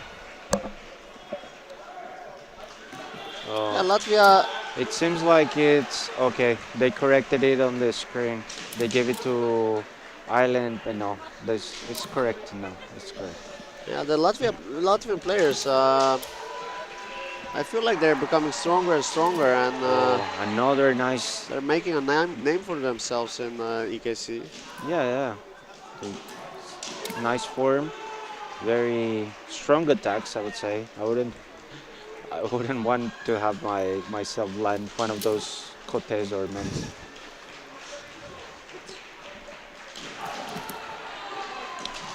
Now the pressure completely 120% now on Szymon from Ireland. Yeah. This is not a good spot for him. He needs to win this. He needs to score 2 points actually. If he wants to have any possibility. Way, and then, but even then, even then he lost the first one, so very tough spot.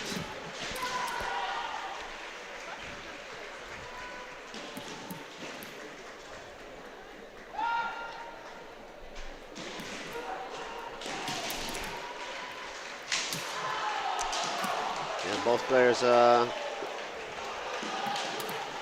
trying to get some kind of advantage over the other.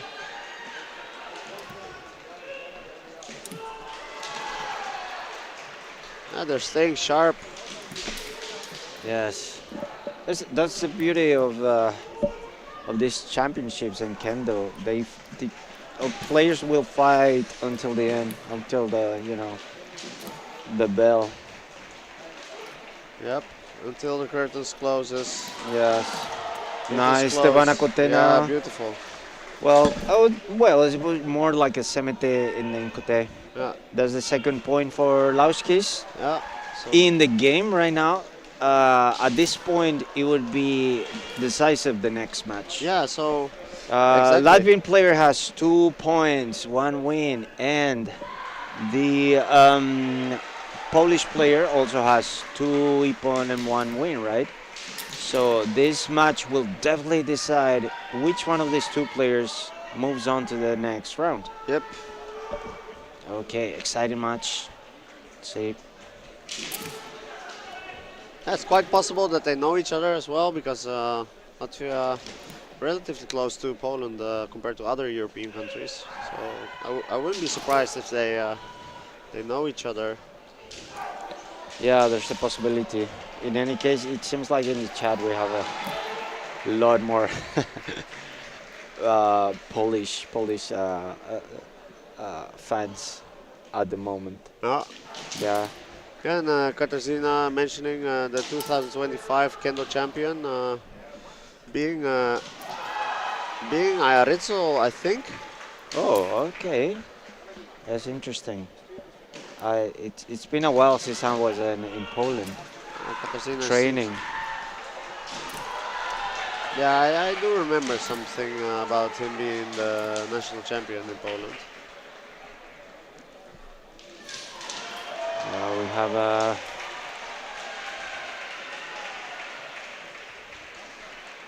Yeme. Seems like something.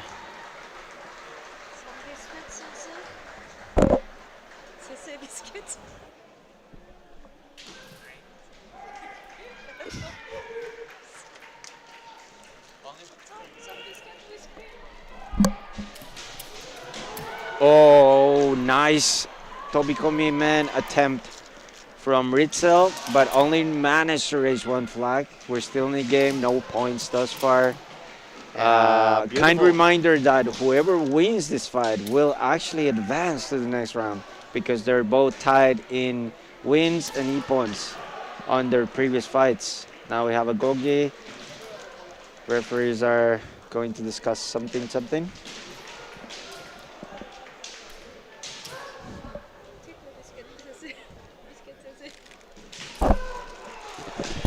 Yeah, that's right. So it's basically like in between these two now. Yeah. What you see is what you get.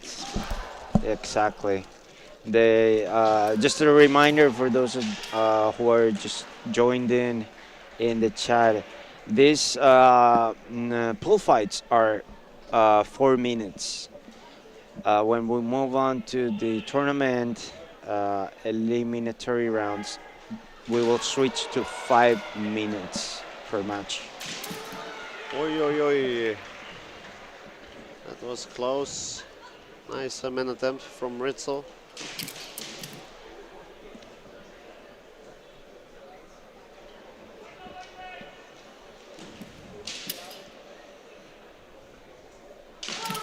Oh, nice do attempt here. Yeah. Nice do attempt. He got free from Lauskis sufficiently.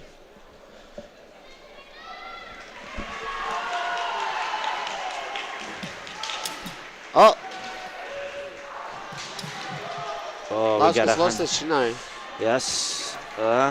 That will result in a Hansoku. Yep. For those of you new to Kendo, if you lose control of your sword or your Shinai, that is a fault. That is a Hansoku. That's a penalty. And this is the case right now, where the player from Latvia lost control of the Shinai, it fell on the floor, and got a penalty. A penalty is not a point for the opponent, but 2 penalties, it is a point for the opponent. So moving forward, the Latvian player Lauskis has to be super careful now not to make another penalty, otherwise that will result in a point for the opponent, for the Nippon, a point for the Polish player.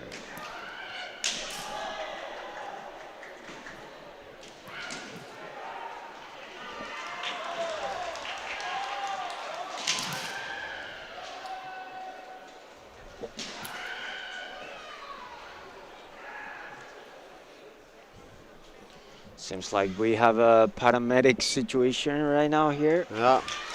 for the Latvian player. That's interesting to see that the medic staff, they do not care about the Shiai-jo, they just walk straight into it. Yeah, I mean, It's safety understandable. first. Safety first, exactly. It does not You know, matter. they're not kendoka. They don't need to follow the protocol. They just need to save lives. Yeah, yeah. To save lives. Stop the bleed. I'm also studying for paramedics. I know Really? the priorities. Yes, yes, Okay. yes. I know. Yeah. Search and rescue. I'm volunteering the Red Cross for first aid. Yeah. So we don't care about Yeah. protocol. Yeah. We it's just so glove up, which is the PPE, what we call it in the system PPE, and go and stop the bleed. That's the priority number one. Stop the bleeding. Yeah, stop the bleeding. Yeah, the Shiai-jo lines, nah, Not so much. not so Not so much. much. No, priorities in life. Stop the bleed. Make sure that patient is right. Yeah. Breathing, of course. Yeah, breathing, Breathing, not yeah. bleeding, It's alive. got a pulse, yes. Oh, it looks like there is some blood on the Shiai-jo. Yeah. There's a, It seems like maybe a small cut or a yeah, blister. perhaps a nail. It doesn't look too bad because the Latvian player Lauskis is just sitting and talking to them. Yeah. So it could be the situation of a blister or a small cut on the Yeah. feet. Yeah, I mean, even if it's a blister or small cut, might not seem like a big deal, but as you can see, there's quite a lot of wiping being applied to the floor. So Yeah. So the bleeding was there for a little bit, a while, yeah, I would say. and you It don't was- want that to, continue. You don't want to have to clean up the blood all the time. So Yeah. ideally, you stop the bleeding, as Pablo is saying, not just because of Yeah. the health of the Yeah. patient, but it's also affecting the Shiai-jo. Yeah, exactly. Yeah. So In that's any what we're case, seeing here now. I have a first aid kit on my back right now. Oh, really? Of course, yeah, Maybe you should, dude. go help I'm serious about the paramedic search and rescue. I'm not a Red Cross volunteer for first response, dude. I could go on the floor and fix him, but no, we're doing the commentary. Somehow so if something happens at the sayonara party, Yeah, well, don't count on me.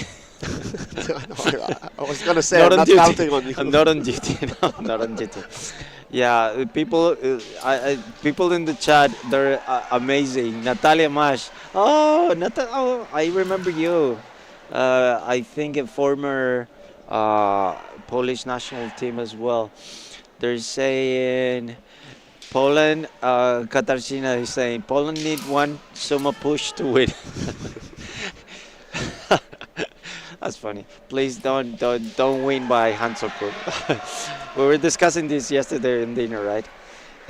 It's better to win with nice, clean ippon. That's Yeah. the goal of kendo. Definitely. Yeah, win by Hansoku is debatable. But yeah, It it's shouldn't a be the- nice comment. it A nice shouldn't comment, be the aim, Katarzyna. you Thank know. you for being there. And Natalia Mash saying, I think Pat Washtik will win in perfect, beautiful style. Yes, that's a goal. Beautiful Yeah, style. Natalia Maj, thank you. Thank you for tuning Natalia Maj, in. yeah, Natalia had been in the Polish team for a very long time. Yes. I actually remember Natalia. She was at a tournament in London, maybe Mimeshi or London Cup, or I'm not sure which. I think that's the first time I Yeah. saw her play. Yeah. And it might even have been a youth tournament. I'm not quite sure. Yeah.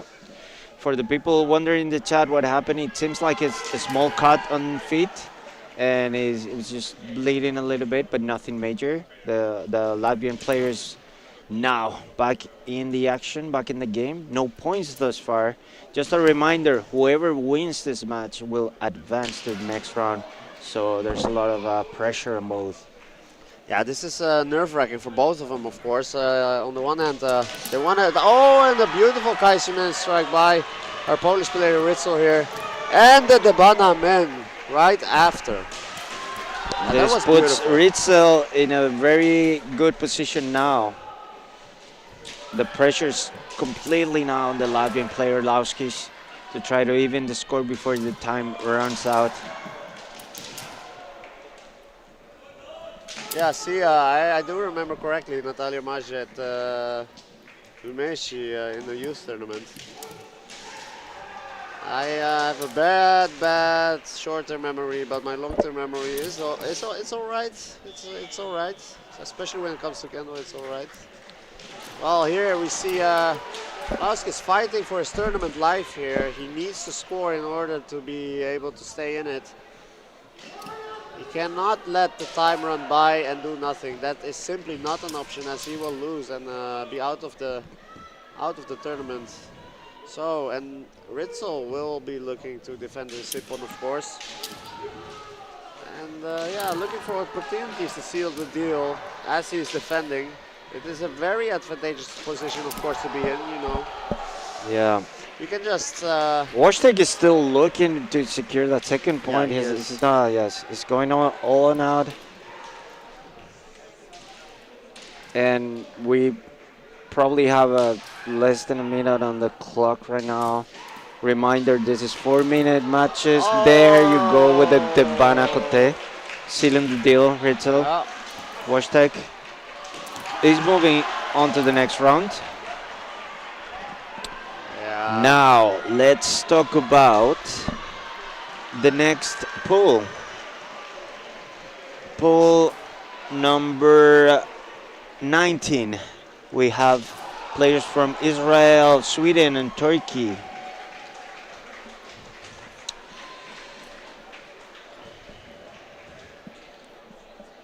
Yeah, here we go. Israel, Turkey. I think it's Sweden, no? Israel, Sweden, and Turkey. Oh, and Turkey. Yeah, Okay, yeah. So on Sweden, on the wide Tusky, we have Yakmur. I hope I'm pronouncing that correct. Sorry if I'm butchering any names. And in red, we have Israel player in green, who just received Toby Komi man Yeah, so from the the Swedish player. Yeah, Yakmur straight away going for the Tommy Komi man, able Yeah. to secure a lead in this first fight of this pool, which, as we said, is a very nice start for any player to have. Yeah, he has to be happy with that.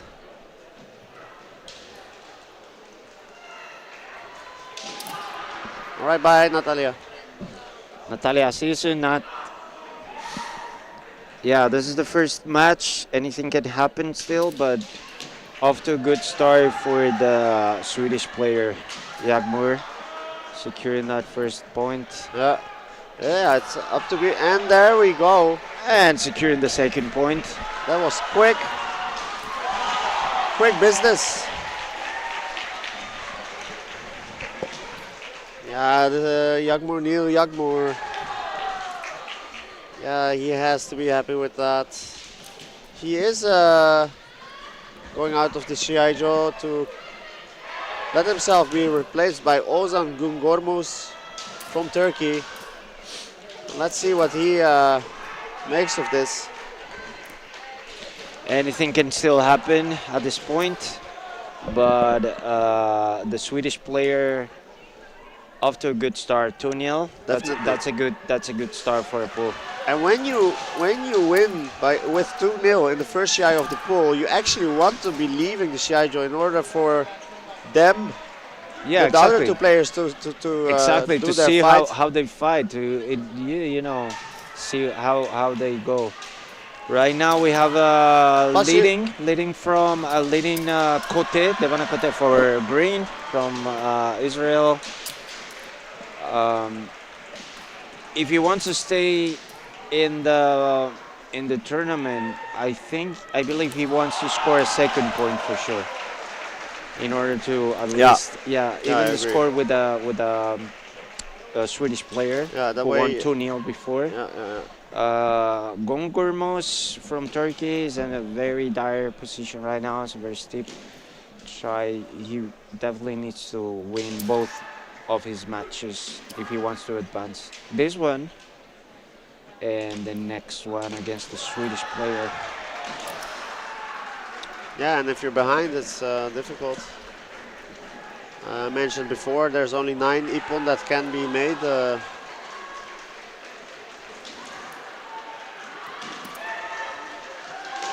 in the entirety of the pool matches. So you can 1/9 of the ippon, every single ippon. Yeah. Yeah, it's just significant. It's a huge deal.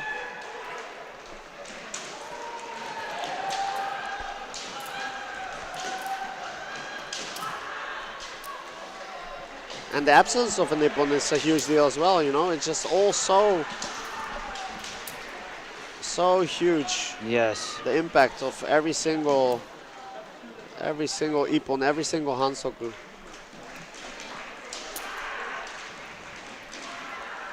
Nice gyakudo attempt there. Slightly disrupting his posture there, but nice attempt nonetheless.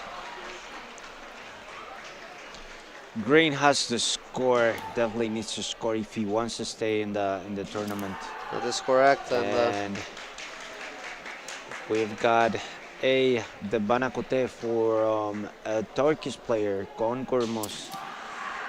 This actually puts both players in a difficult position now.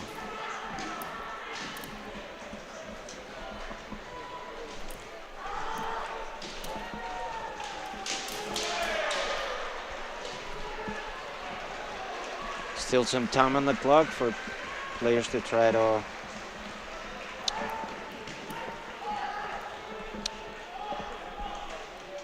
win this match.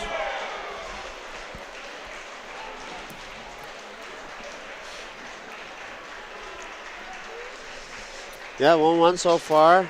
Both competitors being able to secure an ippon, which is nice. But you know, if somebody wins with 2-0 in the first fight, yeah, that's gonna be hard to beat. You know, it's like setting a record. Yes. In track and field, for example, setting a record that needs to be broken. Basically, you know where you have to go. How do you achieve it? Yeah, these are not easy questions to answer.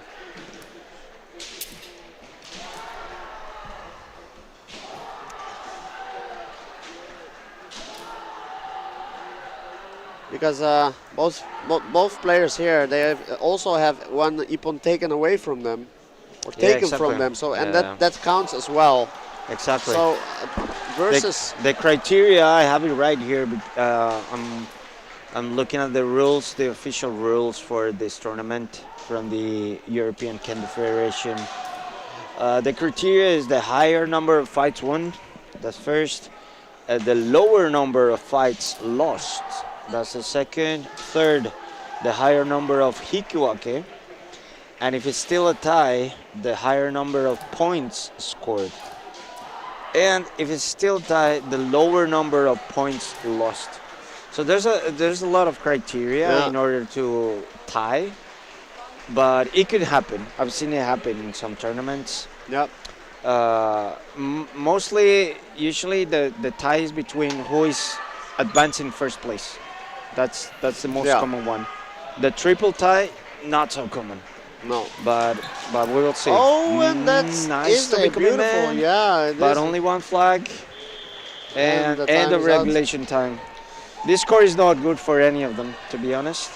Hikiwake. Yeah. And we will see what happens in the next round.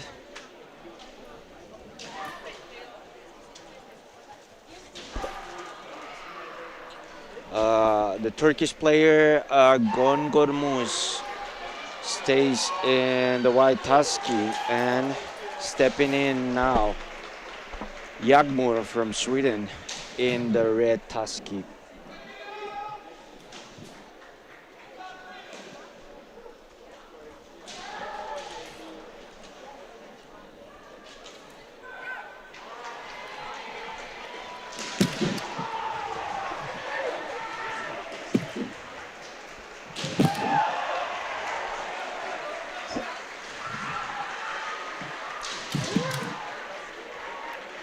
Very intense beginning of the match. Both players looking to score right away. Hikimen attempt, and he got it in the end. Yagmur opening the score with a Hikikote. Yeah, it's looking really good for him now, of course. He's in a very, very nice position to advance to the next round for sure. Yeah. Still in the fight, trying to secure that second ippon.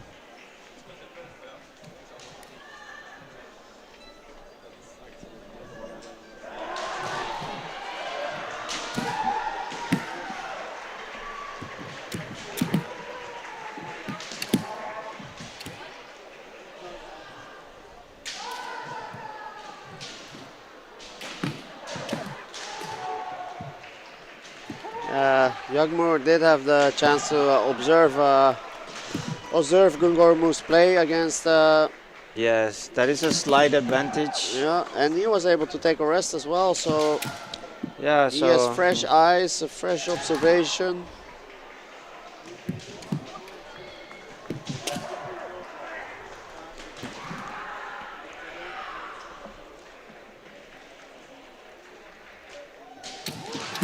All he needs to do is hold the line. That was a bit dangerous for Yagmur though. Gungormu's Yes. With that point though, he secured pretty much the pass to the next round. Even if he loses, he's got 3 points. You know, he's got 3 points. Yeah. Let's see.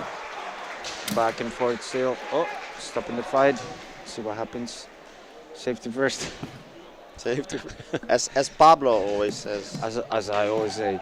Hey, this is why I'm Red Cross first responder, man. Safety Oh yeah, it makes sense to me now that you would say that. It seems like there was a slight adjustment needed on the men. We're back in the fight. Yeah, and the He-Man for Yagmur here. It's over for Still in this the pool. deal. Yagmur from Sweden moving on to the next round. And coming up next, poll number 20, we have players from Bulgaria, Czechia, and Georgia. I believe starting now, we've got, oh, Czechia. Did I say Czechia? No, it's Switzerland. Dude, what is wrong with me? Switzerland. From Switzerland in white, Hata, and from Bulgaria in red, Nikolaev. This is the first match of pool 20. Yeah, don't worry, Pablo. It's a very common mistake and an understandable one because Switzerland is indicated with CHE. Yeah, exactly. Which makes you What's the think deal that- with that? I don't know. That it is Czechoslovakia. Yeah, Czech is CZ something. E maybe CZ something. Oh, Czechia, I should say, not Czechoslovakia, but No, the Czech. yeah, and this is interesting because Switzerland has been doing really well in the men's tournament yesterday. Yeah. They made it all the way up to the I know, runner-up position. I know they beat us in the semifinals. Yeah, Pablo knows. Fair and square. Pablo knows all They about beat the it. Spanish team. Fair and square. Congratulations. Great fights. Great kendo as well. Yeah, and I'm curious to see what Tetsuya Hata will do here. He is 18 years of age and has quite a few of those years in kendo. By now he has more years in kendo than Not in kendo, right? Yeah, than not in kendo. Yeah. 11 years in kendo and 18 years old. So he started kendo at 9, which is always a good start for your kendo career, starting early. Yeah, you would know. I started later in life, but yeah. Kendo family. Then we have Nikolaev, fourth dan. Oh, nice Tobikomi attempt, but no 31. flags. Years old. And also has 11 years in kendo. So they're... Yeah, thus far this match seems pretty even. They have a nice form, quick on their feet.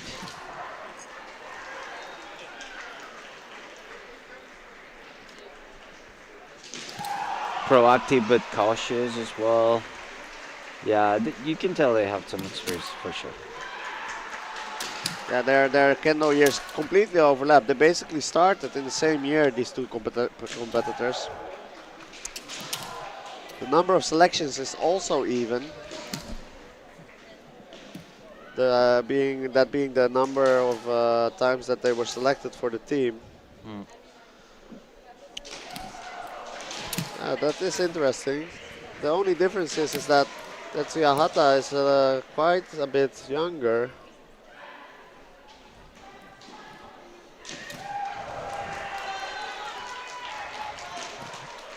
Yeah, you can tell both, over a decade in Kendo, nice kamae. She stays nice and low. Yeah, look at Oh, that, Mukatsuki Yeah, control. Mukatsuki again, a nice kote attempt. Yes. Yeah, Yeah, I yeah. do feel like the referees here, they see strikes being made, targets getting hit, but they want to see more. They're looking for that one ippon that really pops out, to wish to Yes. reflexively raise their flags to.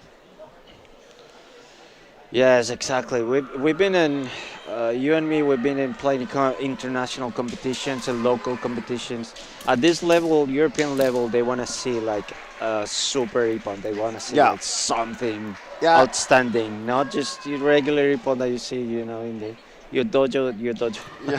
Yeah. your mini dojo Yeah. tournament. No, they want to see the best of the best. Yeah, And well, that's understandable. This is the European Kendo Championship, so Yeah. of course. so when you notice that it's evenly matched, you're gonna be patient with handing out ippons. These as a two players are referee. really even. I don't know if they. It seems like maybe they know each other. They've fought before. It wouldn't be the case because the Swiss player is quite young. But yeah, let's see. Is it end of regulation time already? Hikiwake. Seems a bit quick. Hikiwake. This is an interesting outcome because it will come down to what they do with how they perform with the other player from Georgia.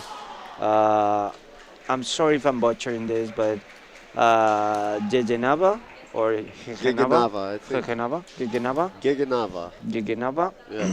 Yes, in white, stepping in. Nikolaev from Bulgaria stays in red. Yeah, and Georgia has been participating. Yes, we're getting a lot of love in the chat from Georgia as well. Oh, that is Nice. but Thank you for without a tuning doubt in. the most amount of flags I have seen for any country in the chat screen. Yeah, go Georgia. Thank you for tuning in to the Georgia's- live stream. Georgia is From really Georgia. coming through here. Yes. Really coming through for Gegenava here.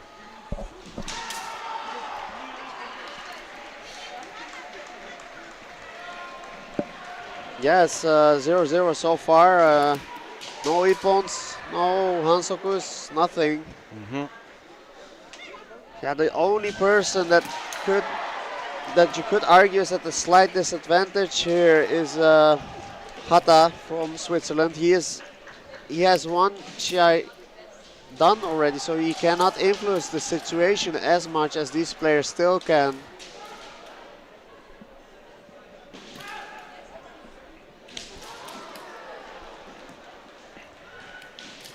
Yes, it Oh, would be and, of critical to course- see. It would be critical to see who opens the score here Yeah. because that could potentially change everything in the pool.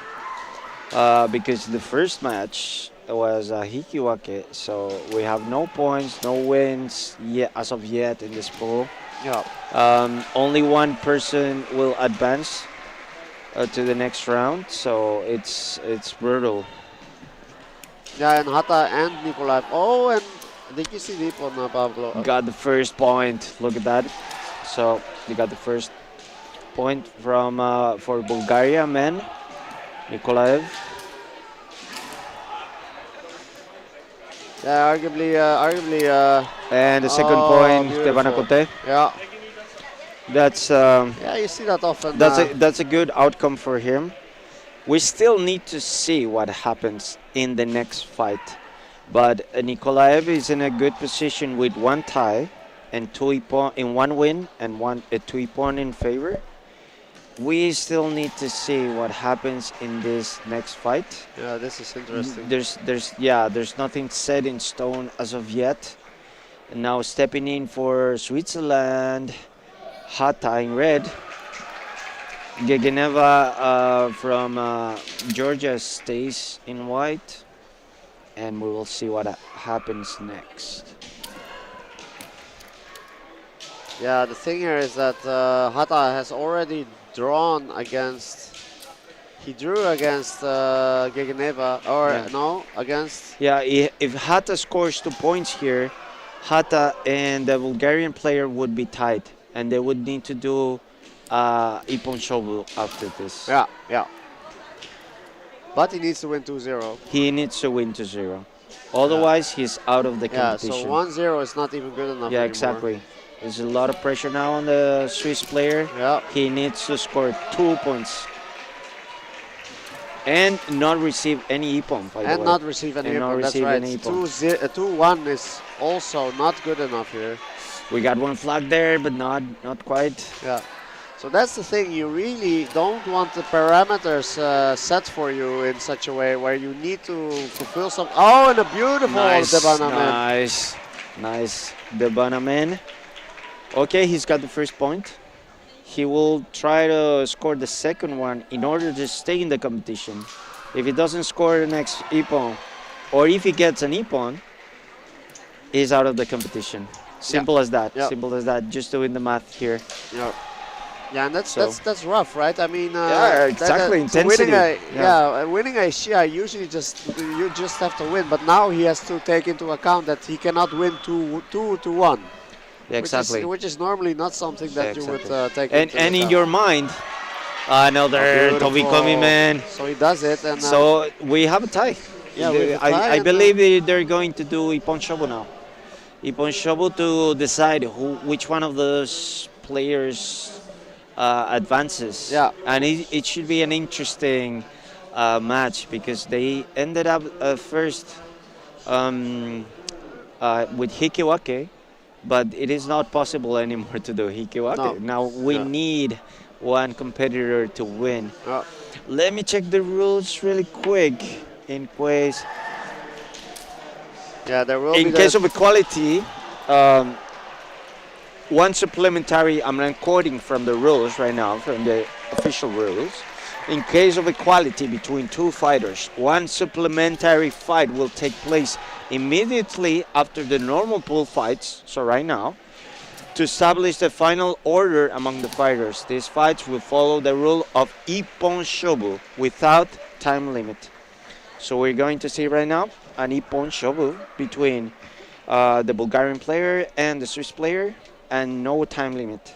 Yeah. Whoever wins will advance to the next round, which they don't say it in the rules, but in other sports we call a sudden death. Yeah. It's kind of a nice term. Scary, sudden death, but yeah. Yeah, sudden death. They also call it. Sometimes they call it The golden goal. golden. Yeah. In football, Yeah. or that's Right now- soccer to Americans. Yes, soccer for Americans. Right now starting the Ippon Shobu match between Hata in white Yeah, and both from players. Switzerland and Nikolaev in red for Bulgaria. Nice attempt. Only one flag though. Didn't quite connect.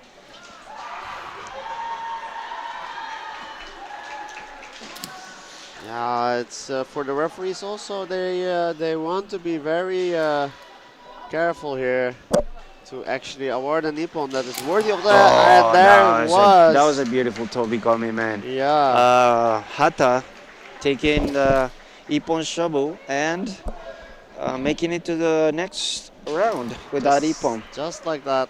Yes, really nice fights on this pool. I have to say.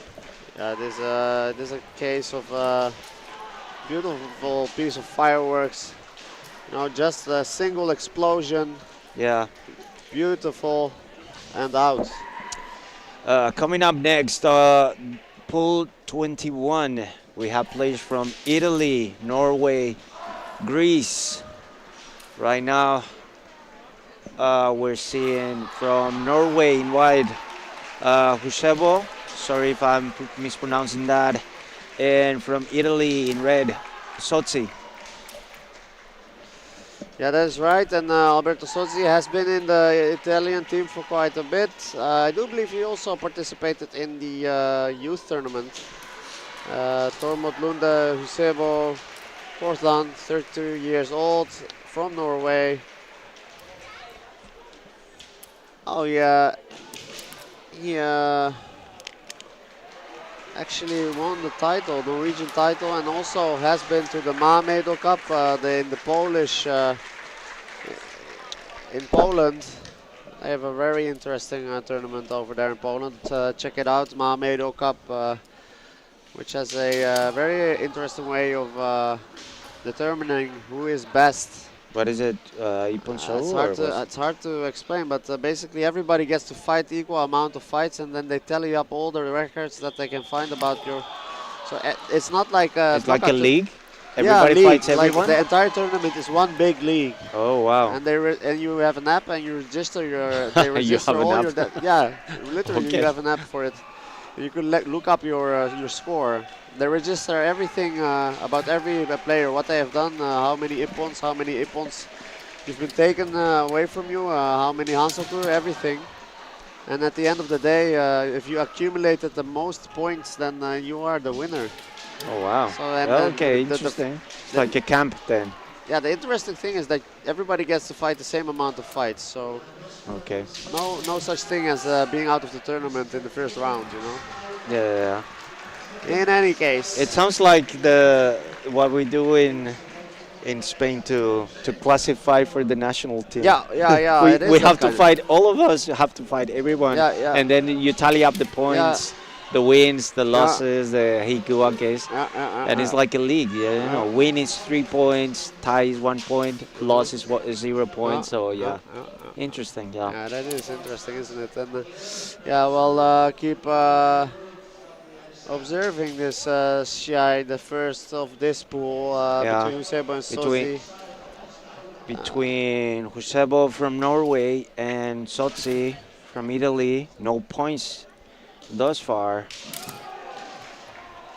Yeah, and Sozzi will be the competitor who is going to fight 2 consecutive matches. So Sozzi has to play another match after this one. Maybe he will have to think about conserving his energy, because he knows he's going to fight another fight right after this one. And Husebo, yeah, he has the advantage of feeling out Sozzi first-handed and then taking a rest.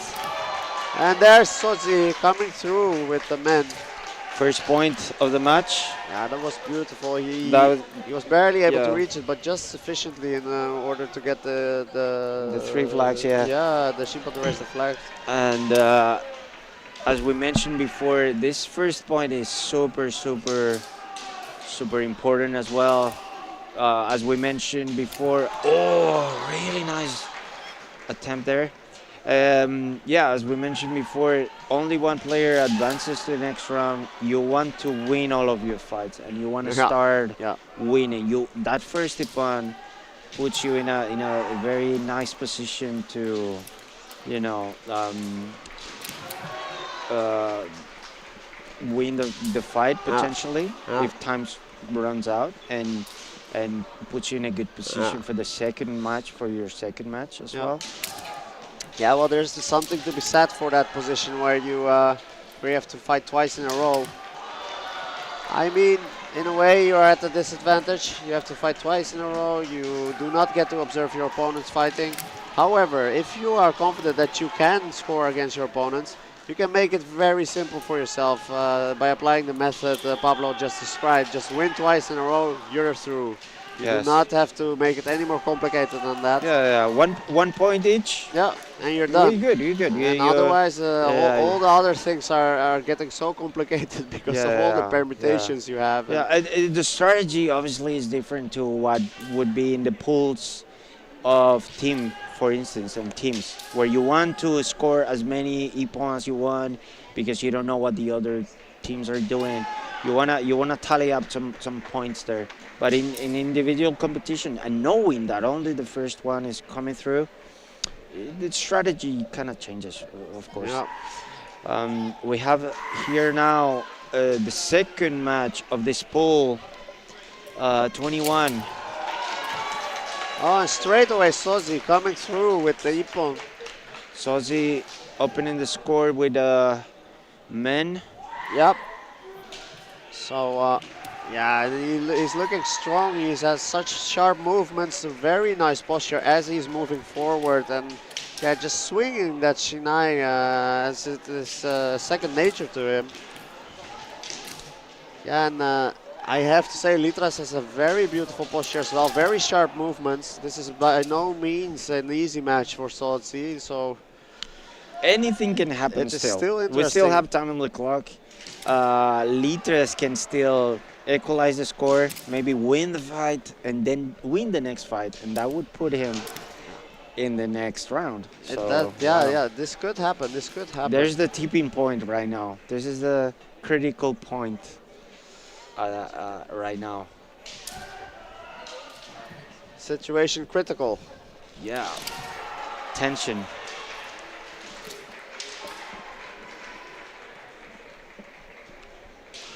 Yeah, if you're just tuning in, yeah, these are the EKC men's individual Shiai. We are here in Leiden in the Netherlands. It has been 36 years since we had a European Kendo Championship in the Netherlands. And we're very happy to be able, well, I shouldn't say we, I didn't do any organizing, but our organizing team has worked very hard over the past year to get this all together. Oh, and a beautiful kote attempt by Triantafilos Litras. Yeah, Pressure completely now on Litras. That's He needs to beautiful. equalize the score if he wants to stay in the competition for Yeah, it's sure. just very nice kendo, both of them, I have to say. Yeah, it's nice to see clean kendo, beautiful attempts, beautiful kamae. Yeah, those are the best fights, you know, back and forth, both players really showcasing their ability, putting everything on the line that they have, testing their mettle against somebody that is of equal quality in kendo, and then having fate decide who will win almost. Because in this case, I feel like they're so evenly matched. The evenly matched games are by far and away the most interesting to watch. Doesn't matter the level.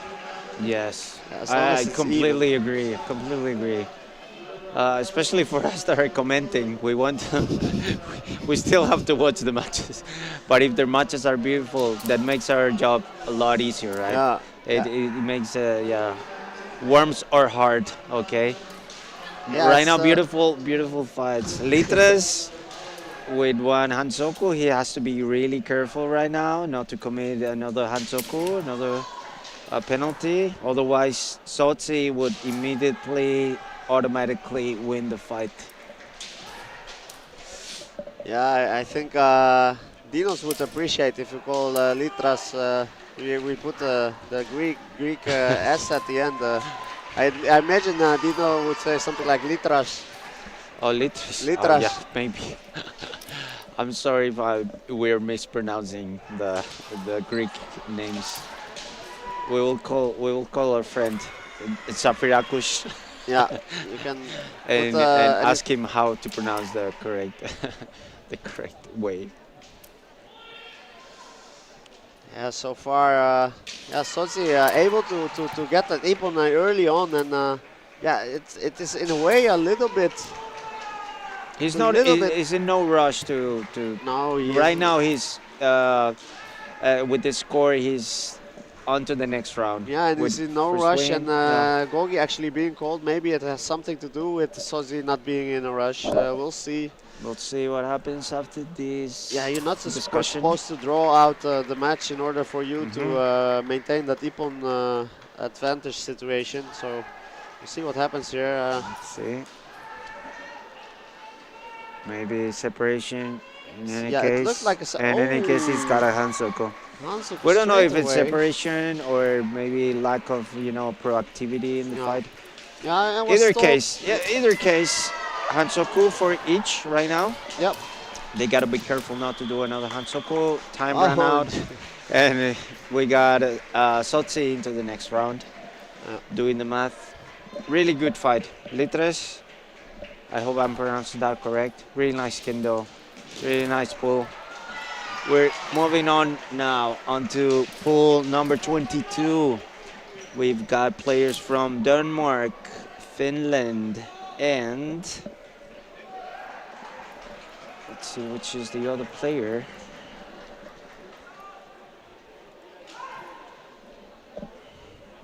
I think Litras and Eusebio still have to fight. Oh This is yeah, we the still same- we still yes, have a this fight. is still the same pool. Oh yeah, it's the same So pool. Sotsi- Unfortunately, doing the math, these two players are no Unfortunately, your longer math is not so eligible good. to eligible to the next round. But yeah, it is a shame. It is a shame to see Yeah. good kendo, clean kendo, nice ippon, and then yeah. only one person from the pool qualifies Yeah. to the next round. But it is what Yeah. it is. This is brutal. This Yeah. is the European Kendo Yeah. Championships. Yeah, and the brutal part is also what makes it interesting. You can put your heart in the Shiai-jo, like do everything you can to win, and you can still lose. It's almost as if Kendo is telling you that your best is not good enough here. You need to retry. Yeah, I know. You train for years and years, decades, not good decades enough. even. Yeah. And then you come here and you have 5 minutes to show that you know your stuff. You know what you're doing. And when you lose, that's a terrible. I don't wish that feeling to anyone. Oh, dangerously close to the line there. Norwegian player, but he managed to stay within the schedule.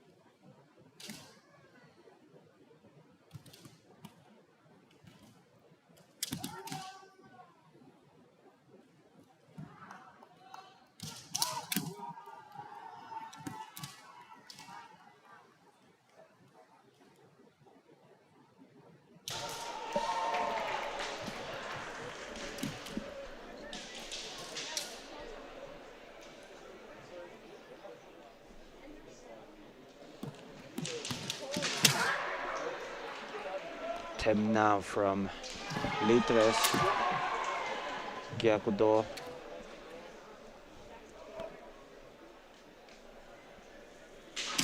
Husebo from Norway still in the lead with that Kote one earlier on.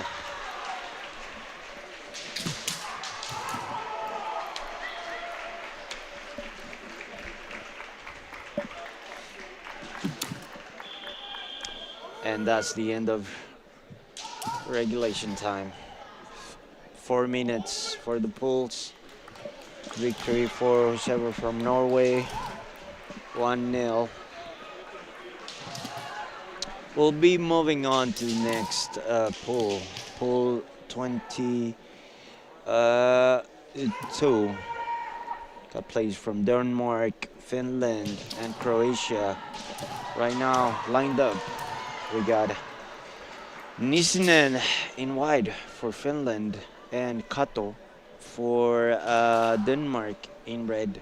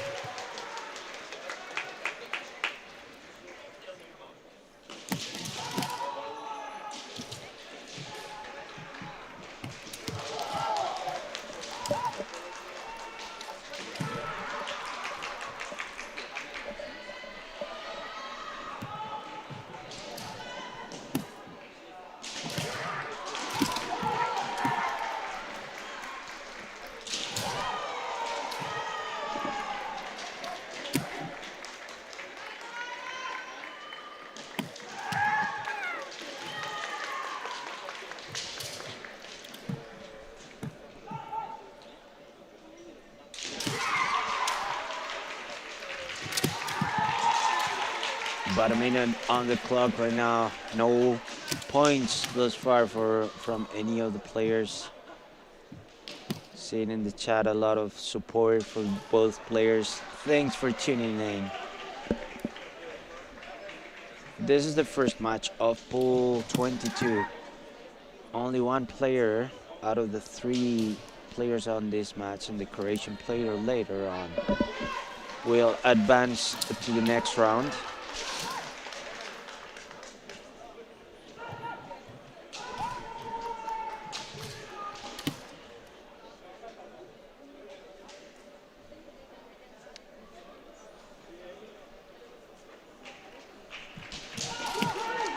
This first point, this next point could be completely critical when it comes to the rest of the development of the pool, for sure.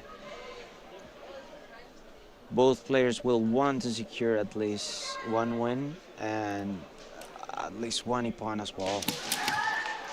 A lot of back and forth here, with no flags, no ippon yet.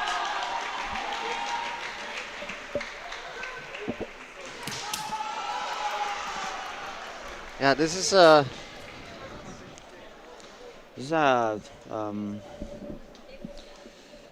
Scandinavian classic, I guess. I don't know. Denmark and Finland. yeah, Here. Denmark and Finland. That Yeah. is Scandinavian indeed. Maybe they know each other. It seems Yeah. like they're canceling each other's attacks, and when that happens, it's like it isn't like a sign that they know players know each other. Maybe it gives that impression. Yeah, I wouldn't be surprised if they know each other. No. Both being Scandinavian countries, Denmark and Finland. Mhm. They must have some tournaments up there in the north of Europe in which they can both participate. We're seeing a lot of love in the chat. Thanks everyone for tuning in. That was a gentle push into the floor. No harm. No harm being done. No harm and no hansoku. We're gonna resume now. No hard feelings either. No. Ooh, nice. Stefana beautiful, Kote. Opening the score. Yeah, and very confident there that it was on the target. Kato from Denmark. Yeah. 22 years old. He does have that usefulness to his style at the moment. Yeah, and Nissinen is a veteran for the Finnish team. I wouldn't be surprised if he is the person with the most experience in the Finnish team by now.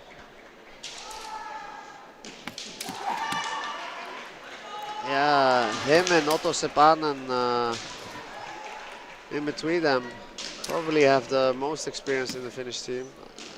I would suspect. I'm not quite sure if that's the case, but I wouldn't be surprised at all.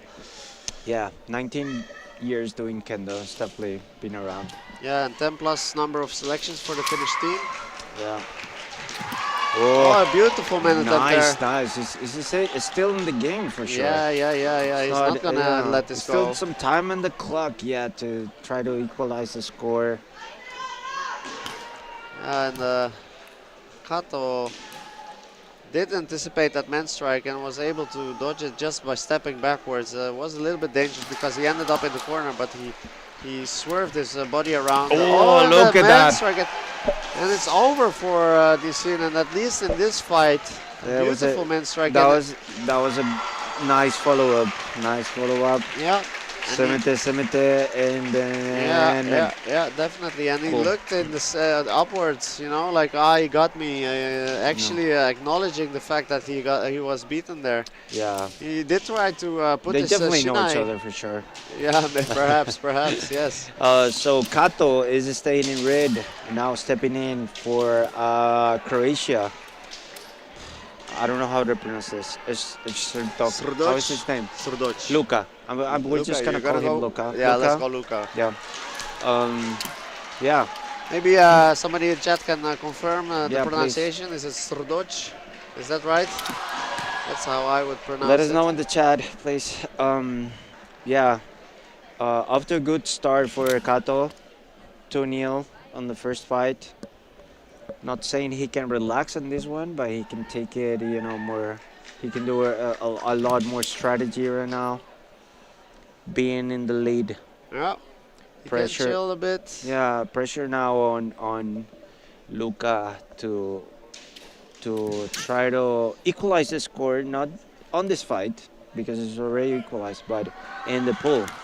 So basically, he needs a win, 2-0 win, in order to equalize the overall score of The Kato. Ippon, Yeah, the Kato. Ippon amount. Yeah, but winning versus Kato, I think also would play a role. In any case, Jens Molgaard Jensen telling us Kato started kendo at 6, the age of 6, which is very young to start, and he was in Japan for a year, so Okay. that would explain. That would explain his snappy, quick quick kendo. Yeah, Look at that. Yeah. Look at that. Oh, I love that. Did you see that he was like Fumi, Toby Komi. Yeah. He was in the air for a second Yeah, there. he He was flying for a second. He was skipping Yeah, ahead. exactly. He was skipping. Yeah, and then, Totally. at the last skip, going for that man strike. Yeah. Jens also mentions that he doesn't think that they know each other. That being Nishin and Kato. Okay. So That's good to know. Ooh. Okay. The Shimban were quick there to call Yame before Kato stepped out of bounds, or was kindly invited to kindly step out of requested bounds. to leave the Shiai-jo. Yeah, gentle push out of the Shiai-jo.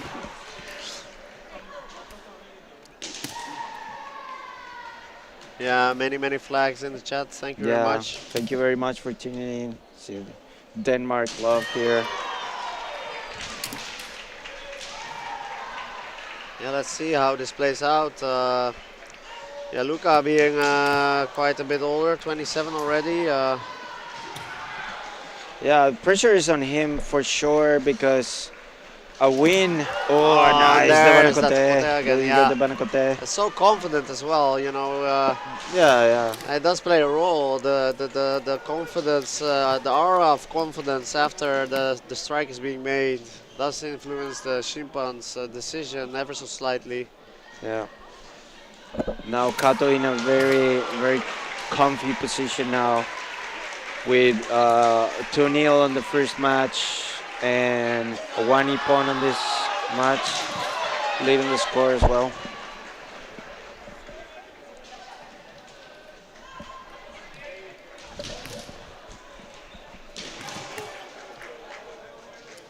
Hey, Natalia, welcome back. Hey, Nat, welcome back. Yeah, we're having a great Nice time to have over you. here. I Yeah. hope you had fun at the other Shiai-jos. It's almost if you are in the EKC itself. I feel like you can just go in and out of Shiai-jos, have fun, you know. Maybe have a Okay, beer or yeah. two. Yes, see you at the sayonara party, Nata. Nat. Yeah, we can stream that for you too. Yeah, You we'll can stream that. participate digitally. Let's not. Yeah, no, we should What have that happens out at the there. sayonara party stays at the Should sayonara stay party. there, I agree.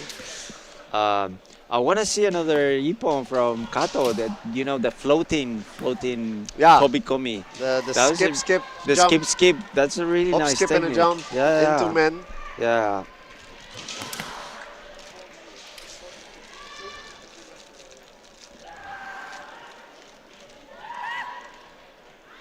Yeah. And that's the end of regulation That's time. it. And, yeah, Kato securing the win and securing Yeah. his ticket into the latter stages of the tournament here. Yeah. And it's Technically, he's already in the second round, having secured the first win 2-0 and this win 1-0. We still have one more fight to go between the Croatian player, Luka, and it's called, because I don't want to butcher his name, it's called him Jonas as well. Luka and Jonas. Nishinen. I don't know. Nishinen. I don't know. Nishinen. And the Okay. double S, I suspect Shi? it's a Nishinen. Okay, Nishinen Nishinen. or Okay. something like that. In any case, yeah, Kato is the winner of this pool. Jens mentioning that Kato's dad is in fact the coach for the Danish team. And National now team. I know Okay. of It whom he makes sense. speaks. I Yeah. know Kato, Mr. Kato. Oh, Wow. oh, nice. This was the button. Yeah, that was a Nishinen, interesting actually. Yeah. men against I guess the Banakote. Yeah, and the referees are divided on that. Oh, there we now go. that was pretty Kakekote. clear. 3 flags. Beautiful. Yeah. This was Okay. unanimous. The previous Jonas, one, not so yeah. much, but Jonas takes this match with 2 kotes. Unfortunately for him, yeah. he lost the previous match, so he's not advancing to the next Yeah, round. but this was a wonderful performance by Jonas this season. Yeah, that was a proving- beautiful kote. Proving his experience and his mettle at the EKC here. And now we have Rick Nieuwenhuizen against João Pedro Ribeiro from No. Portugal. Hey, Oh, excuse me. excuse me. Then let me tell the name because I know Portuguese. How to pronounce it? João. João. João? No, João Ribeiro. João Ribeiro. Ribeiro. He is like the R is like Silence. Ribeiro. No, it's like Ribeiro. Ribeiro. João Ribeiro. This makes no sense to me. Well, in any case, the match is already on. Yes, Rick Nieuwenhuizen. this is the first match of pool number 23. And Rick Nieuwenhuizen is right at it. I know him, of course. He is a Dutch player, and I have been in Yeah. the team for many years. So, I know. and As the goal is being Wikipedia. Wikipedia, yeah, they do call him Wikipedia because he can memorize so many random facts that he is in fact called a walking encyclopedia. Yeah. Yeah, furthermore, his kendo is quite solid. Very Yeah. firm striking. Yeah. Does not Not hesitate to use muscle. hesitate to use muscle. He will acknowledge this himself.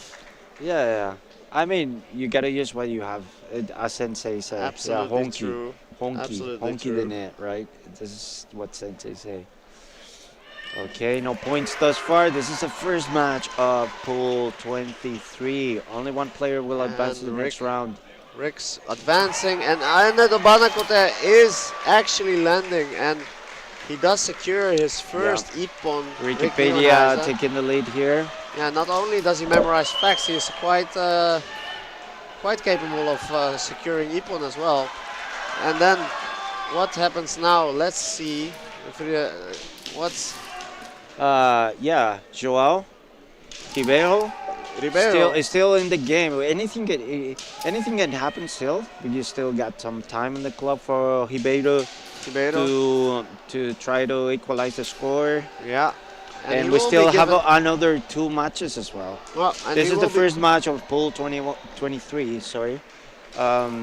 Yeah, seen a lot of love for Portugal in the chat as well.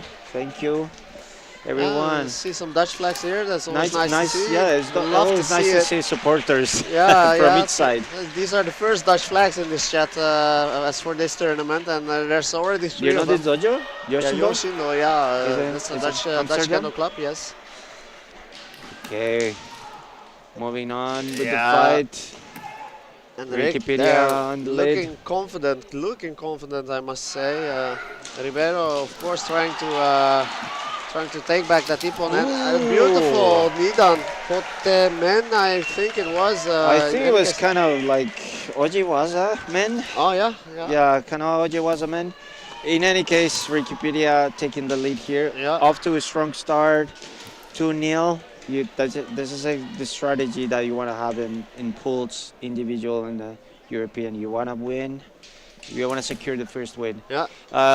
Rick is staying in red, and from Turkey we have Benamor stepping in with But the white task Benamor skip. seems to be absent, so Rick is automatically Oh. winning here and securing his ticket into the final Oh, stages of the tournament. that's a shame. I hope Benamor is okay. He's Yeah. not injured. Yeah. Yeah, the reason for his absence is unclear to us, but yeah, we hope he's doing okay. Yeah, I hope it's not an injury or something. Yeah. Yeah, so that's it. That's it for this pool. Very That was quick. quick. Yeah. That was quick. Wikipedia advancing to the next round. Now we have pool 24. We got players from Belgium, Czechia, and South Africa. Oh, okay. Yeah, and then They this they is, have to do Joao. Yeah. Shiaijo has to do the official thing where he's getting 2 points and thing, but because Benamor, we hope he's okay. Please let us know in the chat if he's okay. Yeah. He's doing all right. We're moving on, like I said, pool 24, Belgium, Van Laken, Czechia, Tenora, and South Africa, Berteling. Yeah, Brandon, South Africa. Oh, I did say that the Kazakhs probably have the farthest distance to travel towards this tournament, but I completely forgot about Yeah, South Yeah. Africa. the participation of South Africa, and I wouldn't be surprised if actually their flight is the longest. Let's ask Wikipedia. Yeah, that's a good one. You should ask Rick Rick. Nieuwenhuizen. He undoubtedly knows these kind of random facts. Oh, Okay, wait. and we go into. Oh, hold on. What's going on? Wait, what's going on? What's going on? It seems like it seems like We're in the knockout phase now. pool 24 was done somewhere else. Sorry to say that. It was done somewhere in a different schedule. And now we're jumping into elimination rounds, okay? I do think so, yeah. This is elimination round. Oh, the we got a beautiful first man. point from Ernst. Yeah. Deutschland, Germany, number 4. Opening the score with a kata man there. Yeah, look at that Kamai. It's beautiful to see It's Maximilian very Ernst. solid, very Yeah. solid Jordan there. Yeah, and you look at the stature. He's quite a big fellow. Yeah. And the Jordan, yeah, it just looks intimidating on such a stature, you know. And Yeah. yeah, It's kind of intimidating. Pretty sure you've fought Jordan before in tournaments. I have. Ooh, it's intimidating. Yeah, You don't wanna even if it's katata man. You don't want that anywhere Oh, near and your bed. Oh my Harto God. actually securing the kote there, leaving the Shiai-jo Equalizing in the process. score. Yeah, and equalizing Sunshine, the score. So floor, doesn't matter. Good sunshine. Okay, 1-1. 1-1, and right now it is simple. You win, Yeah. you're in, and you lose, you're out.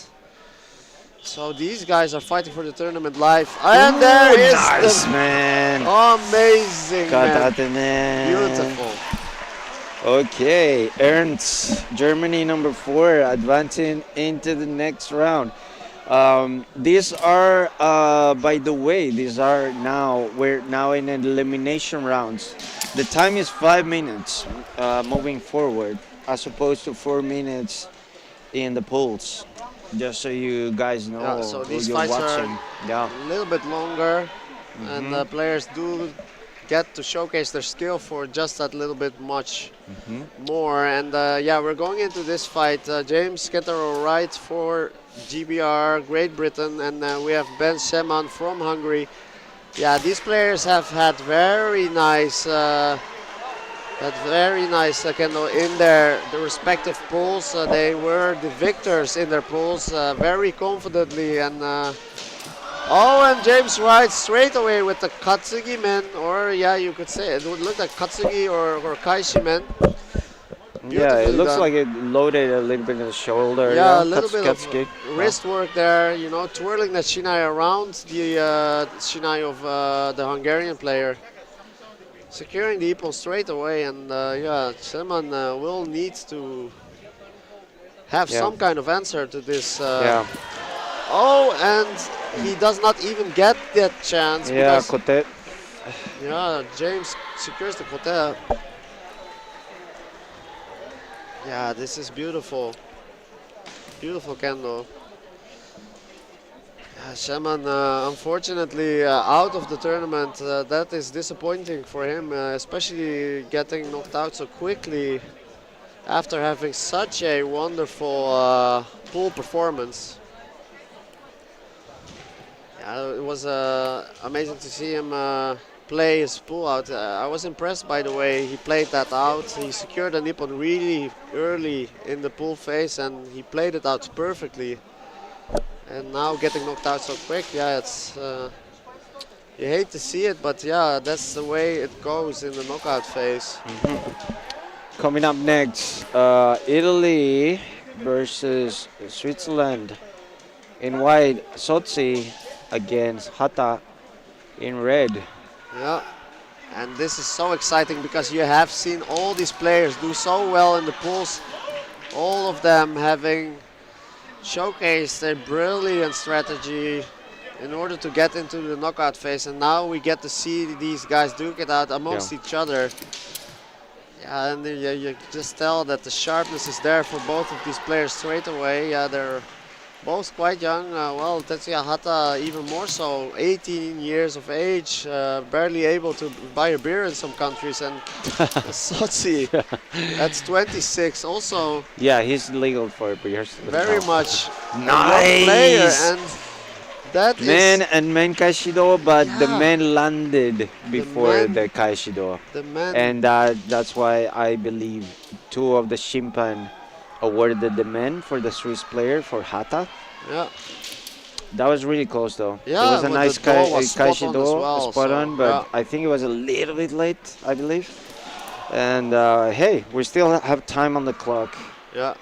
Anything can happen now. Let's see what happens So here. pressure on Sotsi now to try to equalize the score and stay in the game. Yeah. Yeah, Natalia's expressing her support for Alberto Sotsi. Yeah, Natalia Telling him Natalia to Mash stay from calm. Poland is yeah, supporting Italy, Italian players. Thank you for tuning in, Natalia. Yeah, I do feel the same. Sotsi needs to stay calm and collected here.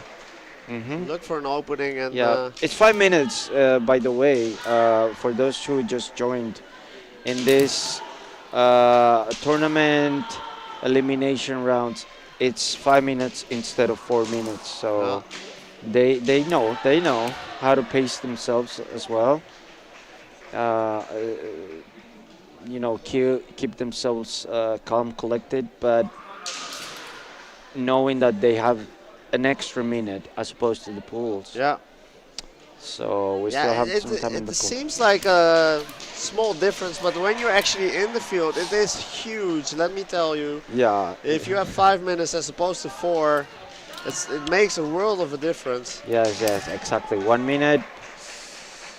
It's a lot. If Yeah. if you use it wisely. Yeah, Yeah. you can see here Tetsuya Hata looking at his coach, asking for advice. This cannot be done verbally, but Yeah. still The you look can, when you can give sensei some gives you the look, pointers, right? yes, some pointers from the He can- look. he The can look. say- yeah, your coach cannot say anything as per rules, No, but the look. the look says You it can- all. yeah, the look says it all. We've been there. Yeah, and well, it might feel like we've been in the Shiai for quite a while, but on the other hand, a lot of it was outside of Shiai time, so Hmm. Alberto Sozzi still Yeah. has plenty of time to make something happen here. Yeah, he definitely wants to stay in the game. He's got the stamina for sure. Yeah, Greg also supporting Tetsuya here.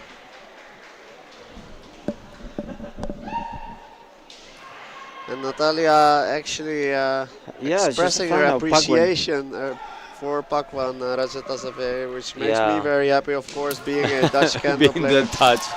Oh, nice, there we Kotimen. go. Nice, beautiful. There we Leidan go, was look at that. equalizing the score. This is Equalizing the exciting. score, and Sozzi Yeah. looking calm and collected, even Yeah, as he that is was very performing sharp. the That was Zanshi. fantastico. Yeah, fantastico. Magnifico. Magnifico. Magnifico, excuse me. Excuse my ignorance I don't know. of your I'm language. just making up Italian as I go. I don't know Italian. But this is a really exciting match. Nice, beautiful kendo from both players. Anything can happen still. These matches, as I mentioned before, are to 5 minutes, and after that, there's no time limit for the intro. So.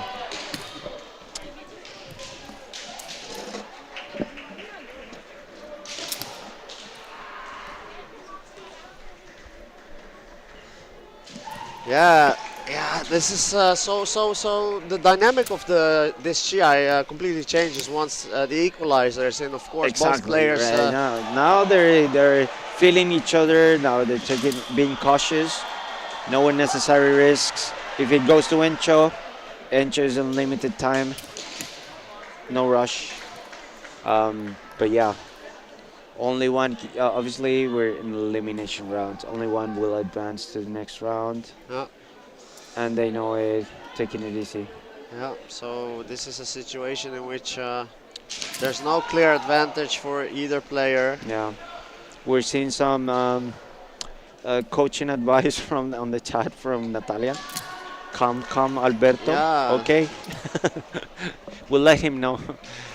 Now we got a stoppage of the fight. Yeah, you can see Sozzi also looking at his coach, looking for some direction. Yeah, the look Where from to the take coach. it from here. Yeah, the look. I believe. Yeah, I believe it's Fabrizio Mandia and coaching Oh, yeah, Tatami. Yeah.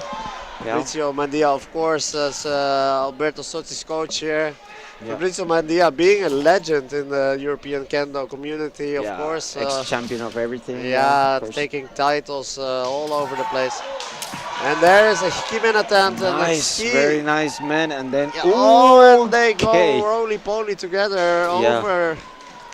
gentle, Over the Shiai-jo. yeah, kindly invited to leave the Shiai-jo there, but I think I think the Shimpan called Yame before, so there's no hansoku for any of them, which is good. That's for safety reasons. In that case, the Shimpan calls Yame.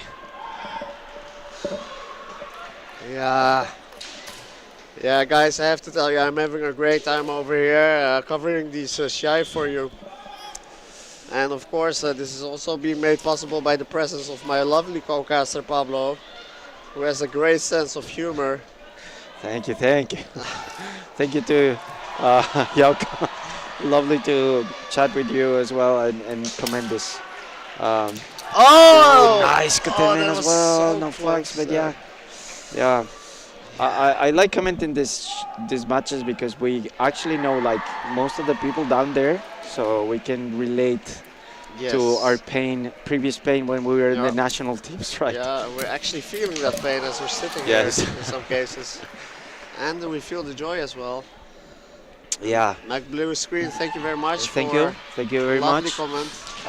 Quick recap. This match ended up, well, not ended up, but regulation time was 1 ippon each. No hansakus thus far, and we are in Encho, which is unlimited time Yeah. from now on. So whoever wins, this is sudden death. This is ippon show right now. Yep. Whoever scores advances to the next round of wine. Nice Toby coming, man. From Beautiful. Totsi. Yeah, Such wonderful kendo Yeah, from yeah, both yeah. practitioners here. really Yeah. nice spot. Tetsuya Hata, he was in the lead, and you see this quite often when you have a more experienced player versus a Exactly. somewhat younger Calm, player. collected. He Yeah. knew he had some minutes Yeah, on the yeah, clock yeah, Natalie to Mash, equalize the score. I Yeah. think you have reached him. You have reached him.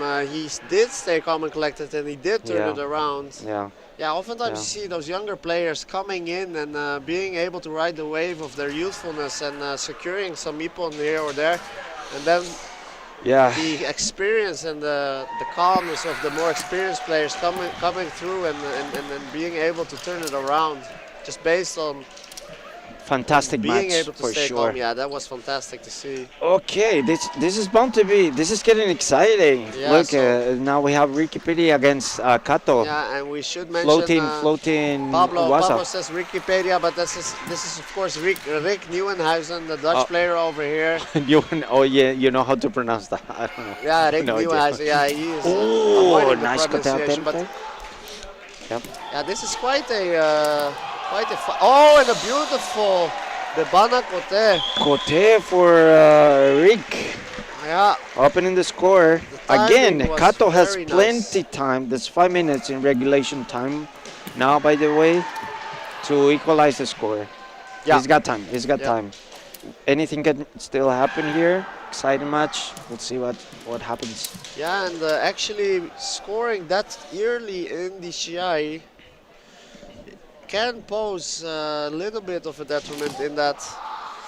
Yeah, it is just hard to keep holding it for 4 minutes straight if you decide to defend it. So Yeah. the balance between to which extent should I push my advantage for second ippon and defending, that balance is a difficult line to thread. Yeah. Now we got And meanwhile, Gonki. I don't know what. Shimpan have huh? decided to go into Gogi. I do believe that they have seen something to which they may, at a later stage, dish out a Hansoku. For now, they will let the Shiai continue Yes. as is. Yeah, no Hansoku, no warning to any of the players. We carry on with the fights. We do carry on, and Oh, Yeah. that's dangerous. yeah, There's an Kato- opportunity there for Rick to, do some maybe Makiwaza and Yeah. disarm, but he didn't take it. since Kato did have his shinai in one hand. Yeah, at one some hand point. and not very well controlled. Yeah, so it would appear that you would be able to exploit that, but Rick didn't feel the need to do so. Yeah, he's Apparently. late in the score anyway. And He's it's clear taking that a- Rick has physically speaking, has the upper hand and is not afraid to use that advantage. And Yeah. it appears to me a little bit like Kato is getting a little bit frustrated by this. Yeah, time clock is ticking. He's still got some time, Yeah, and look at how but he definitely easily- needs to score Yeah. at least one ippon to to even the score and stay in the game. Yeah. He knows this, of course, but Rick not giving any quarter. Ooh, that and was a dangerous. yeah. Gyaku Hikido, it left him completely open. But yeah, Kato went for men, but didn't quite connect. Nice Kaishi man attempt there, but no, too close. Natalia expressing her frustration, pronouncing Rik's the last name. Yeah. She's saying something in Polish. Okay, this style just okay. And they go at each other again, and Kato well anticipating Ooh, the Hiki. Kato looking for Hikido. that opportunity. Touching Nakote, turn Yeah, that was close. Kaeshi, yeah.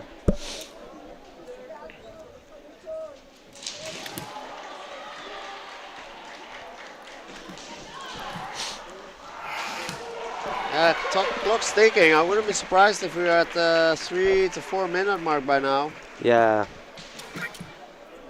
Yeah, and Rick just smothering everything that Kato does just by inserting his body into the line. Yeah, he's cutting the distance pretty yeah, well. Yeah. So there is not leaving any proper mic for Kato to connect a solid ippo. Yeah, and just easily deflecting these kind of attacks, and which make. Oh, that was a dangerous spot to be on for Rick. However, Kato is quick and fast, and he just needs one little opening in order to create the equalizer. Rick is aware of this, so he's desperately trying to prevent this from happening. You can see that there's the experience, the difference in experience. Yeah. Rick has been in a couple, in a few World Kendo Championships, I think, and Europeans for sure, as far as I remember. So he's not. It's not his first rodeo. It's not his first rodeo, yeah. As opposed to Kato, he's younger. Maybe he's at least from what we can see from our database, we haven't seen him in that many tournaments. Yeah, it does appear that Kato has perhaps been hit on the side of the head, maybe around the ear. Oh, that hurts. Yeah, it hurts. And, that hurts. He had to take a little breather there in the order to recover. We all know the ping. When they hit us in the ear. Oh. Yeah, that can happen too, where the ear starts ringing. At times you might even black out. Yeah, exactly. For a fraction of a second, where your body seems to be sinking into the ground when you get a proper hit on the head. Yeah, you don't want to be there for sure.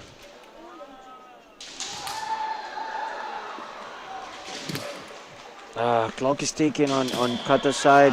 There you go. The end there it signal. is. Yeah, what a shame. I kind of wanted this match to last longer because it was really nice kendo from both players. Yeah, very much. Well, now we are going to see the Netherlands player Rick advance to the next round, and coming up next. Okay, this is getting intense now. Look at Lucas this versus matchup. Ernst from Germany, Yeah. a Jordan player. Well, we're in for a treat here. I can guarantee that this is going to be interesting no matter who wins. Yeah. I'm looking forward what kind of kamae Lucas is gonna get because he likes Kedan. Yeah, there you go. Yeah. Oh, Okay. and that is already so close for both players. Ayuchi type situation, Mend and Kote. Yeah, and Lucas actually pressing Ernst here. Yeah. Yeah, He's not going in together anymore. He is up against a Jordan player, but he does not seem to care. He is just actually saying, "Bring it on. You have the more aggressive kamae, but that will not cause me to retreat. In fact, I will press you harder than I would a Jordan player." Which is actually the way you should approach this. Very active, which it makes sense in a way because they wanna open the score, you know. They wanna take that first ippon. Definitely, that Yeah. would help. Even though at the same time, there's no time limit basically here. Now we're in elimination rounds. Yeah, There's no rush per se, there's no rush per se. but they That is wanna. true. Ooh, that was a nice exchange there. Yeah. Katatemen and an attempt from Luca from Decote, one of the Cotes there. Yeah. Yeah, it's unclear to me which one he was aiming for as well, but he did go for Kote, I'm quite sure. Yeah, I think he's aiming for both. I've seen him attack both the left and the right. Yeah. I would say the left is less dangerous because he's gonna keep his eye on. The right one he can do kind of like take it away, you know, Yeah. tuck it away. Yeah. It's a little bit dangerous when I fight Jordan as well. I try to go for the left one, and it's closer. It's closer to anyway. Yeah. We'll see what I happens see your here. point there. Yeah, it's closer to your mai, to your own kama. Oh, he went for the right one, I think. Kote Ari opening the score here. Lucas. And just so quick and fast. Yes, super quick. Negating. Oh yeah, another one. He tried another one, but this time around, Ernst managed to, you pull it apart a little bit. Oh. It's just so tall too, Lucas Max actually, has chosen to go for Jordan. And now we have an equalizer, Kote. Wow, are we in for a treat here, guys? Yeah, Look at fantastic. Kote against Kote. Yeah, this is typical Jordan move. He went onto kind of like a shoot and then surprised him with the Bana Kote. Yes. Nice. Yes. Yeah, that was what happens. I do think so. And now. And he switched the feet as well, I believe. Well, we'll see the replay later. Nice exchange there. Attempt to Kote and then attempt to Katatemen. Yeah.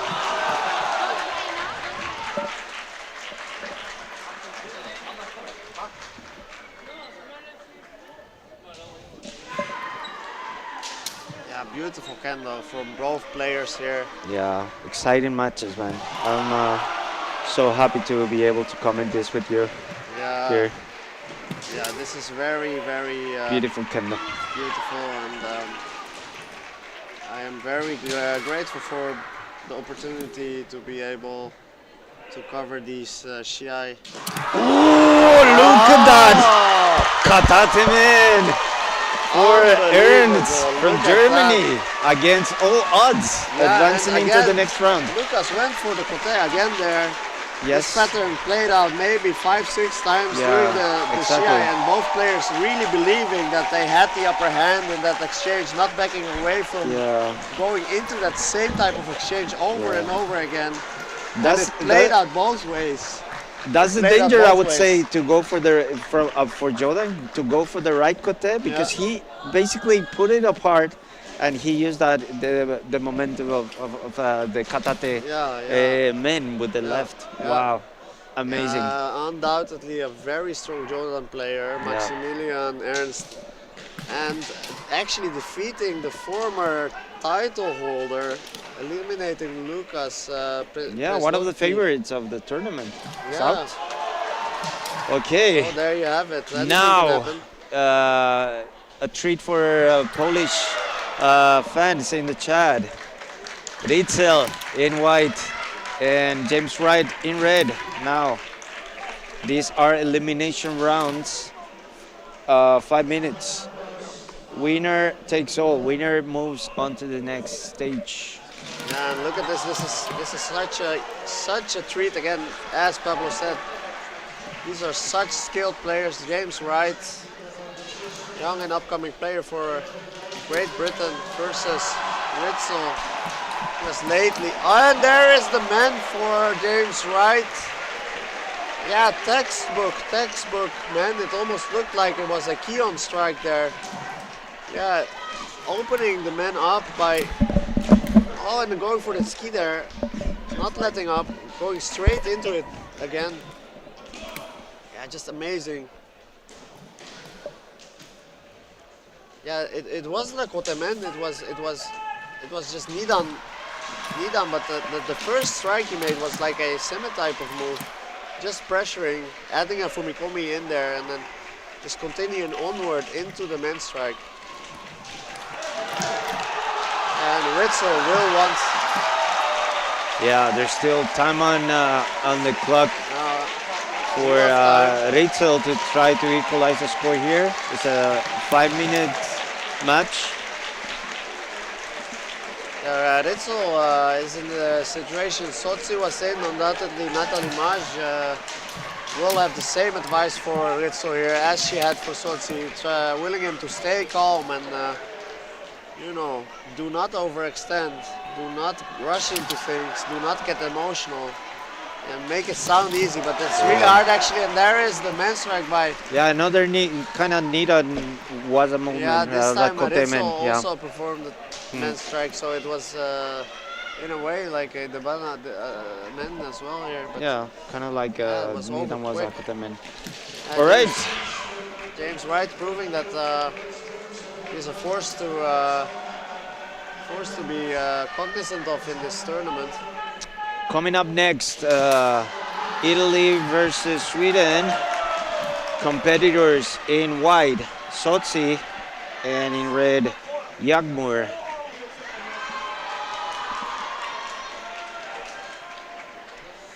Yep. Yeah, these two players. Did Jagmur actually play after getting into the knockout phase? Maybe he had a bye or something, because I feel like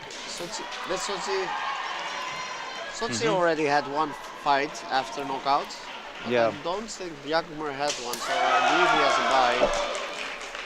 In any case, the nice. Kotemen, Textbook. Beautiful. Yeah, Textbook Kotemen. It almost looked like Kyo on this one Yep, as well. exactly. Opening the score, Sochi. with Just that basic beautiful, striking, beautiful being ippon. very Fantastico. effective Bellissimo. Yeah. The Italian would say here. bellissimo. Jagmur Yeah. clearly, There's still a lot of time in the clock yeah, not, for Jagmur to try to equalize the score, though. Oh, And then we have another man. Jagmur actually Kind of like a bounced. Nuki kind of motion there. Yeah, it was. I do believe because Jagmur went jumping forwards, Yes. backwards, and then Yeah, exactly. yeah, Sochi moving along with it, and Yeah. at some point deciding, no, I'm just going for men. If you're gonna jump straight and back and forwards and backwards, I do believe that there is a striking opportunity for Yeah. them. They're just going for it. Sochi there with Bellissimos men ippons. We're moving on to Belgium number 3 in wide, Van Lijken. And Regniwa is on the other side. I will take over the Yeah, pronunciation you for said Pablo. pronunciate his name. I don't know. Wikipedia. Wikipedia. All right. Well, and It's a this is, Flemish classic now. yeah, well, yeah. These players have met each other before in Shiai. I do know this to be a Nice, fact Van that Ken Laken. Van Laken just going in Toby for the Komi, men straight man. away. Yeah. Oh, look at that Securing Kime. the ippon. Yeah, Look at that is, Kime. He's just like that is all quite in, something. all in. First attack, first ippon. Yeah, and Rick needs to do something. He Yeah. does have the time. Wow! And man. Teno Ken Van Kime. Laken. What? This Shiai did not What last a 10 beautiful seconds. textbook Koteno Gimen, dude. Yeah. Okay. Nice fight for Van Laken. Moving on to the next stage. And we'll see what's Here we coming up go. next. James Wright versus Maximilian Ernst. Ah, this is going to be a fantastic fight. Yeah, and Level is rising, I would yeah, say. the level is rising, and level is we rising. we get monster matchup after monster matchup.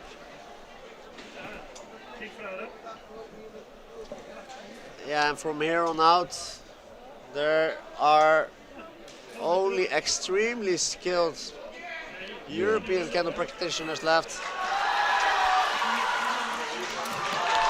Now we Look got a at that. first Going kote attempt. straight into the kote attempt. Yeah, didn't Maximilian quite land, Ernst. but the opening was there. The opening was there. The and opening he went was there, for it. definitely. Beautiful Zanshin. Yeah. And James knows how to take Kamai against Jordan, and Ernst again with a man attempt. James deciding for now that he will stay on a little bit of a passive side. Yeah, a little bit more defensive. Yeah, he does have a attitude different for approach now. than Lucas. Remember, Lucas went in and was more aggressive than Ernst ever could. Another Kote attempt. This one didn't land. And Oh, we have Hikimen does land and is sufficient here Yeah, to grant James the ippon. yeah. We still have plenty time on the clock for Ernst to try to equalize the score, stay in the game. Yeah. Yeah, I feel like James was very opportunistic there in the positive sense. Yeah. He saw the opening, he took it. Yeah, that was different than Lucas because. And there we go, again, another man. another man strike, and yeah, James is deciding to be opportunistic, just getting those ippon in when he sees the opportunity. Lucas actually really aggressively tried to create those openings for himself. Okay, coming up next, this should be a really exciting match as well. In white, we have Belgium, Van Laken. Red, we have Sotzi from Italy.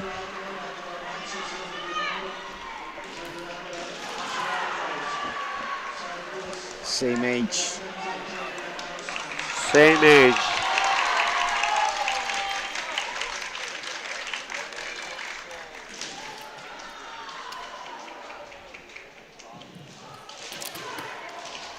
Yeah, such sharp striking straight off the bat.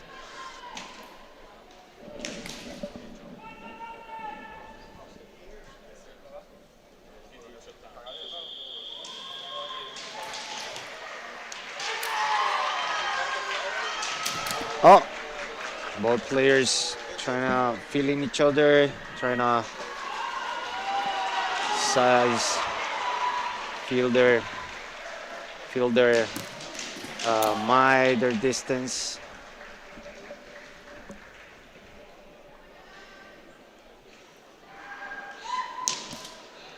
They know this fight is 5 minutes in regulation time, but it's unlimited entry time. So yeah. in a way, there's no rush for any of the players to Yeah, there's not to take unnecessary risks at this stage. At very this much point. true. And yeah, these players are feeling each other out at this stage. Early on, no need to overcommit or rush into things.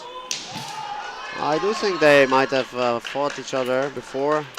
They have both have plenty of years in Kendo, so I wouldn't be surprised that they have met each other previously in tournaments, and they look like they respect each other. Yeah, definitely. For sure, they're not. It's not.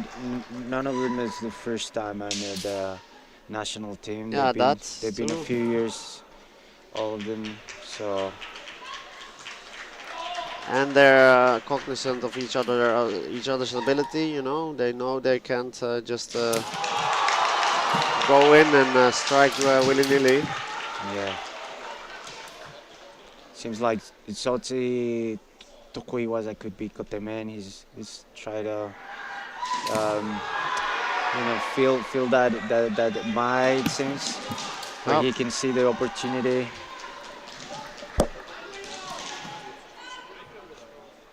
Van Lucky is very calm and collected at this point. Yeah. Oh, beautiful kote attempt. It Yeah. looked like he hit something at least there, Yeah, but maybe nice just attempt shy there. of the Yeah, kote. yeah, from the Ura side as well. Yeah. Yeah. Yeah, underneath. He went underneath there. Yeah. There's a And there, it's this not again. easy to he- score from that side. No, and the Getting Kaishido attempt, physical a but little bit here. no Okay, no that space seems- to finish his Janshi for that Kaishido. Yeah.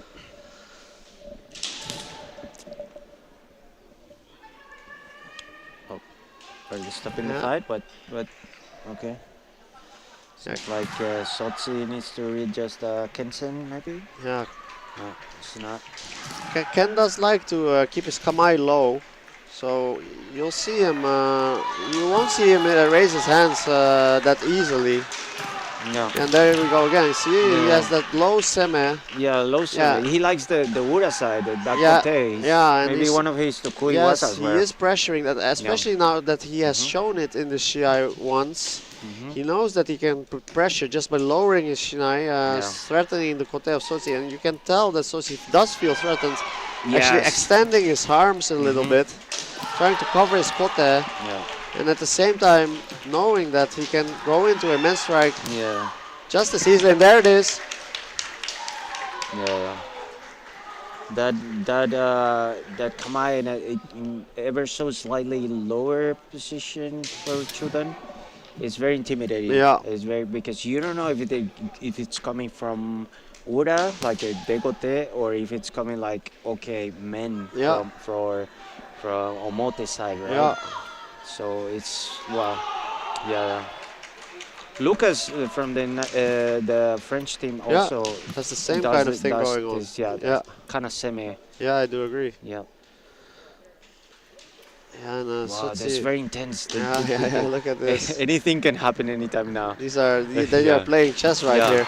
Ooh, that was a nice. See, that was a nice Yeah, attempt. nice. Yeah. Kaishi, Yeah. Kaishimen, kote Kaishimen. Yeah. Now this is the in the last minutes of the 5-time regulation time. This is the nerve-wracking point because if they score a point on you, you don't have enough time No, you to won't. You get it can't back. take it back. Exactly. You'd rather go into Encho, yeah, you than- go into Encho Yeah. and that Ipon shovel. So for those, at least for me, this is the nerve-wracking point. It's like there's only 1 minute left in the clock. So okay, do not get scored. Do not get scored because then you will not be able to, turn the things around. And there you go. And the regulation time. It's That kind was of 5 minutes. Kind of akin to that. When you're in Jigeko and at some point you decide to just go Ippon Shobu, it's kind of that agreement, Let's do Ippon Shobu. Okay, go into Encho here.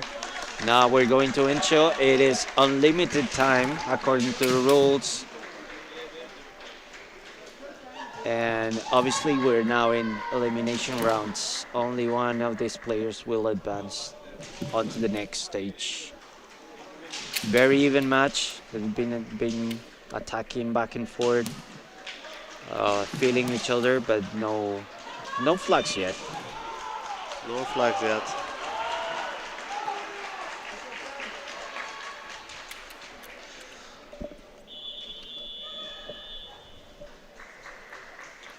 Yeah, here they will need to separate. No more disrupting each other. Yeah. And going back into Isoku Ito, and from there pressure each other. Feel out those openings. Yes. Van Laken still sticking to his strategy of ever so slightly lower kamae, seme. See, trying to see omote ura. Oh, you even go for the ski there. Yeah, you really. Oh, and that. Oh, no. That was that's always dangerous. The turning around is always dangerous, but only one flag there. That's the first flag, I think, of this match. Perhaps you're right. Yeah. Look at all these techniques being performed by both players. Such a treat to watch. And these guys are very evenly matched. Yes, they have a. It's a completely different Shiai than the ones we've seen before. Nice. There It's goes so Sotsi pure, with this, his Tokuiwaza Gotemen again. But the distance was not there. Definitely Van Laken anticipated that tag and created the distance, so he was not quite there yet. Yeah, effectively negating the opportunity to exactly. perform it correctly.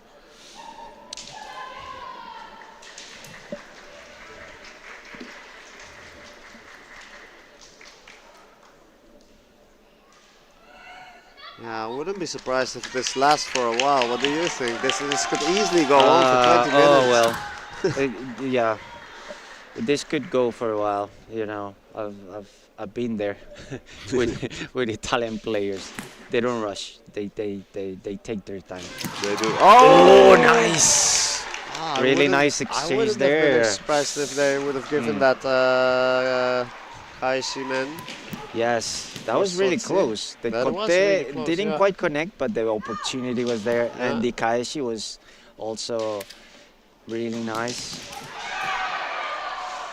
However, the Shimpan deemed it no ippon, so we have no reason to contest that opinion. They are closest to the action, so they will have.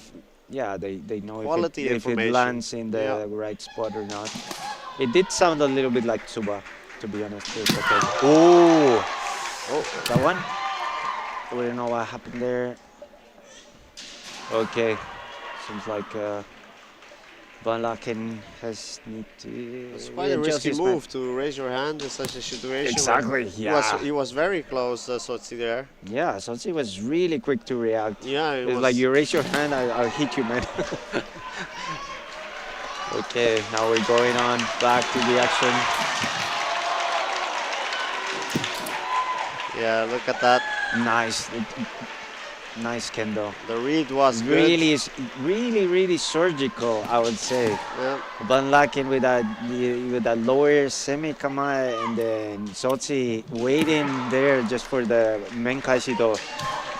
Really, Yeah, really good, really good.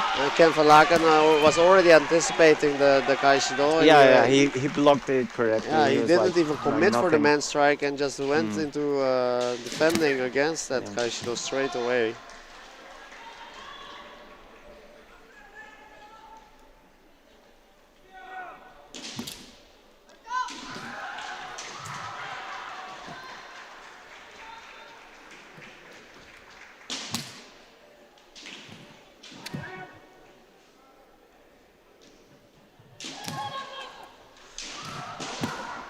Yeah, ladies and gentlemen, this tournament is almost over.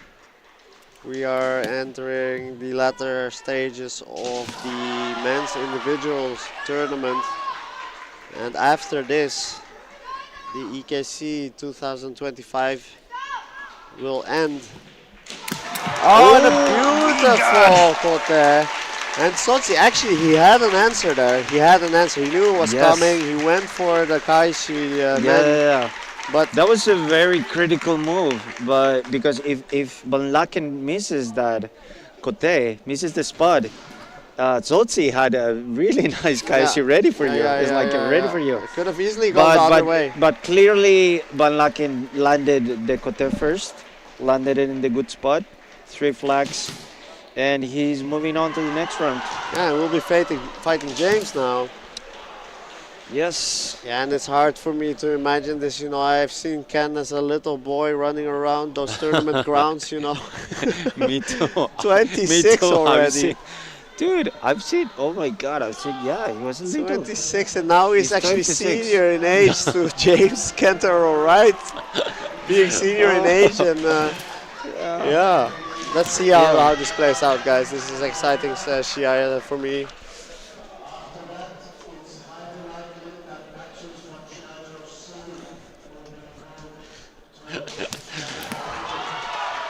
Yeah, I'm having a blast here.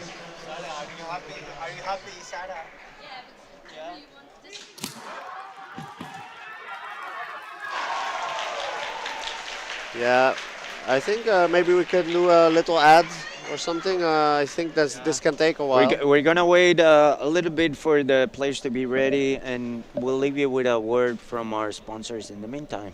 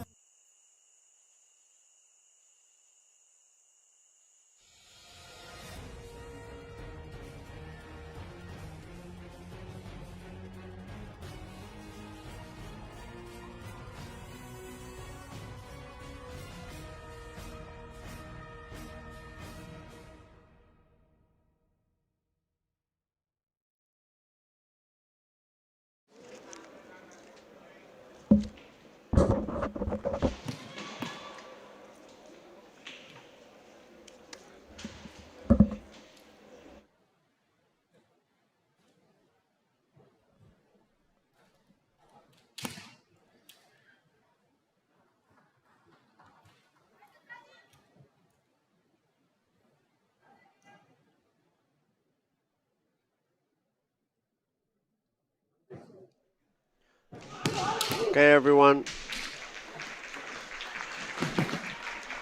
This Shiai has started already. And here we go. James Wright versus Ken van Laken. We're getting close to the final stage of the tournament. And a very good attempt by James Wright. Straight into the Shiai right away. James Wright really showing the will to aggressively press upon Ken and take Ippon. And will Ken stay calm? Oh, there it is, just a keyhole man basically. Yeah, and Ken attempted to break the Zanshin by putting Shinai in between, and I can't even keep up with my commentary, but James follows up with a keyhole kote strike basically, and yeah, it's over, just like that. Yeah, Ken never broke posture, even as those Ippon were being made, but it is over, and yeah, gotta hand it to Ken that yeah, it was. He didn't lose his dignity in that exchange. His kamae was not broken. His posture was not broken. He did attempt to break the Zanshin of James Wright by inserting a Shinai in between himself and James Wright, but yeah, James Wright just turned his body a little bit outward and was able to get past the Shinai and complete his Zanshin. So that was the first Ippon, and then the second Ippon. Yeah, maybe Ken was a little bit flustered by the fact that he lost an Ippon so quickly, and then combined with the fact that it wasn't men, maybe his attention was on anticipating another men strike, by which perhaps he left his kote a little bit unguarded. Yeah, that was great to see again, you know, against Sochi, Ken taking such a long time, and then against James Wright, losing so quickly. It really shows that Kendo has infinite possibilities, infinite matchups, infinite depth. Any Shiai can go any way. Yes, exactly. And the level here at the European Kendo Championships, anything can happen. You can have a bad day, but a good day. The level is so high that, yeah, there's no small opponent here. Nope. Everybody has worked really hard to be here, trained many years to be here, and it shows. Yeah, and you know, the thing is, the margins are so small, the skill levels are so close together. Yeah, and then you see those small margins turn into huge spectacle of Ippon and technical prowess. Yes. Now on screen we've got Gideon Hamburger versus Makoto Kofi from Belgium. Yeah, so this is again like Hamburger from Hamburger. Am I saying Hamburger from well, the you Netherlands? may pronounce hamburger any way you want. Yeah, I mean it's a beautiful kote attempt, and the Kaishi man attempt by Makoto Kofi here. Yeah, it is nice to see this. I can tell, because I know these guys, that most of these players are going to put everything on the table here. Yeah. Yeah, this is another Flemish classic. They know each other for sure. Right? Yeah, well, Flemish is Belgium, but no. Netherlands is Netherlands, and wow, very intense from the get-go. yeah, very beautiful posture, both of them. They have fought each other before. They know each other. Yeah, they know each other for sure, right? Let's see. Dame has been called, perhaps to reset the situation, because they did seem a bit entangled there. Yeah, entangled there, the Kensen. And as we always say, as I always say, safety first. Safety first, Pablo came up with it. Oh, Nice there exchange. It didn't connect, but the No, yeah. opportunity was there for Yeah, sure. they moved Yeah. towards each other so quickly that they weren't able to have the space to perform neither of them. And a beautiful Hido attempt by Guido Hamburg, just shy of actually being able to raise the flags of the referees. And back into Kamai, Isoku Ito. Yeah. They're feeling each other's attention. It definitely shows like it's not the first time that they fight each other. Yeah. Possibly in different tournaments in Belgium or Yeah. or in in the Netherlands. Yeah, it does help to know a little bit, to know your opponent a little bit. Especially you do tend to know what they are capable of and what they are not capable of. Maybe that's even more crucial. You do know what techniques they don't perform. And at this stage of the tournament, you got 5 minutes of regulation time, plus an end show with no time limit. So in this case, there's no rush to, there's no need to rush to score first or to score a nippon. Yeah. We got time on the clock. Oh, beautiful Hikimen there. Yeah, I nice. felt like it landed, but maybe the Shinai was in between. Yeah, it was kind of half blocked by crossfits. Yeah, I think so too, yeah. Yeah. Makoto maybe got a little bit flustered by that Hikimen strike. I hope it doesn't get to him. But here we go, he's decided to pressure Gideon into taking action.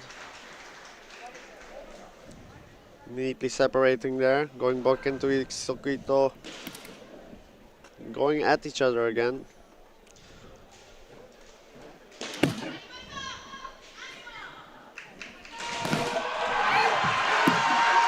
Yeah, you do see that Makoto likes to put the pressure, and Gideon does react to it, as we see here, but it does create some nice opportunities for Gideon to strike.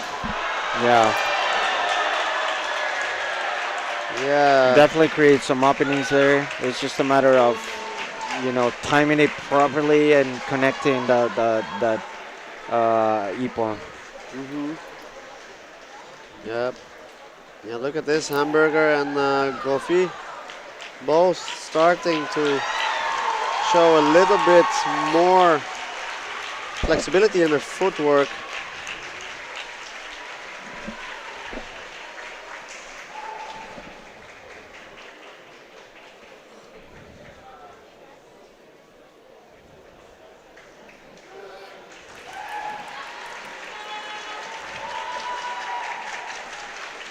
And they're back to being relatively static now. Yes, no And, points there.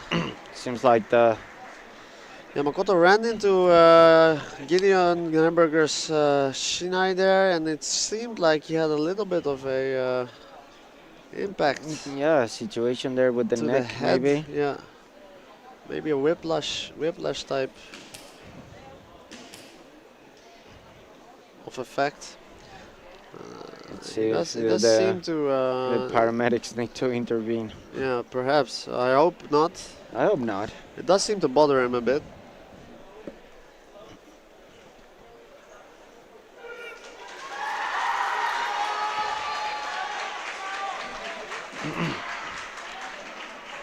Maybe he needs to readjust his man again.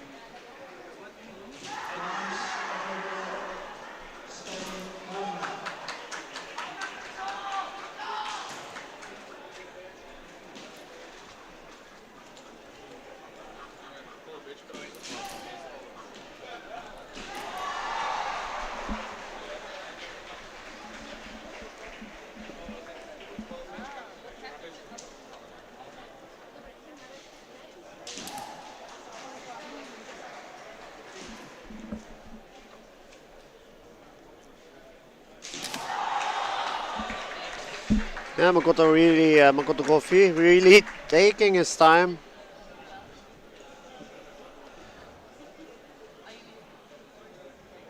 Trying to figure out what's going on, and here comes the medic team. Oh, we got some paramedics on the floor. We hope Makoto is okay. Yeah, it did seem like a whiplash of some sort. He's explaining to the paramedics now what happened. Seems like his neck got stretched, overly stretched at some point.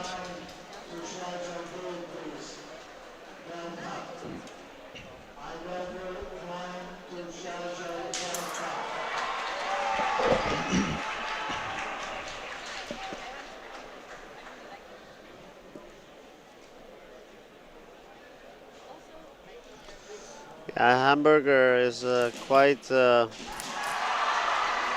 thinking player. You know, he will be thinking what to do next. I know him quite well. I would assume that he is playing out all sorts of scenarios in his head right now. And the actions he can take in all of those scenarios. Yeah, one possible outcome is, of course, that Makoto Kofi is not able to continue. Yes. In which case, it's an automatic win for Gideon Hamburger. But yeah, I don't think Makoto would go for that unless he's really hurt. I agree. So he will continue if able at all. He will continue. Yeah, that's for sure. We've been there when I'm pretty sure you've been injured as well at some point in tournaments. You would rather continue a little bit hurt or a little bit injured rather than just walk away. Yeah. Unless it's really something like really bad, like super, like you're going to the hospital straight away. Yeah, and they do have 5 minutes according to the rules. They got 5 minutes to check with the doctors if you're okay. So that's within the regulation and the rules. Let's hope that he's okay and he's able to carry on. Yeah, he will continue. I would expect nothing less. Makoto, I've seen injured quite often. Somehow he is quite prone to injury. I've seen him injured way worse and still being able to continue. So I do not doubt his will to continue at all. And sure enough, he does put his man on again. Yes, we're gonna carry on for sure. Yeah, and at the same time, Gideon has had the time to think about what has happened in the Shiai so far. Perhaps taking something away, taking perhaps some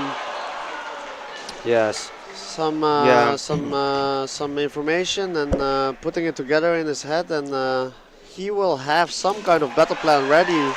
Whereas Makoto was focused on the injury and perhaps didn't have as much time to think about the flow of the Shiai.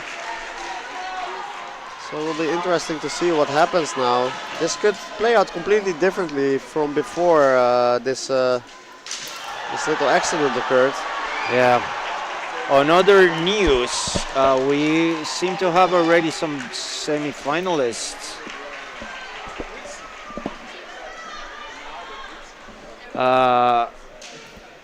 We will confirm, but it seems like Arford from Sweden is already one of our semi-finalists.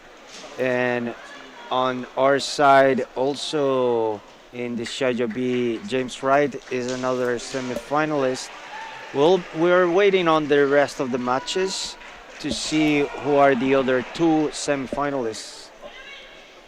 In any case, it seems like Makoto is back on his feet, literally, and we will see what will happen here next.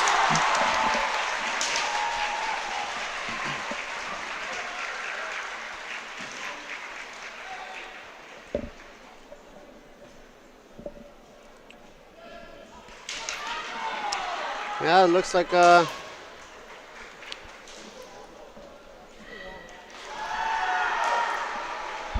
we're ready here. Yeah, and it appears that we will move back into this Shiai. Yeah, these guys are quite evenly matched, I would say. Yes. Yeah, both can win. Yeah, and let's go. Yeah, Makoto is back into it. He seems completely fine. Makoto Coffee, that is, and Hamburger. Also having had the time to take a breather. Well, they must both be back to full energy.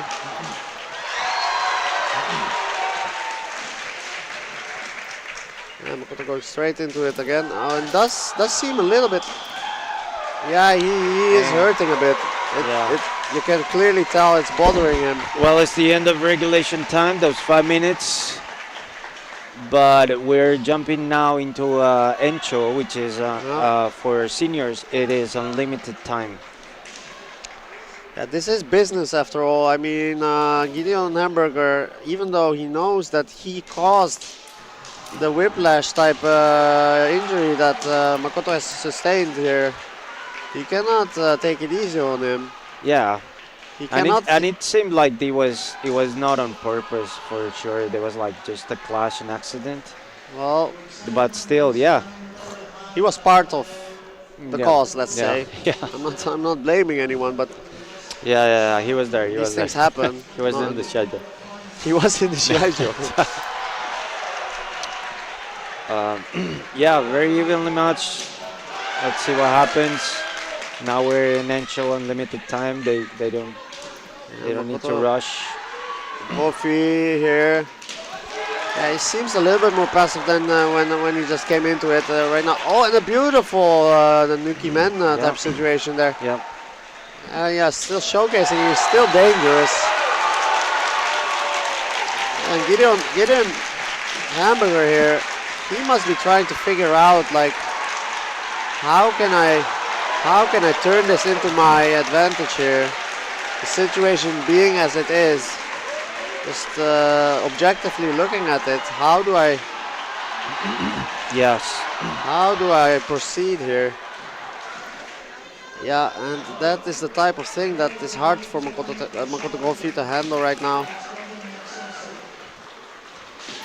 There's a He does have that Kikido style where attempt. he does jump, he does put his arms up after a men's strike, and then when that happens, he is yeah. You can lose your unwillingly- balance. Your Yeah, center of gravity is up there. It's a dangerous position to yeah, be that in. too, but it's also hurting him doing so in the process, I think. So it's taking away a bit of momentum from him, I feel.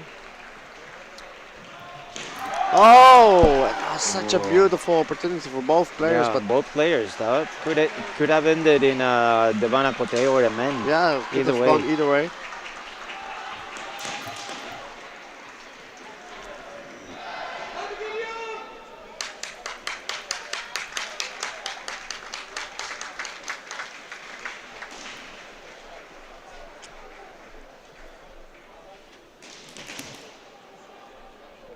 Yeah.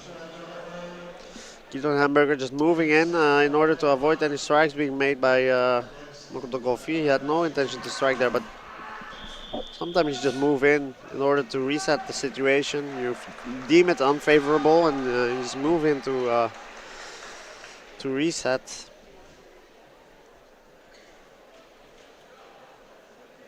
Yeah, and this is the only. Oh no, there's another Shiai going on. Shiaijo B. But on A and C, they're done already. Yeah, nice kote attempt, and from Hamburger, Makoto Gofi retaliating with Kai Shimen, but none of it lands. Oh, and There's a neither men. was an attempt Yeah. with the man, but Makoto managed to kind of block it in Yeah, a sense and, yeah. and create a distance there, so no flags.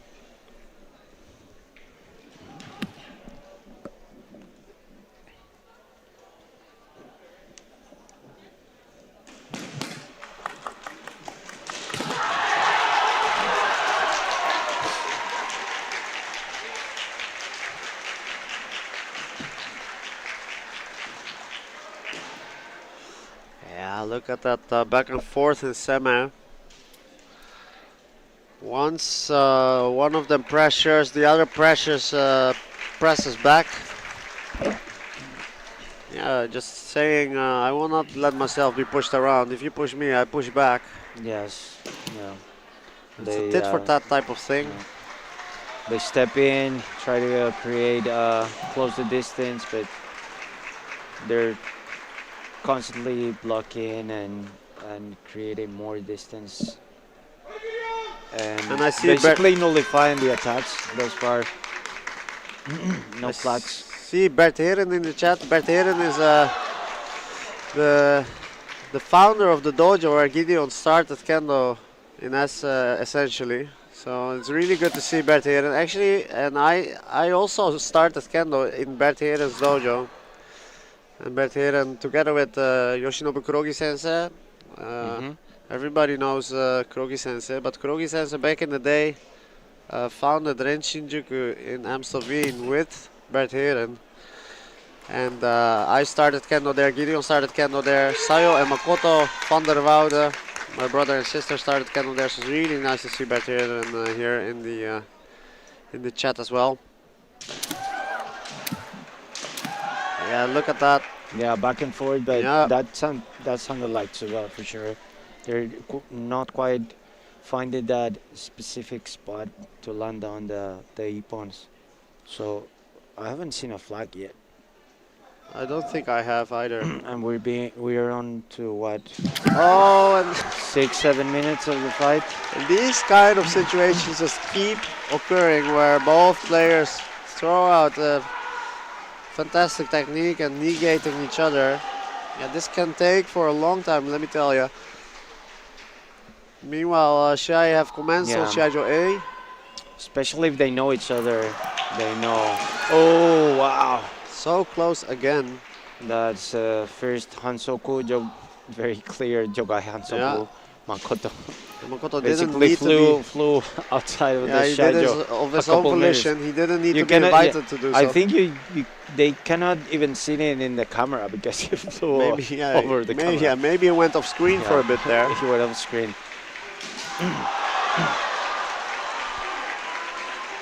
Now he's got to be careful not to step out of bounds or have another Hansoku, because that would be automatically the end of the match. I think on the other Shiaijo we have Nakabayashi versus Pina. So if you would like to see that match, go to Shiaijo A stream.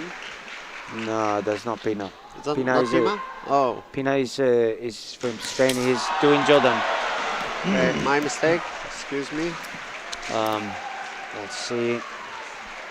We're back in the game. No points. Obviously, we're in Encho. No points yet. And one Hansoku for Crossfields. He needs to be careful not to make another penalty. Otherwise, he's out of the competition. Gideon, of course, aware of this. He's not the type of person that would aim to make him. Yeah, to receive push an him out answer, of but- bounds or anything, but still. Yeah, it does matter. Oh, beautiful kata attempt. You know, Makoto Kofi really, at times, really just moving in so boldly, forcing Hamburger to respond. I've seen this pattern occur quite often in the Shiai already. And look at this, Makoto Kofi being close to the edge of the Shiaijo, but Gideon does not try does to not- push him yeah. over. Yeah, you don't want to win that way, to be honest. Anyway, you want to win with a clean, very clean ippon rather than just pushing people.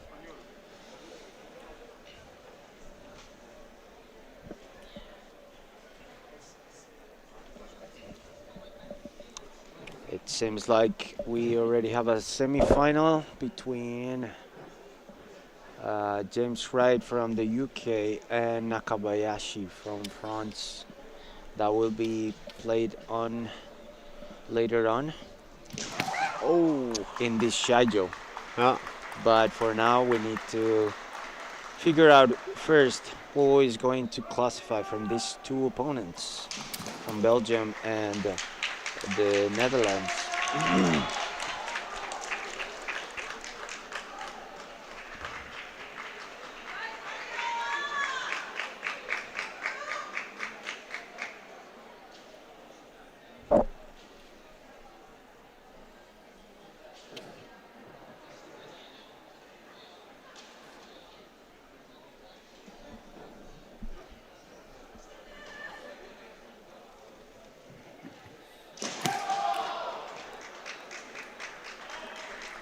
Makoto really quick there not to be on the spot near the line. Not to receive the invitation. Yeah, in order to, not to receive the invitation to kindly Remove himself from the remove Shiai-jo. himself from the Shiai-jo. It seems like they stopped the time.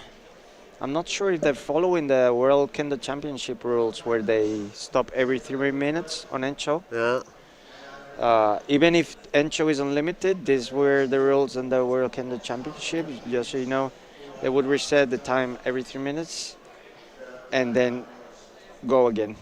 Even though unlimited Enchos, but let's say fractioned into kind of 3 minutes sections.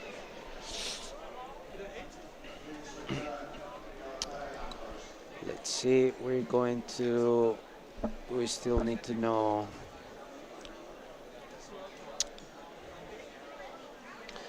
Yeah, right versus Nakabayashi. We have Has been the confirmed. first semi-final. Yeah, one of the semi-finals has been confirmed between And we go. James Wright and Nakabayashi on the other side. This might be the longest Ancho so far in this tournament. I'm not sure about At least the, in the Shiai-jo for sure, yeah, on because this one, we've been here all day. Yeah. Yeah.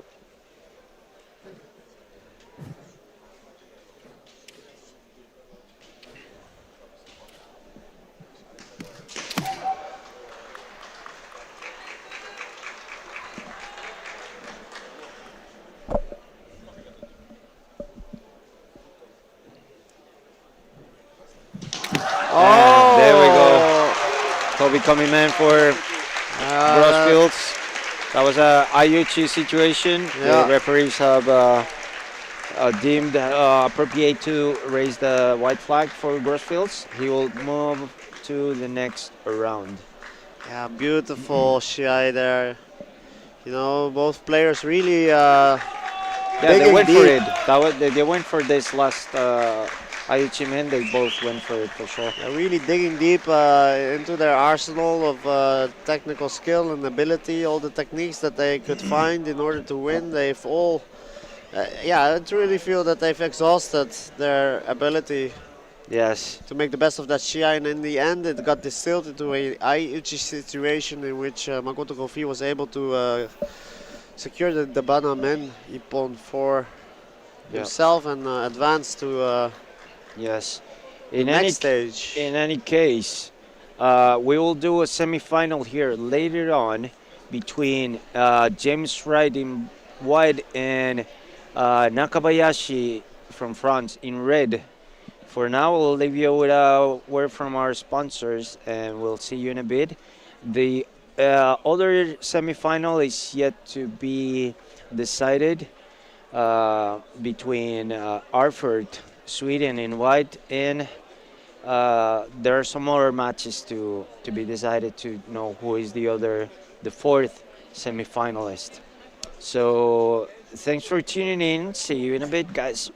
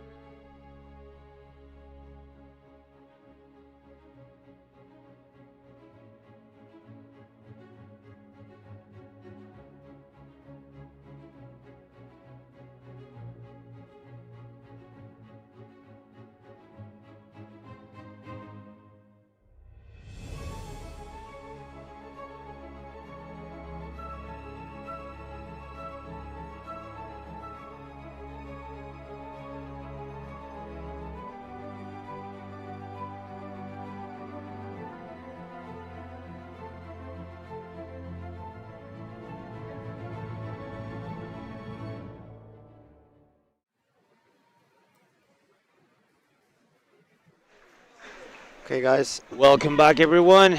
We're doing the semifinals, one of the semifinals here between James Wright in white and Koichi Nakabayashi in red.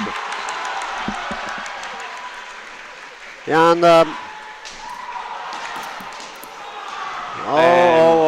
And we have their first invitation to step out of the Shiai-jo. No Hansoku, the referee is called Yame. It seems like Nakabayashi is okay. We're gonna resume this fight. please let us know if you can hear us in chat. Let us know in the chat if you can hear us correctly. This is so intense already, and there's the men strike. Ski into men. Yep. In fact, that was beautiful. Beautiful, beautiful. Ski into men. Yeah, really quick on the feet there, chasing Nakabayashi, who was trying to create distance, create my eye there, but got connected that Ippon in the end. Oh, and Koichi connecting to the men there, but Wright being able to deflect the Shinai downwards. Koichi unable to complete the Zanshin. And that was, I think, in the Banakote. The Banakote, yeah, the Banakote. Nakabayashi went in for the men, and Wright countered with a degote. That's the end of this semifinal. James Wright will be moving on to the final round.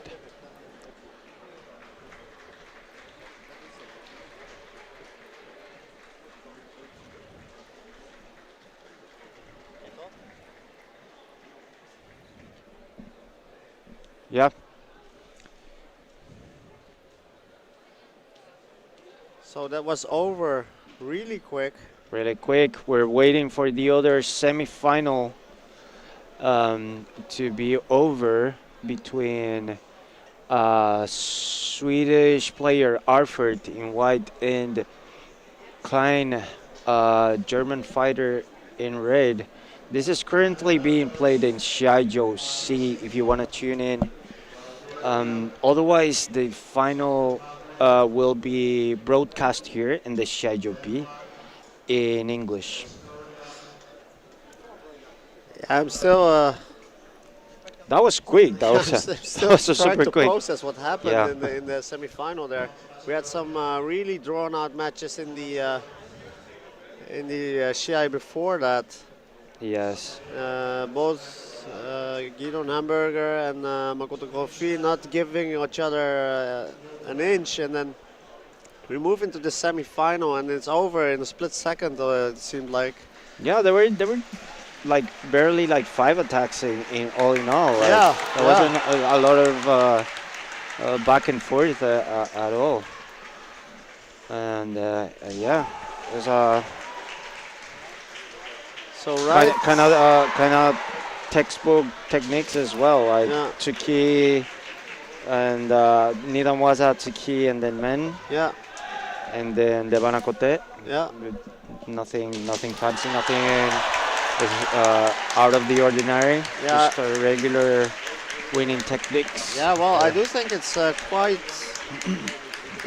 to be able to go for the ski and then in a split second decide to go for men after that, and then that in itself kind of tells me that James Wright is just running on body memory, Yeah, he just exactly. goes for that stuff that he sees in front of him, and then after that he was backed into that corner. That's the result, I think, of a lot of a lot of training. I think, Yeah. especially side to side, one side from the dojo to the other side. Yeah, True, yeah, true. Run. Yeah. Because even though Nakabayashi was stepping backwards, trying to create that gap and the distance and the mae, it wasn't enough. no. Obviously, the height difference and the arm length difference helps there Yeah, for right. yeah. But yeah, oikomi waza. Yeah, it was. Yeah, Koichi anticipating that ski, but not quite. Not quite. He Anticipated miscalculated the man after that. He did not see coming. the I think. distance. He Yeah. thought he was not gonna get there right, but he got there. He basically did a super quick jump, and he got there. He got there with the correct eye. Yeah, and then after that, that situation in the corner on the far side. Yeah, right. Was in the corner, but got into that corner, and we have a ippon on Shiaijo C. Shiai-jo C. We have our finalist now. Arford. Arford from Sweden advances into the final. So it's Arford versus Wright. Arford will stay in white. Arford from Sweden, and Wright will be red. Soon on this Shiai-jo. It will be in the Shiai-jo. We will stay in English, just so you know. Shiai-jo D. If you wanna listen to this broadcast in Japanese, please tune in to Shiai-jo D. If you wanna listen to the final in Dutch. No, we'll confirm the languages in a second. I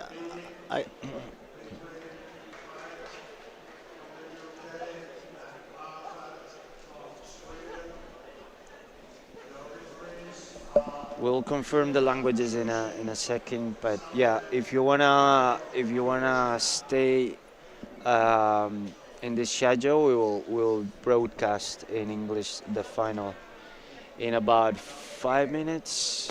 That's what the Shimbacho just said, right? I couldn't understand. I didn't about- catch that. Yeah, but yeah.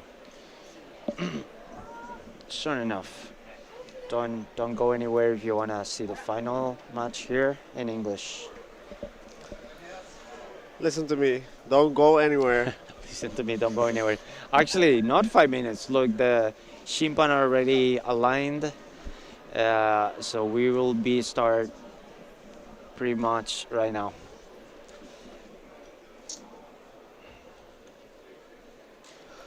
There we go. Yes. Updating the screen info. Arford versus James Wright. Marcus Arford versus James Wright here. Marcus Arford from Sweden, third dan, 26 years old, 13 years of kendo experience, 6 times. Has been selected 6 times for the Swedish team. Third time, perhaps 4th time at the EKC, and all the players coming in to support their respective Yes. finalists. There will be ever so slightly change. My friend Javka, he's going to move to Shiai-jo C, which will be in Dutch.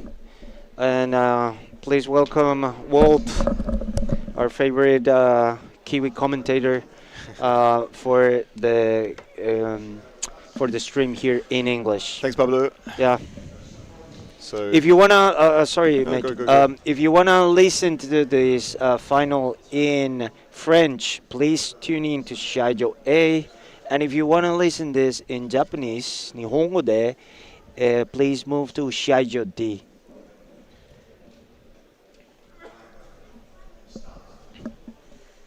okay, so a few surprises, perhaps, in this event today. Yes, yeah, quite. I think, 2 years ago at the last EKC, we had 3 French in the semi-finals, and then an all-French final. This year, only Nakabayashi in the semi-finals, and final between Great Britain and Sweden.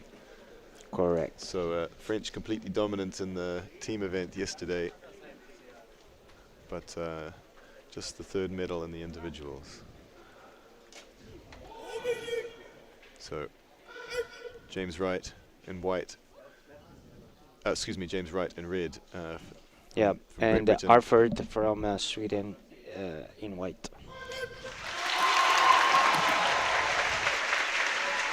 Both fighters tall and physical. Oh, strong kote men, 2 flags. Wow, Quick. that was right off the bat. Quick keep on there from Wright.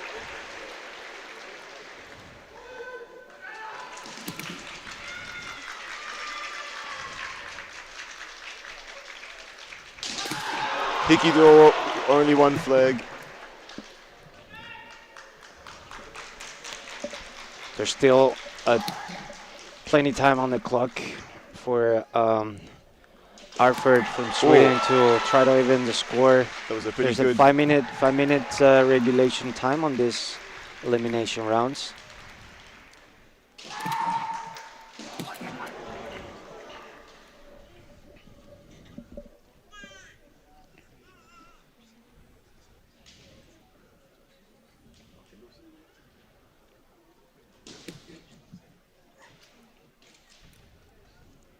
Physicality and Super ZDI trying to open up a opportunity.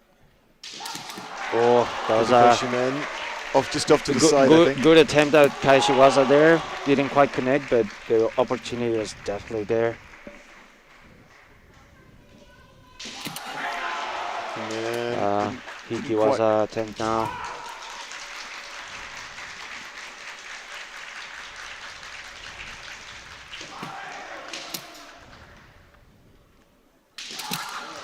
good attempt at kote there. I felt maybe having a problem with his men a couple of times. He's pushing it. One Hiki man, no. Only one flag there for that Hiki man. And the referee has called for a gogi. So I think Wright stepped back before doing the Hiki man. They may decide that that was against the Subazidii rules, but of course difficult to anticipate. The referees are much closer, better able to see what's happening. So let's see. Let's see what they decide. No, No Hansoku, no warnings. We carry on. Oh, Nice Debana Kote from Arford. Equalizing the score. 1-1.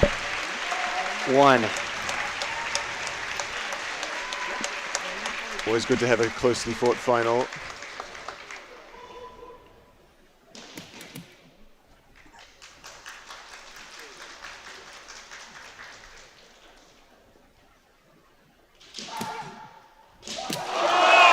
Oh, and then Toby Komi-man from Arford.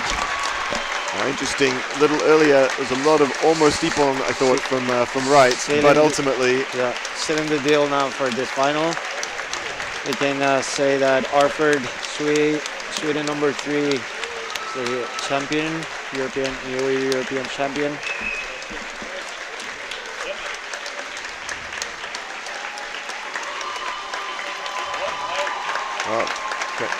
fantastic ippon there in the finals. Yes. Just off the left of the camera, the Swedish team is looking quite cheerful. Yes, exactly. Everybody's hugging the new champion.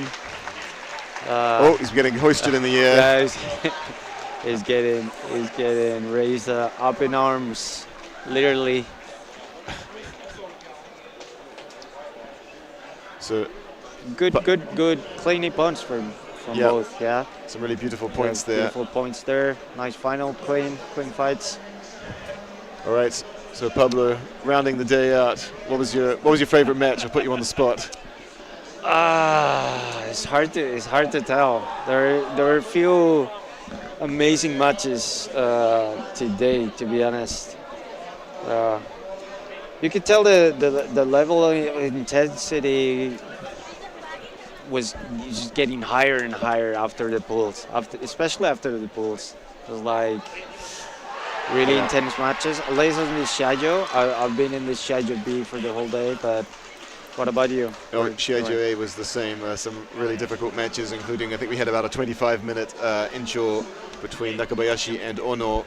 Oh wow! Nakabayashi ultimately winning with men but then, of course, losing against Wright, who in turn went on to be beaten by Affert. So Yeah, interesting, we had a really interesting long run of intro matches. here as well, between Grossfields and I think Guido.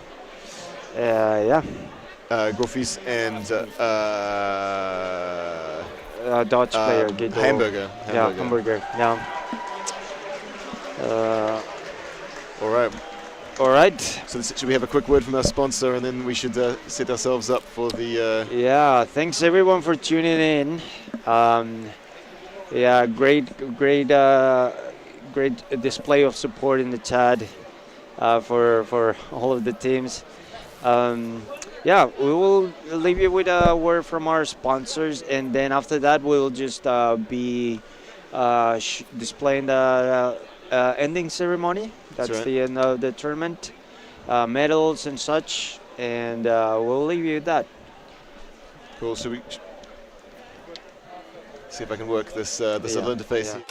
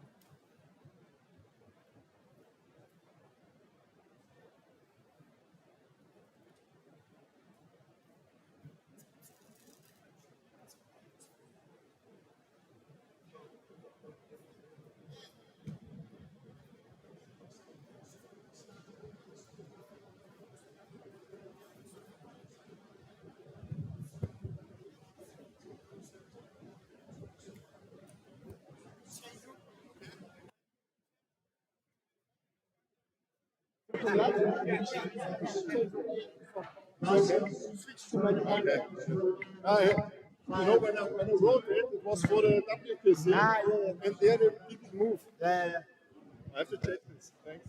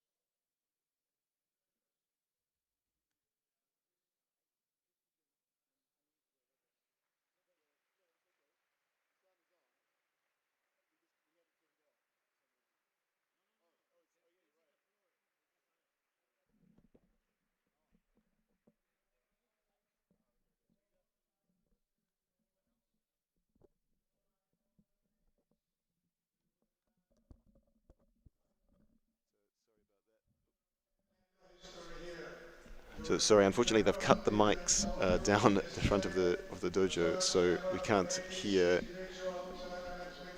anything.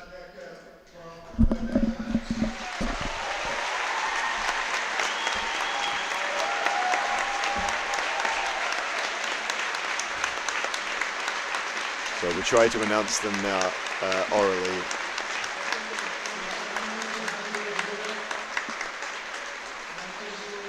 I think they've started packing up already. Sofia Nima from Italy, Fighting Spirit. I missed the name, but one of the Swiss fighters.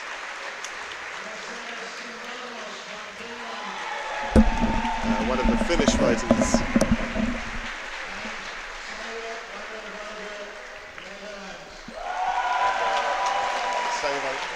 Sam van der Woede from the Netherlands.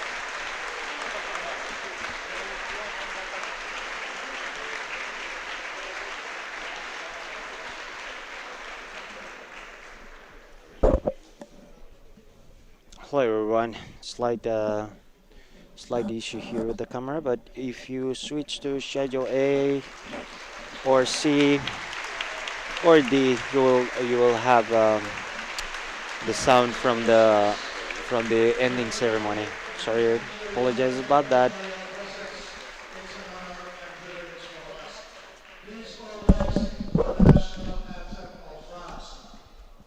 So French national anthem playing. Hopefully be sung as beautifully as it was yesterday.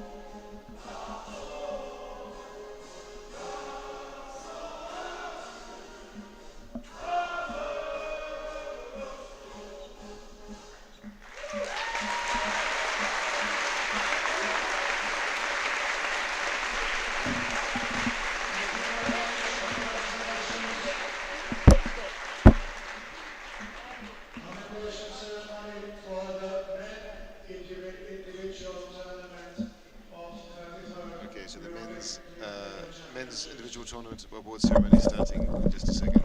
Prizes for the third place winners will be handed out to Koichi Nakabayashi from France.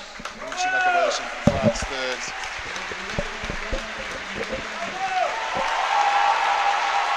And Nico Fein from Germany, third place as well.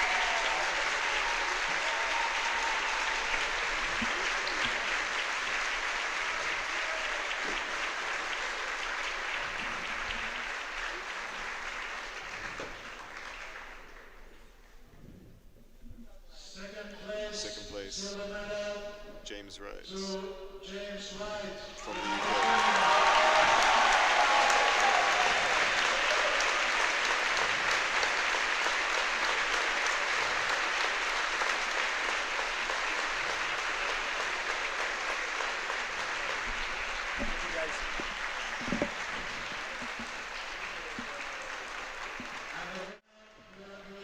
Champion in men individual category 2025, representing Sweden. For winning this year, Marcus Appelt from Sweden taking first place this year.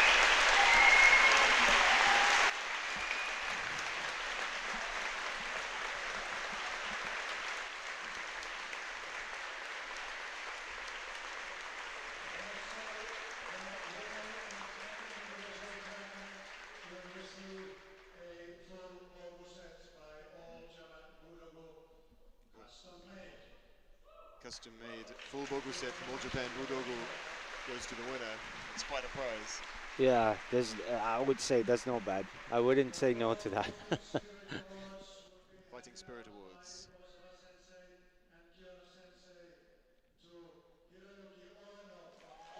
So Ono from Germany for the Fighting Spirit.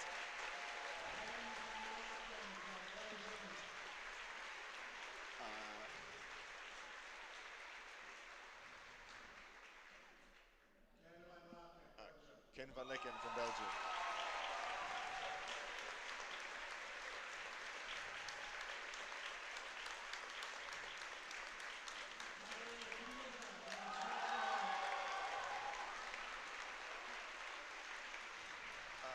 Kimura from Switzerland.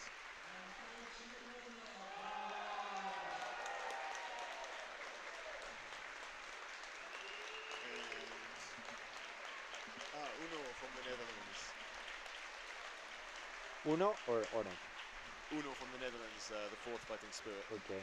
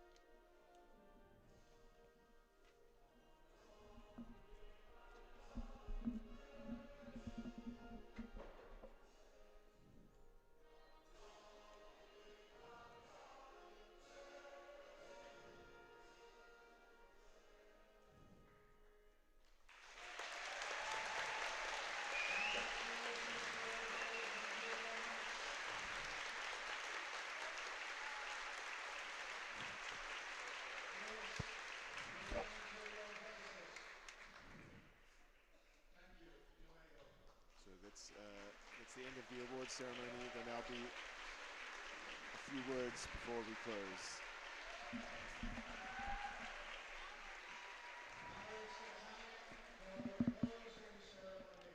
Of the 33rd European Kendo Championships in Leiden, Netherlands. I would also like to invite the representative of Montenegro to join the referees, officials here.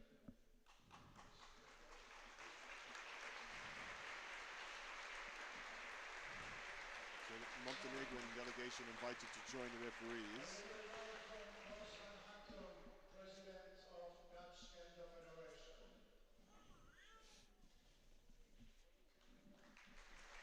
Dutch Federation President about to say a few words.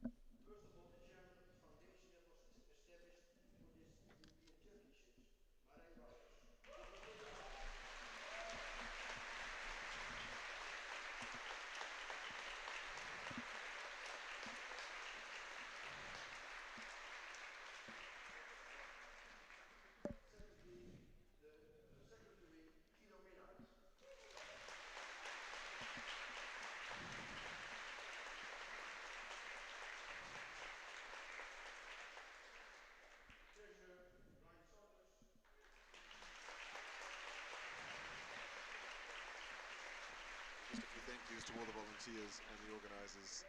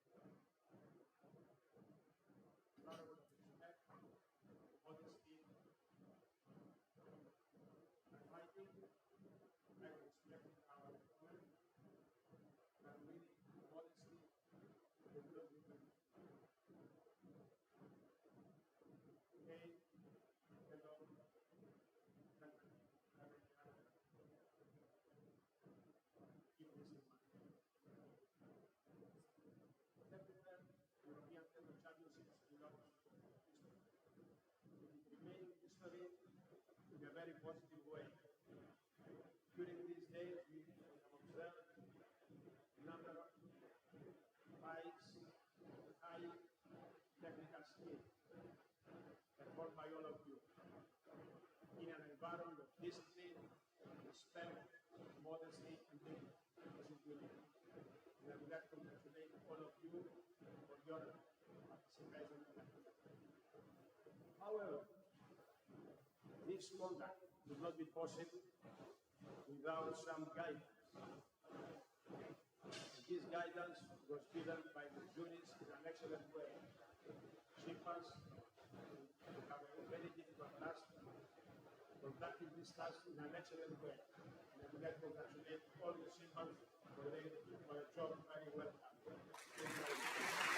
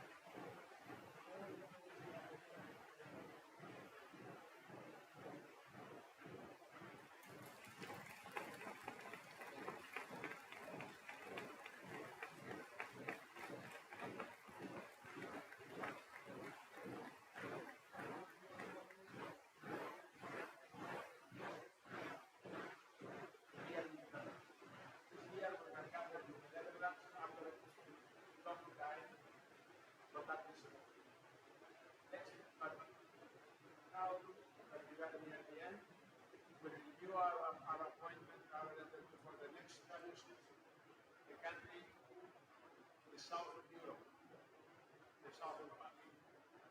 Country combines the mountains with the sea. Not a big country, maybe smaller than the Netherlands, but brave enough to take on the responsibility to organize the 34th European Kendo Championship. This country is Montenegro.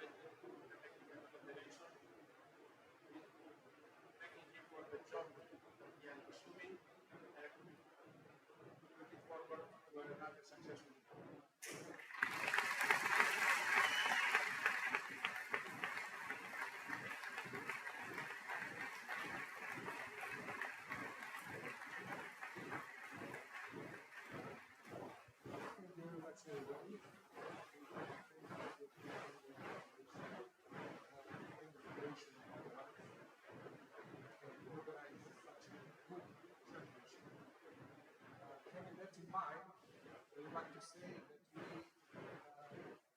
great pride and great sense of responsibility take upon this task to organize one good and memorable European Kendo Championship in Montenegro.